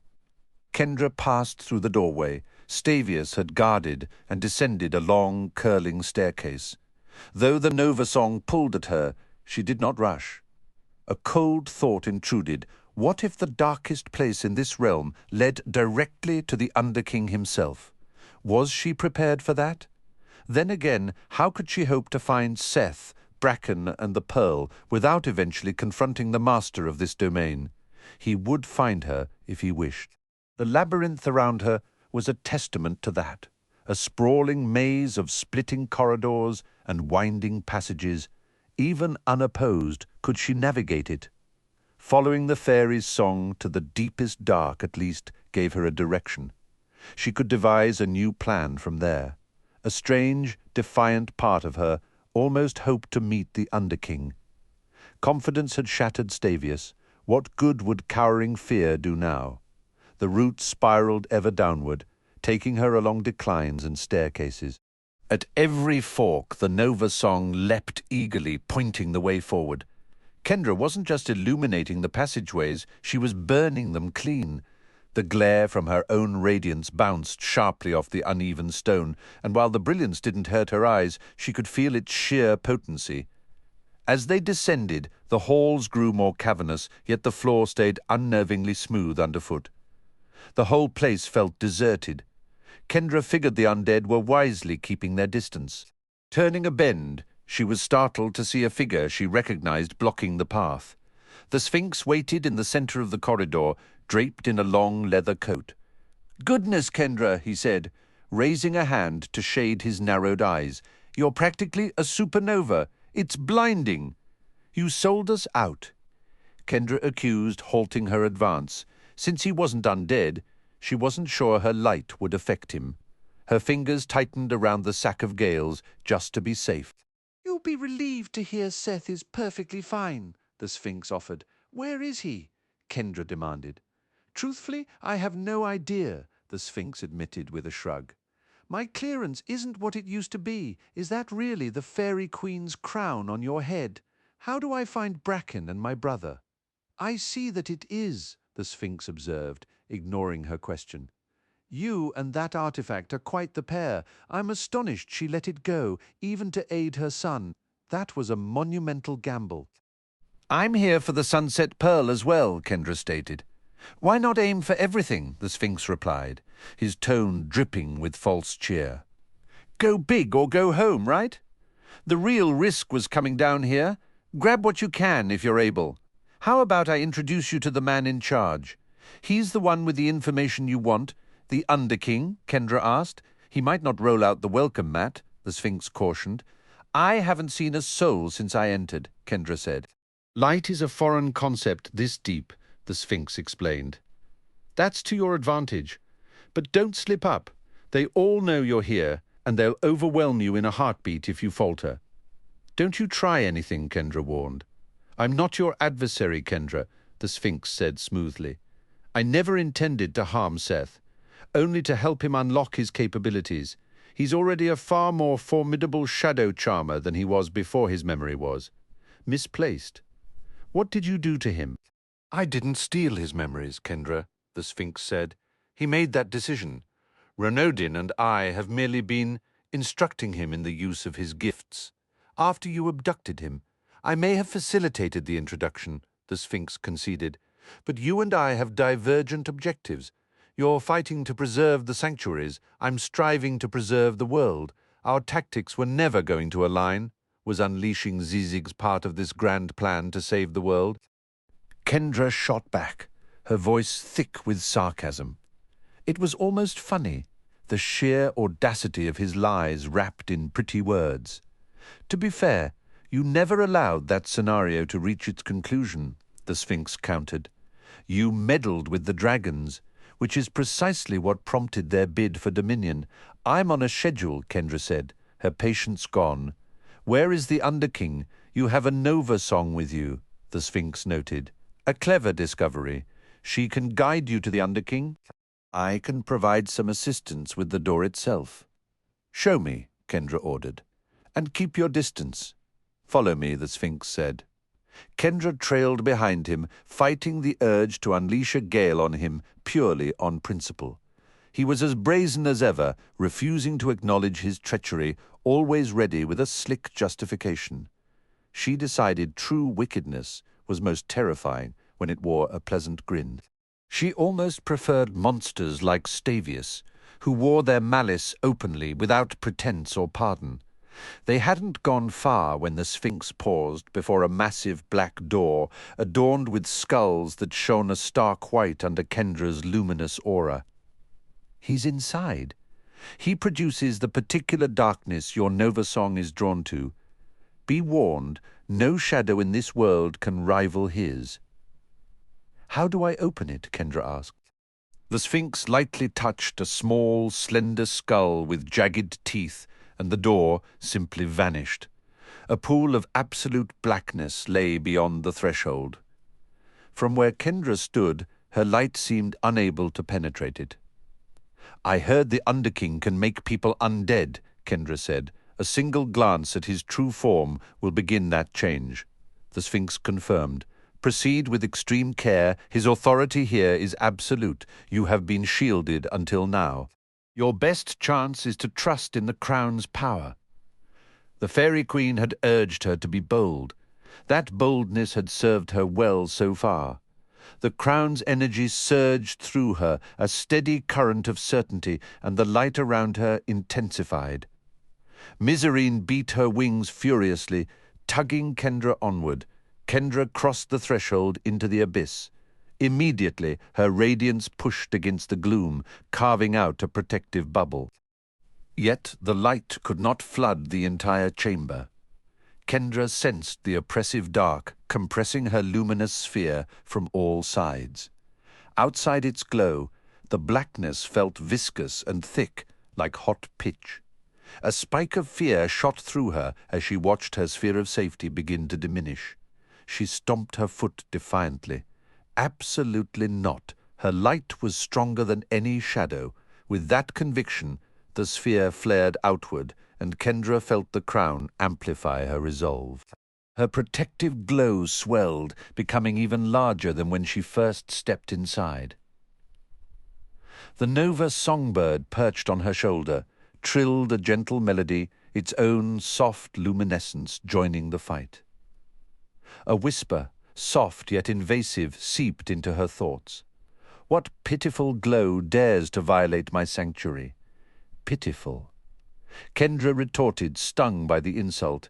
As her light battled the encroaching dark, she became aware of the crown drawing from her own vitality. Gritting her teeth, she focused, channeling more of her strength into the diadem. The sphere brightened and expanded once more. You have brought the crown of my adversary into my domain, the voice noted. A recklessly brave gamble. We'll see about that, Kendra said. Are you the Underking? I am the sovereign of this domain, the voice replied.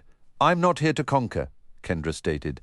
I'm here to reclaim possessions that are not rightfully yours.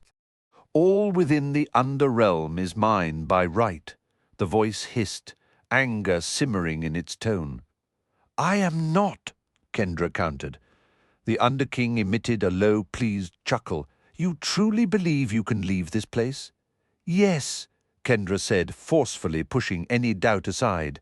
I drew you here, cleared every hindrance, granted you passage, directed the Sphinx to guide you. Kendra fought to keep the words from unnerving her, squeezing her eyes shut in a wave of sudden dread. Was it safer to keep them closed? Would laying eyes on the Underking transform her into one of the undead? Or would blindness in this place be the greater risk? When she dared to open them again, her sphere of light had diminished further, still contracting. Where is Seth? Where is my brother? Why concern yourself with him? Focus on your own plight. The Fairy Queen commands great influence, particularly within her own borders. I would not trespass there. You, however, are no queen. You have wandered far from your place, and now stand on the brink of peril. Would you prefer existence as a lich or a revenant? A lich retains greater power and free will. The choice hinges on your submission. The whispered words were deceptively calm and assured, yet they felt corrupt, as if they were smudging her thoughts with grime. The sphere of light shrank another fraction.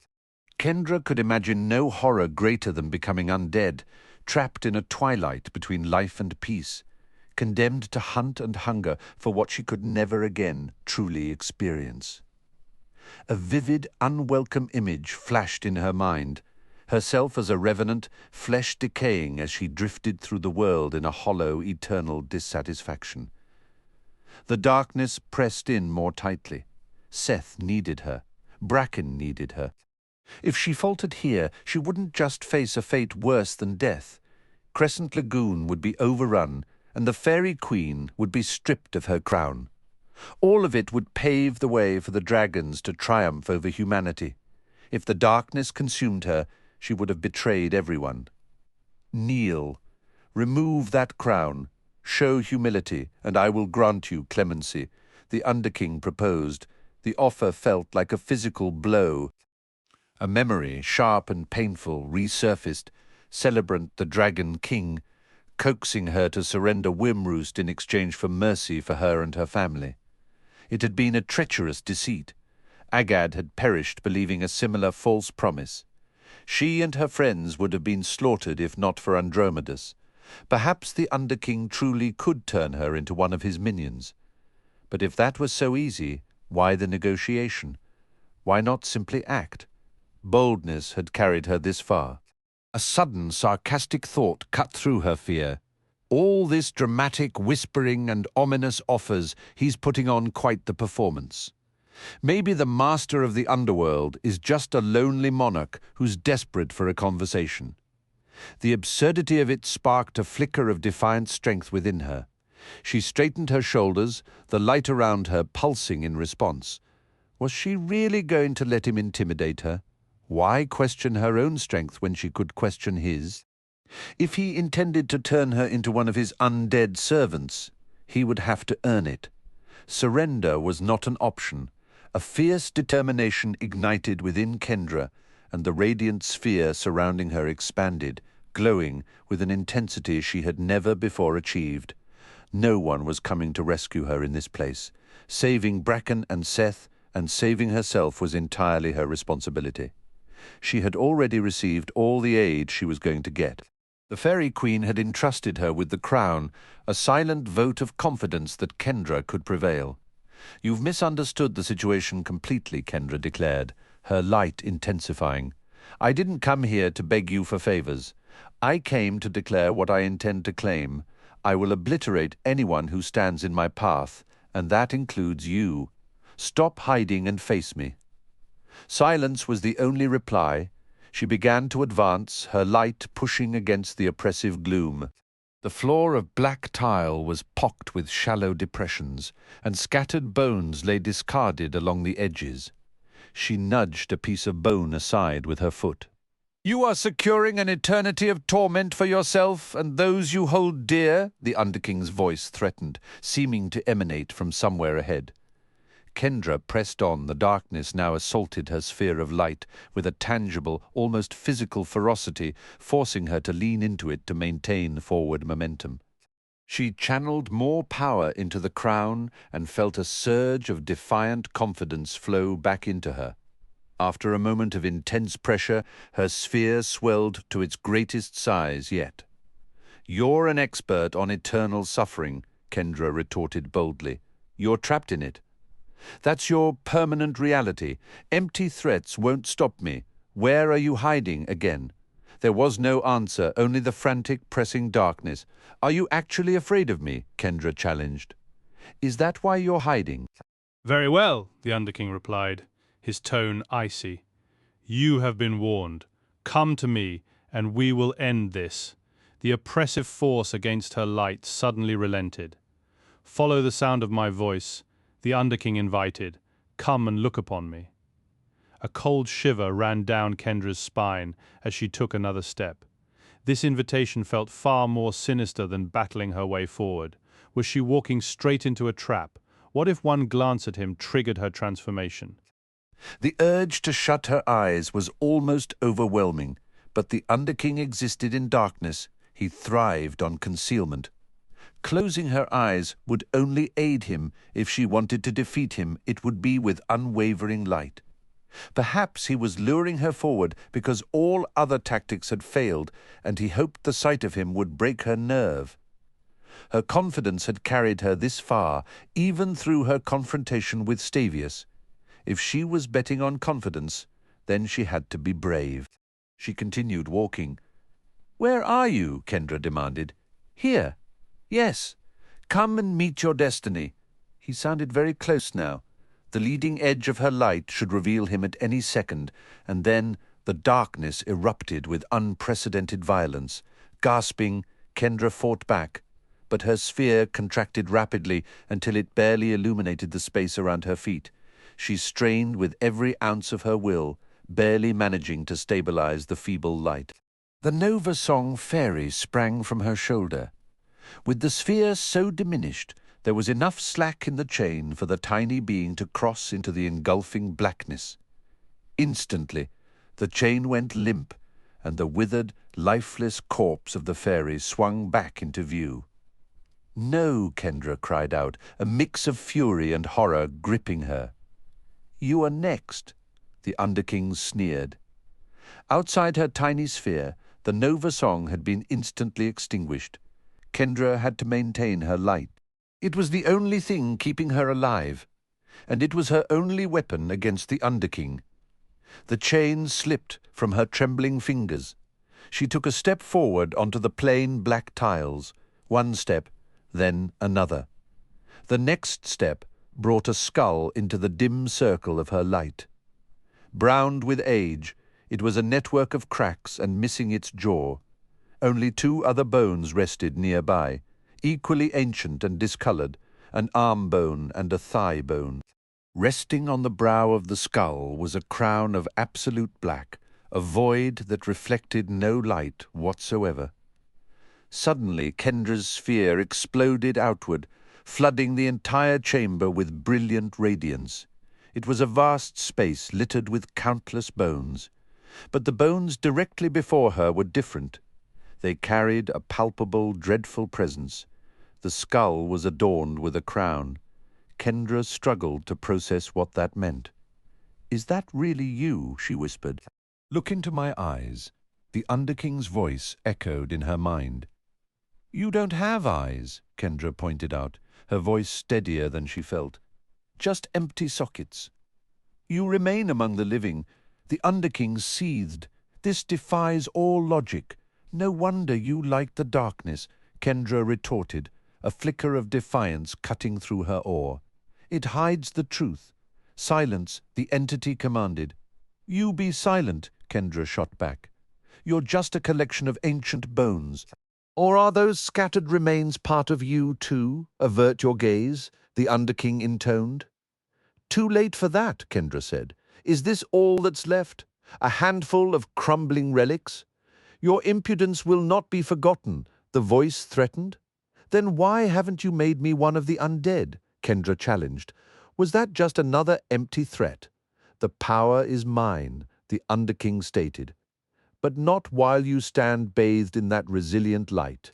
I understand why you lurk down here, Kendra mused, her tone shifting from confrontational to almost pitying.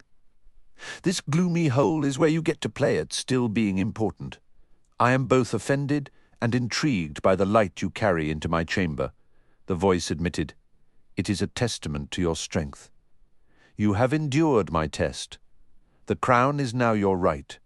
Kendra studied the object. The skull itself was a sad, brittle thing, but the crown was different, a silhouette of absolute darkness shaped like a diadem. Your crown perceives, the Underking murmured into her thoughts. It recognizes the potential of a union, light and shadow combined. You could save your loved ones. You could bring the dragon conflict to an end. Kendra felt the undeniable weight of truth in his promise. A sudden, vivid image flashed before her, a surge of new authority, reminiscent of the Fairy Queen's gift, but profound and somber, offering balance. She could grasp the totality of opposites, light and dark, life and death. The heights and the depths. Rulers would bow, dragons would heed her call. Only a mortal can unite these forces, the Underking pressed. With both crowns, you could challenge the other monarchs. Nothing would be beyond your sight. You would stand above all and see into every secret. You would endure beyond this world. You would outlive the stars themselves. Kendra staggered, bracing a hand against the cold stone wall to keep her balance. This was no deception, but she hadn't journeyed here for power. She had come for Seth and Bracken. The warning echoed in her memory. Take only what was stolen. Why offer me so much? Kendra asked. I do not offer, the whisper slithered through her mind. You have prevailed. The crown is yours to seize, and I'd keep it until I end up looking like you? Kendra asked, a hard edge in her voice. No, thank you. It is your sole chance, the Underking persisted. Stop lying, Kendra said firmly. It would be the end of any chance. I'm not tempted. What I fear is becoming what you are. I won't choose that path. I don't have to listen to you at all. I could shut you out completely. Do not sever our connection, the Underking implored. What's the point of this? Kendra gestured at the dark chamber. Sitting in the dark as a skull? Wouldn't true death be better than this half-existence? It would not, the entity maintained. But you're not alive, Kendra insisted, her pity returning. Not in any way that counts. There might be something beyond this. I believe there is. Why choose to be trapped here? Why not let go? You comprehend nothing, the Underking accused. I won't wear your crown, Kendra stated, but I might take it to the fairy realm. Perhaps the Fairy Queen can find a way to unmake it. My crown is essence of will, the Underking explained. Will exists apart from life or death. It cannot be seized or unmade by another. It can only yield. You cannot destroy my crown. Then I'll take it to the fairy realm and have it sealed away, Kendra said. You could, the Underking replied, and she could almost hear a smirk. You would not be the first to try such a thing. You may resist the crown now, but can you forever? Can the Fairy Queen? What of her court when desperation calls?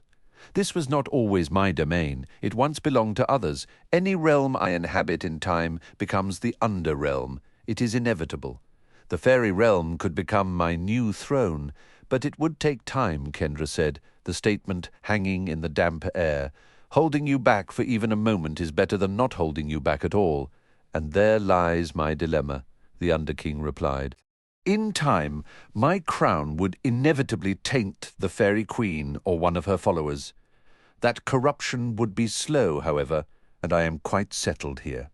Have you truly pondered the upheaval that would follow if you were to carry my crown beyond this place? No physical barriers contain the undead here. They remain for my sake and for the shadow I sustain. To take my crown from this realm is to unleash that shadow upon the world. I'll let the Fairy Queen decide what to do with the crown, Kendra stated. That result is not acceptable to me, the Underking said. It simply isn't worth the disruption. I choose to stay where I am. I seldom negotiate, yet today I am prepared to offer you a bargain in exchange for your leaving. Name your price. First, tell me why you want me to take your crown, Kendra demanded. We are not confined to this skull, the Underking explained. We persist, we are unending. There is a profound certainty in that existence. You could be part of it. We, Kendra asked. We are every Underking. We endure, we expand, we do not perish. You want to absorb me, Kendra realized? You want me to merge into your collective? This is all a terrible deception. You don't die because you were never truly alive to begin with.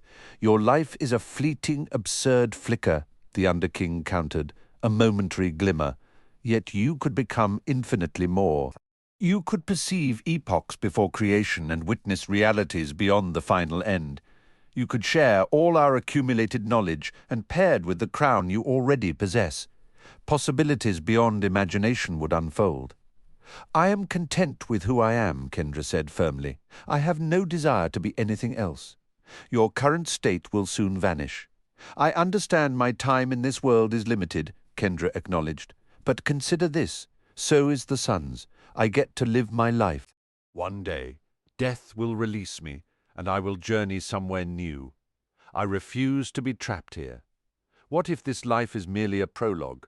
What if death is the absolute conclusion? I don't accept that, Kendra replied, but I would rather embrace that uncertainty than become like you or like any of your servants. An undead existence seems like a perpetual nightmare to me. State your terms. I want Bracken Seth and the Sunset Pearl. Provide me with those, and I will leave you in peace. The skull lay motionless. The Underking offered no immediate reply. You can keep your under-realm, Kendra added. I don't wish to provoke further conflict with you. I have no desire to flood the world with the undead. I will depart, and I won't return unless you give me cause. My true nature must remain concealed. The Underking finally communicated. I'll keep your secret, Kendra promised. I'll simply say we came to an understanding. Revealing your identity is not my concern. I recognize you believe darkness is essential. You may remain hidden. I cannot take the risk. I permit you to look into my thoughts, only to verify my honesty, Kendra interjected. I will keep your secret. You have my word. Intriguing.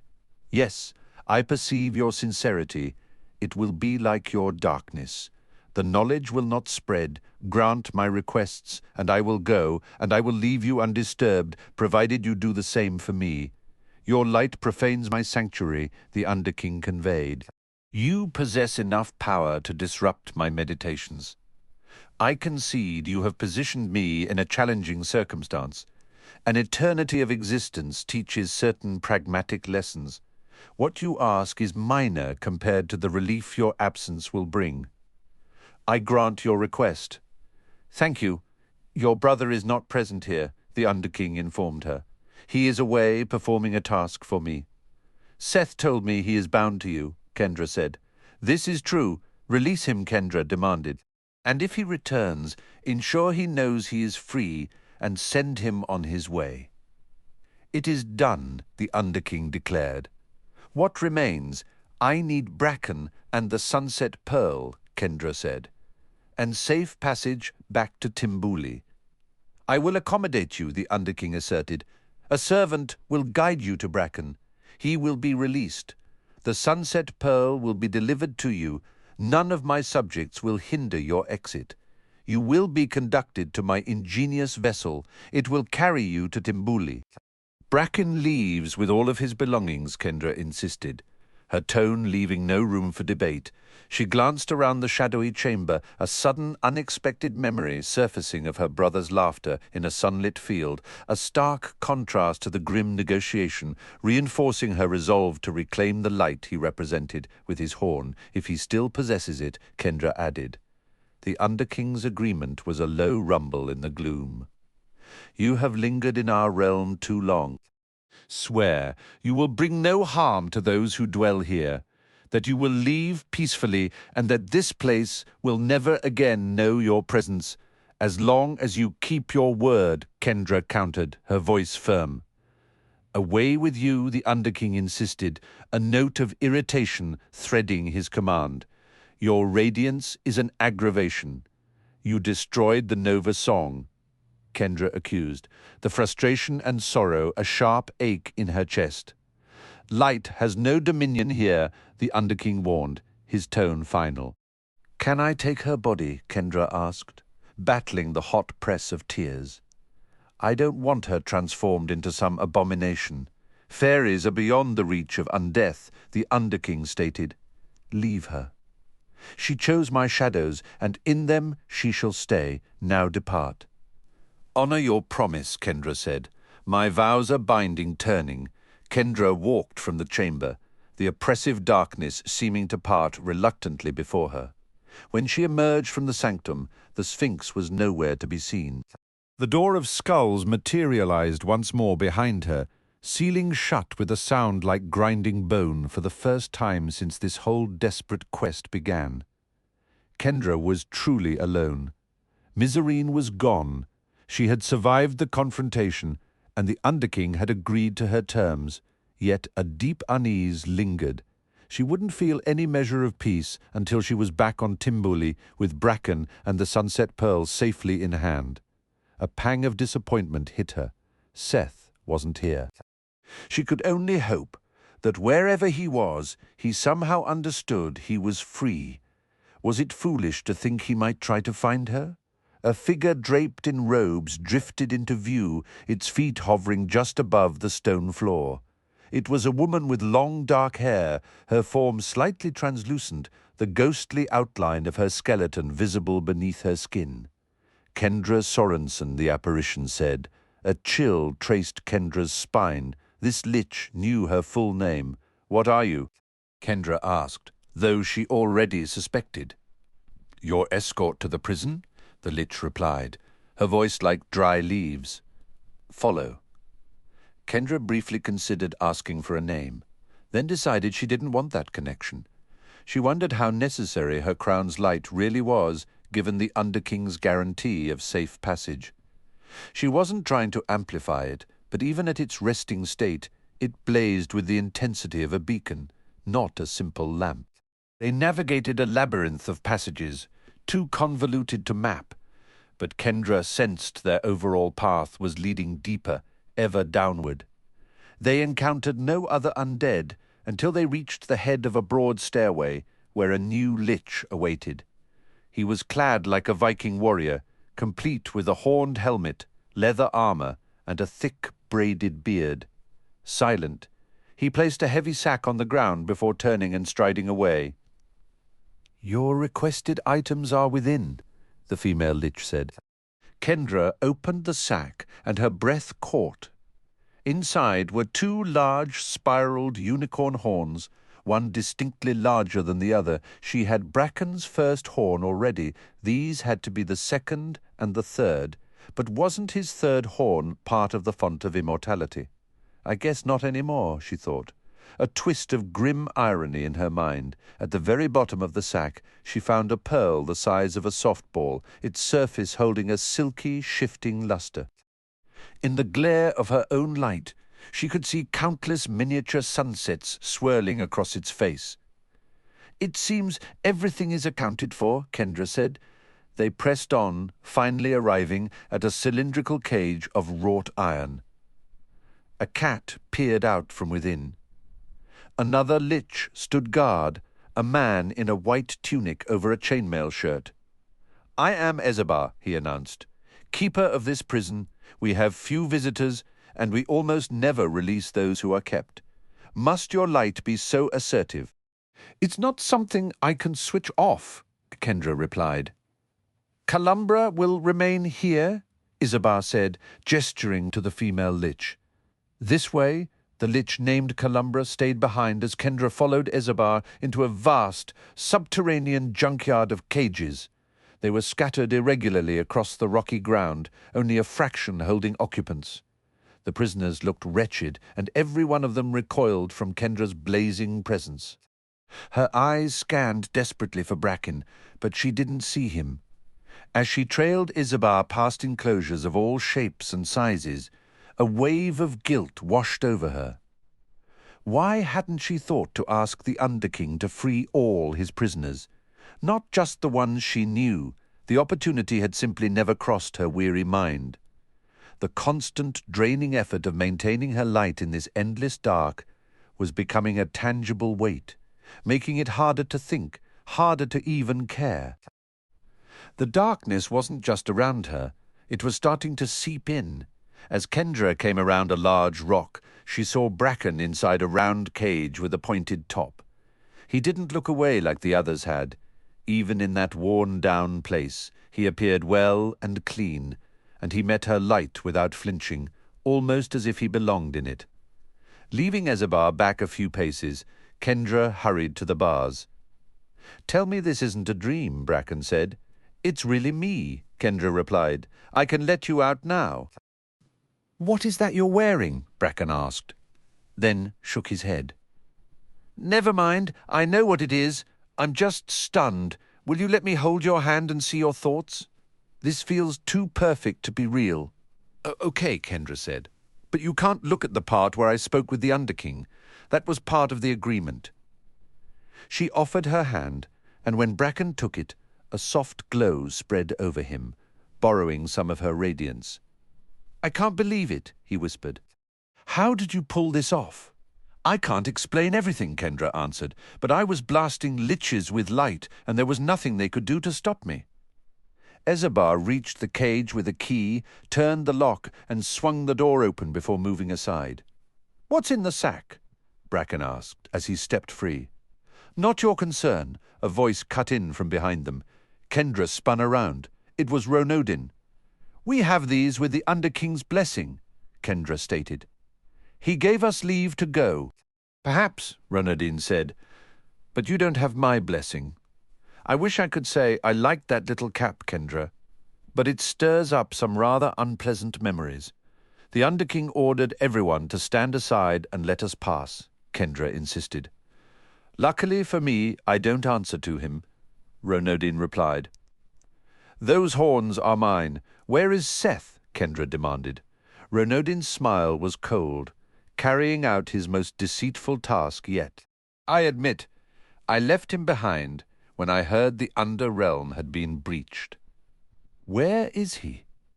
Kendra's light flared brighter. "Don't flash that light in my face," Ronodin said. "I may not enjoy it, but I'm certainly not afraid of it." "I know what's in the bag," Bracken said, his voice low, "and I know what you intended." "I already had your grown horns," Ronodin said. "All I needed was the first. Now the set is complete. You should leave while you can," Bracken warned. He took the bag from Kendra and drew out one horn. "I came ready," Ronodin said, lifting a dark horn into sight. "What?" Bracken exclaimed. "Your horns were gone." "I threw them away after they were tainted," Ronodin explained. "I wanted nothing to do with my legacy. It was my greatest error. Others used them for power. It was messy. Reclaiming them. You have all of them?" Bracken asked. "All three," Ronodin said, grinning. "The Underking helped with 2, and Celebrant assisted with the 3rd. I've settled my debts." "What did you pay?" Kendra asked. "You're in no position to ask," Ronodin sneered. "A clever girl might figure it out." "The Sunset Pearl?" Kendra guessed. "That covered one fee for the Underking," Ronodin confirmed. "All right, I'm bored. The other was freeing the undead from the Blackwell. Your brother executed that flawlessly. And for Celebrant, the price was information about the Wizenstone." "What about causing Blackwell Keep to fall?" Kendra pressed. Ronodin nodded. "He still owes me for that one. It lined up so neatly with emptying the Blackwell. I wanted full credit for the results." "You're a monster," Kendra said. "I'm far more than that," Ronodin replied. "You don't want to fight me," Bracken warned. "Oh, but I do," Ronodin said, a feverish edge in his tone. "I truly do. A duel might even be better than what I had in mind." "He wanted to see if he could corrupt me by tainting my horns," Bracken said. "If I'd had all 3 of mine, it might have worked," Ronodin mused. if I'd had all 3 of yours, but this is better, more direct. Another time, Bracken said firmly. Another place, name it, here, Ronadin demanded, his voice rising with a fury Kendra had never heard from him. Now, what's wrong? Afraid Kendra might get caught in the crossfire. I don't want to end you, Bracken said. Really? Ronadin mocked. You had me fooled. I found out you were allied with the demons, Bracken stated, yet you are the one who committed the crimes. You cling to the same narrow perspective as the rest of our people. Ronadin shot back. Because of your actions, my father was lost to the demons, Bracken stated, his voice tight. He was imprisoned in Zidzix for an age, and even after all that suffering, unlike you, he never turned to the darkness. Perhaps, if he had, he wouldn't have remained a prisoner for so long, Ronadin sneered. And guard, Bracken! Ronadin lifted his horn, and a whirlwind of shadowy mist enveloped him. When the vapours cleared, a formidable stallion stood in his place, a dark grey beast with a mane and tail that flickered like living flame. His orange horn glowed as if forged in a furnace. Without hesitation, the dark unicorn charged. He has reclaimed his original form, Bracken observed, raising his own horn. In a radiant burst, Bracken was transformed into a unicorn of purest white, muscles coiling. He sprang forward to meet the assault. With horns lowered like lances, the 2 mythical beings collided in a brilliant flash of light, then swept past one another.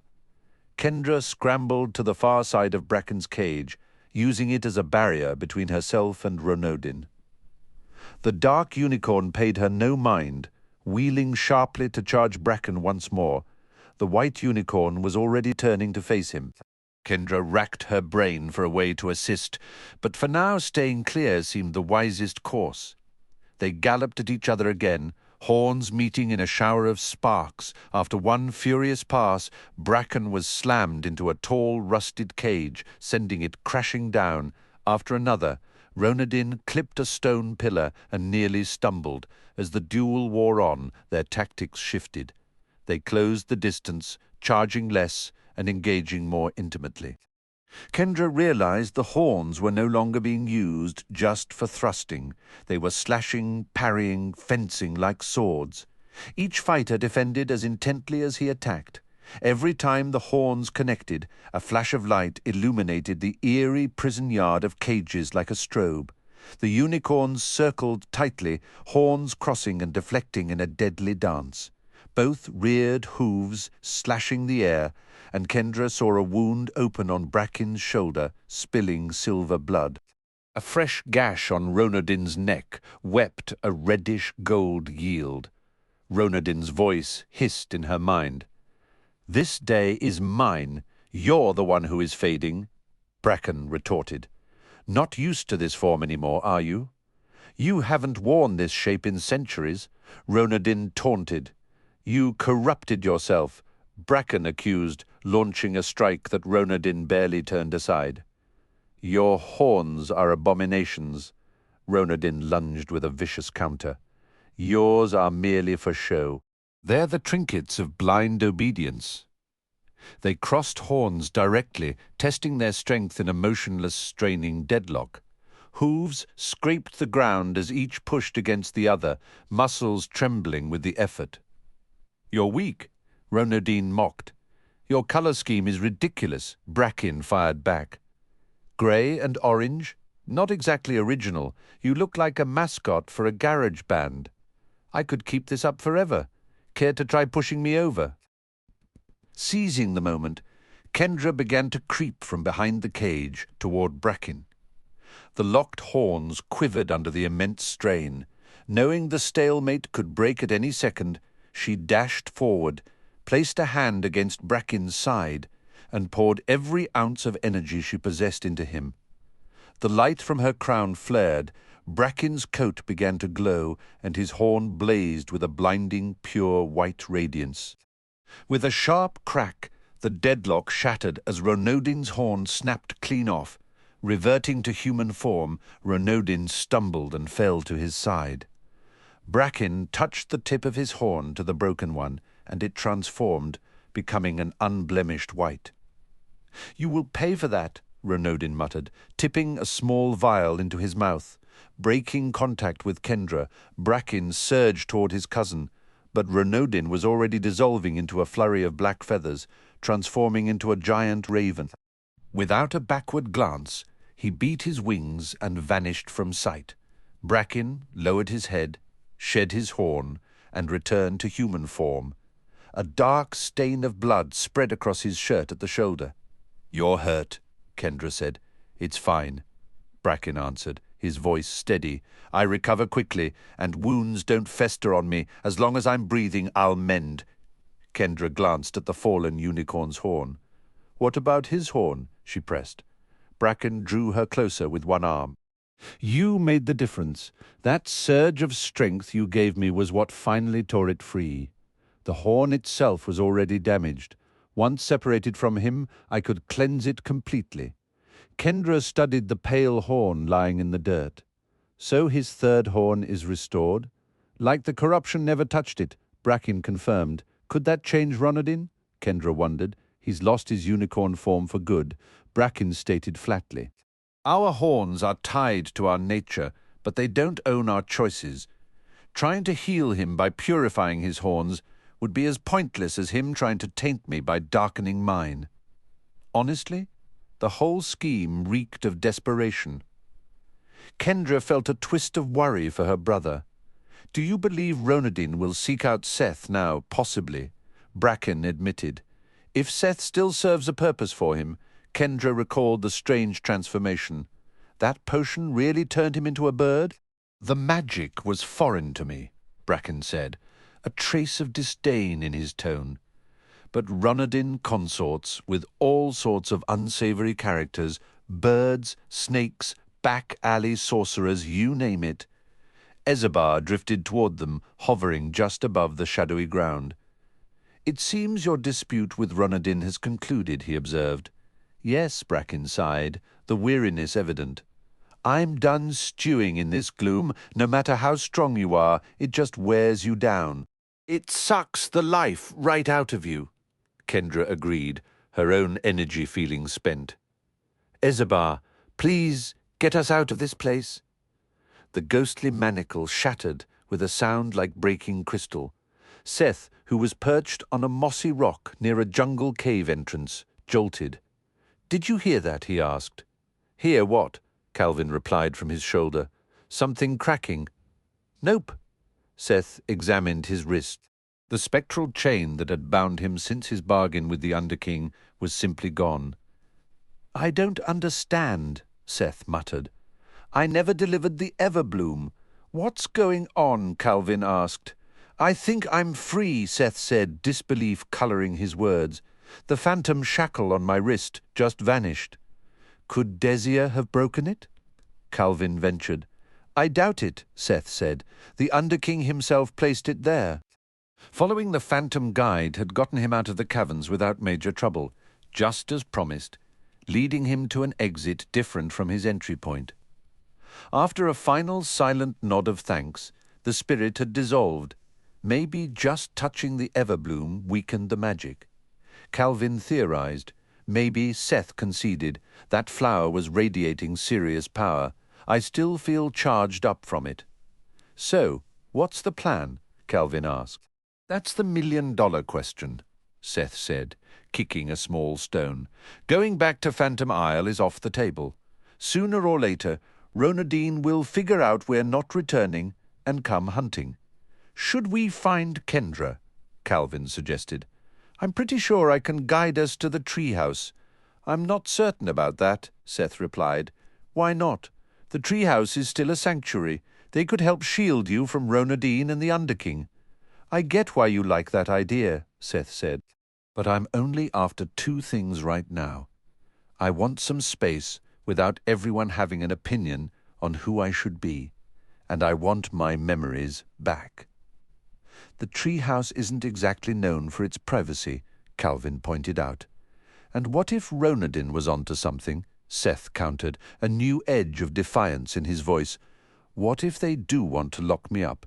Even if it's a comfortable cage, what if they don't trust me enough to let me go after Humbuggle on my own terms? You're considering going there alone, Calvin deduced. Not completely alone, Seth corrected, a faint smile touching his lips. I'll have my tiny hero with me.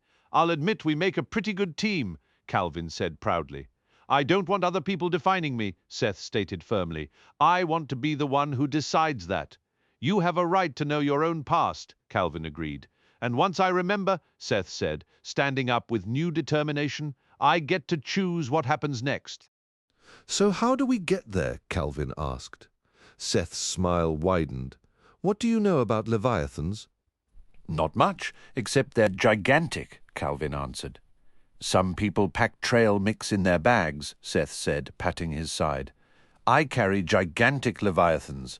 If Kendra's right, I just need to toss this little statue into the water and recite some magic words, Seth said. You didn't happen to trade a cow for that thing, did you? Calvin asked from his pocket. I'm honestly not sure where it came from, Seth admitted. Let's assume it works, Calvin pressed. Do we ride it like a horse? Will it listen to you? What if it just swims away and leaves us here? We might need a backup plan, Seth conceded, digging through his satchel. He produced the small figurine carved from blue stone. But why not give this a shot first? It looks like a whale, Calvin observed. We'd definitely earn some style points, Seth said with a grin. I've never travelled by whale before, Calvin mused. Why not try? Do you think we can reach a beach without running into Ronadin? Seth asked, his voice dropping. Or getting devoured by those giant mushrooms? Worth a try, Calvin said. Seth stood and followed a narrow path away from the cave. It soon met another trail, and Seth turned downhill. Before long, they arrived at an overlook above a familiar stretch of sand. This is the same beach where I arrived with Ronadin, Seth said. Are you sure? Calvin asked. I was mostly keeping my head down at the time. I was just here, Seth insisted. See that rock shaped like a mitten, and the palm trees on that little peninsula? I can even still see the marks in the sand where the boat was. No boat now. None. Seth scanned the coastline and the open sea. The clever boat was nowhere to be seen. What's Ronadin up to? Calvin wondered aloud. He might have hidden the boat to lure me down here, Seth speculated. Make the beach look safe. But why would he expect me to come to the beach? If I were escaping with the Everbloom without a boat, I'd vanish into the jungle. Maybe he just left. But why would he leave without the Everbloom? You freed the Phantom from her old token, Calvin reminded him. Ronodin might have gotten word and figured you betrayed him. Wouldn't that make him hunt me down? Seth asked. The boat is gone. He might have really taken off.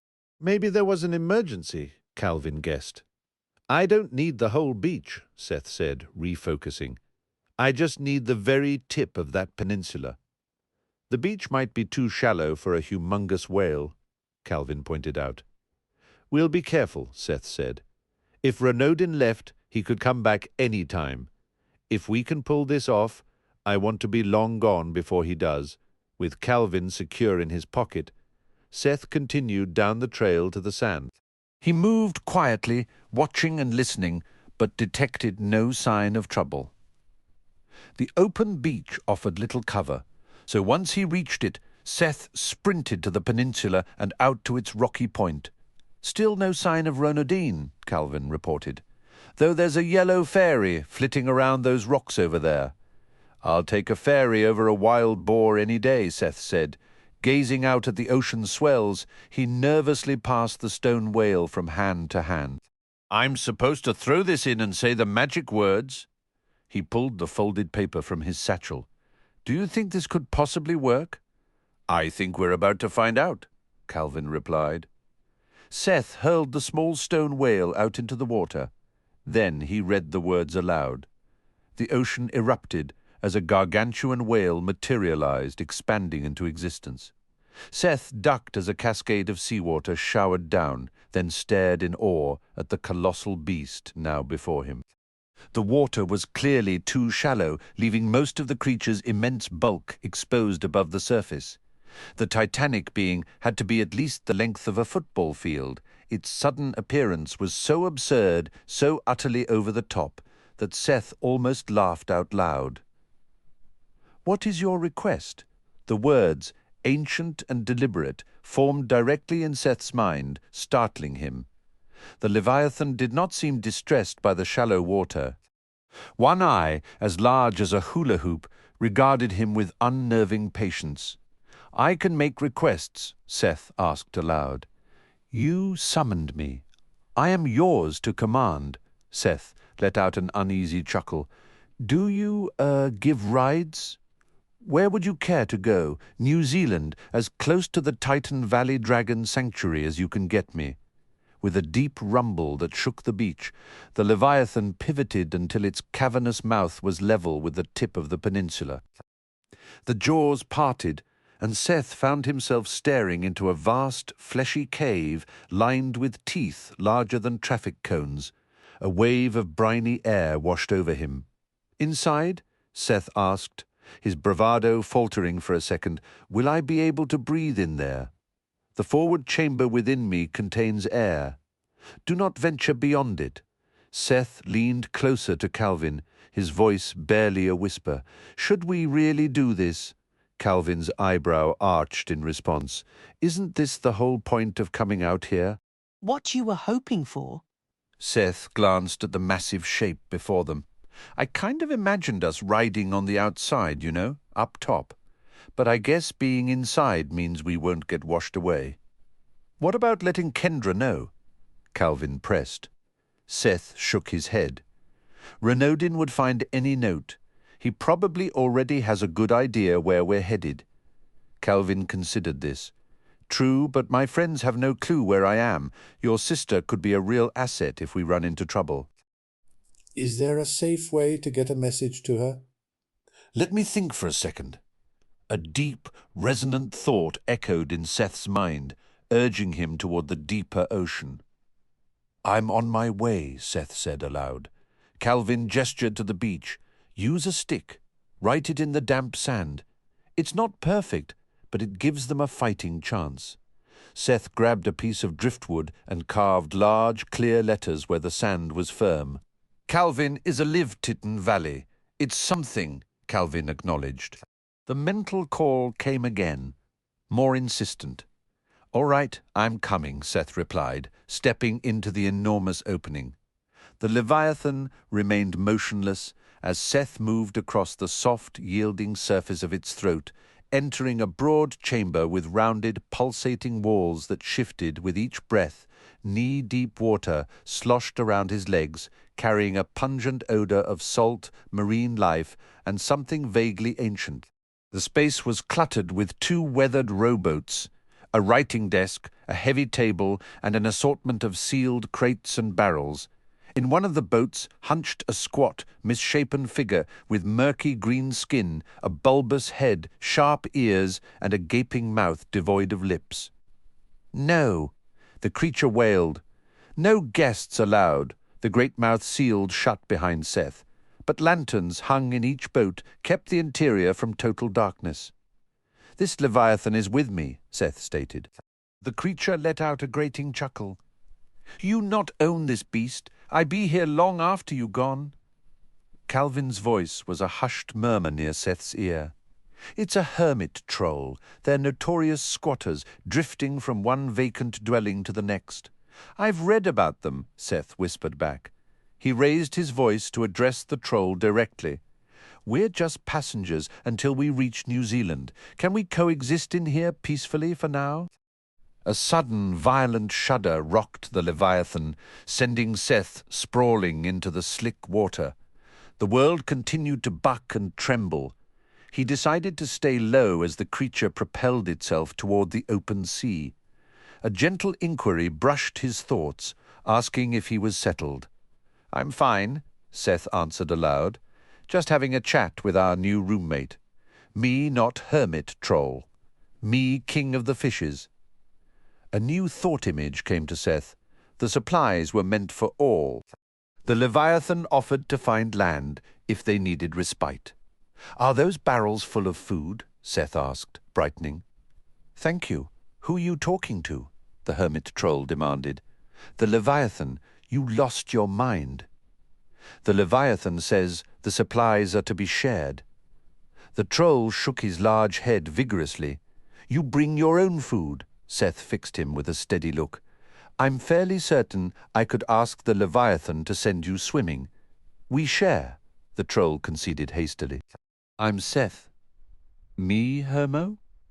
How long have you called this place home, Hermo? Seth inquired. Very long time. Calvin's voice chimed in quietly. He was likely in a dormant state while the Leviathan was petrified. Who that? Hermo asked, peering around. A private friend, Seth said. We might as well try to get along since we're sharing the same roof. No getting along unless we play game, Hermo declared. What kind of games? Seth asked. You know, old maid? Sure. Do you have a deck? No. Do you have any games? Mancala. The troll dug around in his boat and produced a worn wooden board dotted with cups and filled with smooth stones. I don't know the rules, Seth admitted, but I'm willing to learn. I teach, you learn. Okay? Teacher always wins first game. Seth let out a long breath. Something tells me this is going to be a very, very long trip. The walk to the fairy shrine felt entirely different in the daylight, especially with Bracken beside her. The Cyclopes had restored the Sunset Pearl the previous night, ensuring the path was completely secure all the way to the shrine's entrance, and having the Fairy Queen's son as her companion meant Kendra felt no anxiety about what they might find there. How's your shoulder feeling? Kendra asked. Bracken eased the fabric of his shirt aside, revealing a thin, pale line where the wound had been. It's already just a scar, Kendra asked, surprised. There wasn't even a scab. It will be nearly invisible by tomorrow, Bracken said, with a faint, knowing smile. The morning light seemed to catch in his hair, and for a moment the solemnity of their quest lifted, replaced by a simple, quiet camaraderie that made the forest path feel less like a duty and more like a walk with a friend. It was a small, unexpected comfort. The Underking's vessel had dropped them off at Crescent Lagoon the previous evening, then sailed away empty. Warren and Knox had voiced the loudest objections to Kendra venturing to the Phantom Isle alone, but her successful return alongside Bracken, holding the Sunset Pearl, had largely silenced their complaints. The grateful Cyclopes offered their heartfelt thanks before hurrying off to restore the pearl to its sacred altar. The celebration at the treehouse stretched deep into the night, yet Kendra found her thoughts relentlessly circling back to the unresolved puzzle of Seth's whereabouts. Worrying about him again? Bracken inquired softly. It's pretty much all I can focus on, Kendra admitted. It was the same when you were missing. Bracken nodded. The Cyclopes detected a Leviathan manifesting here at Timbuli. That had to be Seth's work. I'm certain of it, Kendra said, but where did he go after that? We'll track him down, Bracken assured her. A flicker of personal hurt crossed his features. But if he was on this island, why didn't he seek me out? He seemed disoriented when I glimpsed him, Bracken explained, but his core was still Seth. He'll find his way, and if he struggles, we'll be there to guide him. Kendra lifted the delicate crown in her hands. Do you think your mother will be pleased to have this back? I'm still astonished she entrusted it to you, Bracken replied, his tone shifting to one of mild, self-deprecating exasperation. Honestly, I'm not convinced it was the wisest decision. No offense intended. It's not about doubting you. It's about the monumental realm-endangering gamble my mother took for my sake. It's frankly embarrassing. Even though it all worked out perfectly, Kendra asked, a small smile playing on her lips. Well, of course it looks like a stroke of genius now, Bracken conceded with a wry chuckle. But that doesn't change the sheer recklessness of it. She jeopardized everything for me. It wasn't solely for you, Kendra countered gently. We're at war with the dragons, with Celebrant loose. Who knows what chaos he's plotting? She couldn't risk losing Crescent Lagoon. I know her heart, Bracken said, his voice softening. Her primary motivation was me.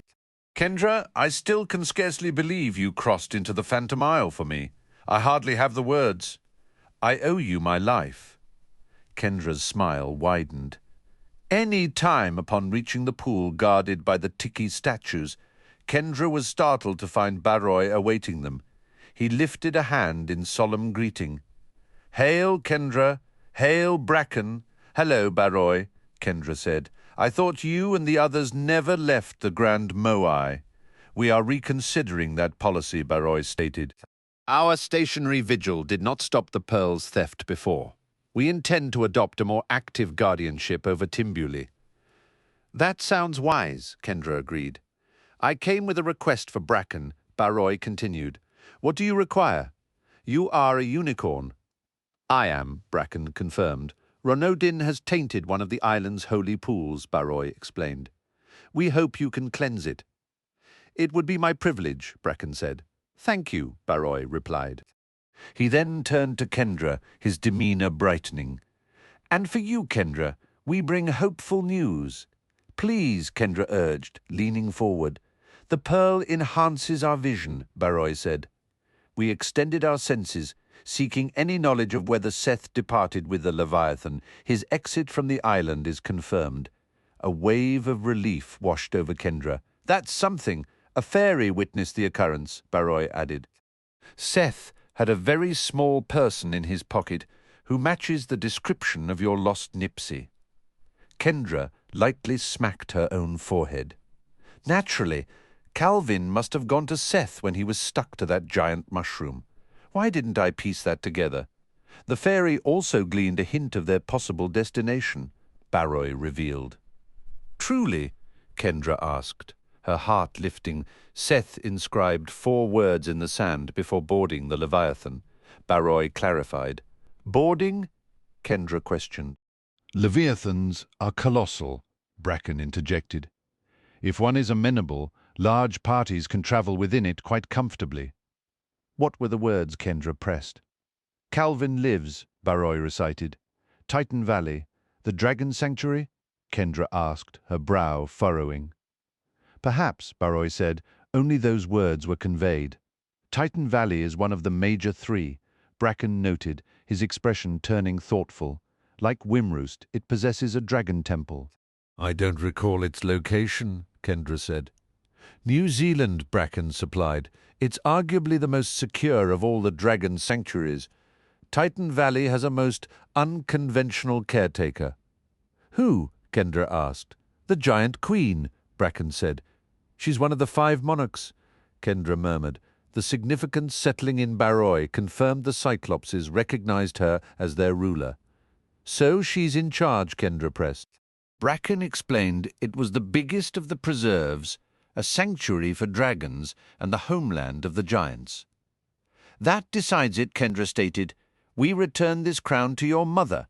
Then we have to work out how to ride a Leviathan all the way to New Zealand. That part might be easier than you think, Bracken replied with a knowing smile.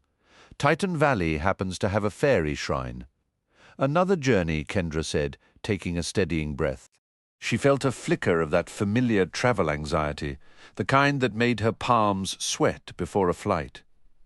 I can handle this. I won't be able to relax until Seth is completely safe.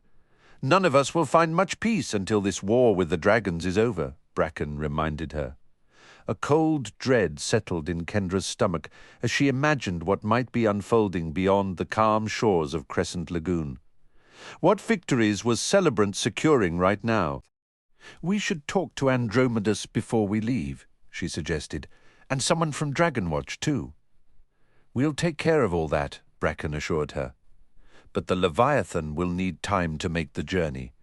You've endured so much already and secured some hard-fought wins. Because of you, Crescent Lagoon is a fully operational sanctuary. Seth is free from the Underking, and so am I. For today we get to just breathe. You might be able to breathe, Kendra said with a weak laugh. I get incredibly nervous around your mother. Just look at what you're carrying, Bracken said, nodding toward the crown. I have a feeling you're in for the royal treatment.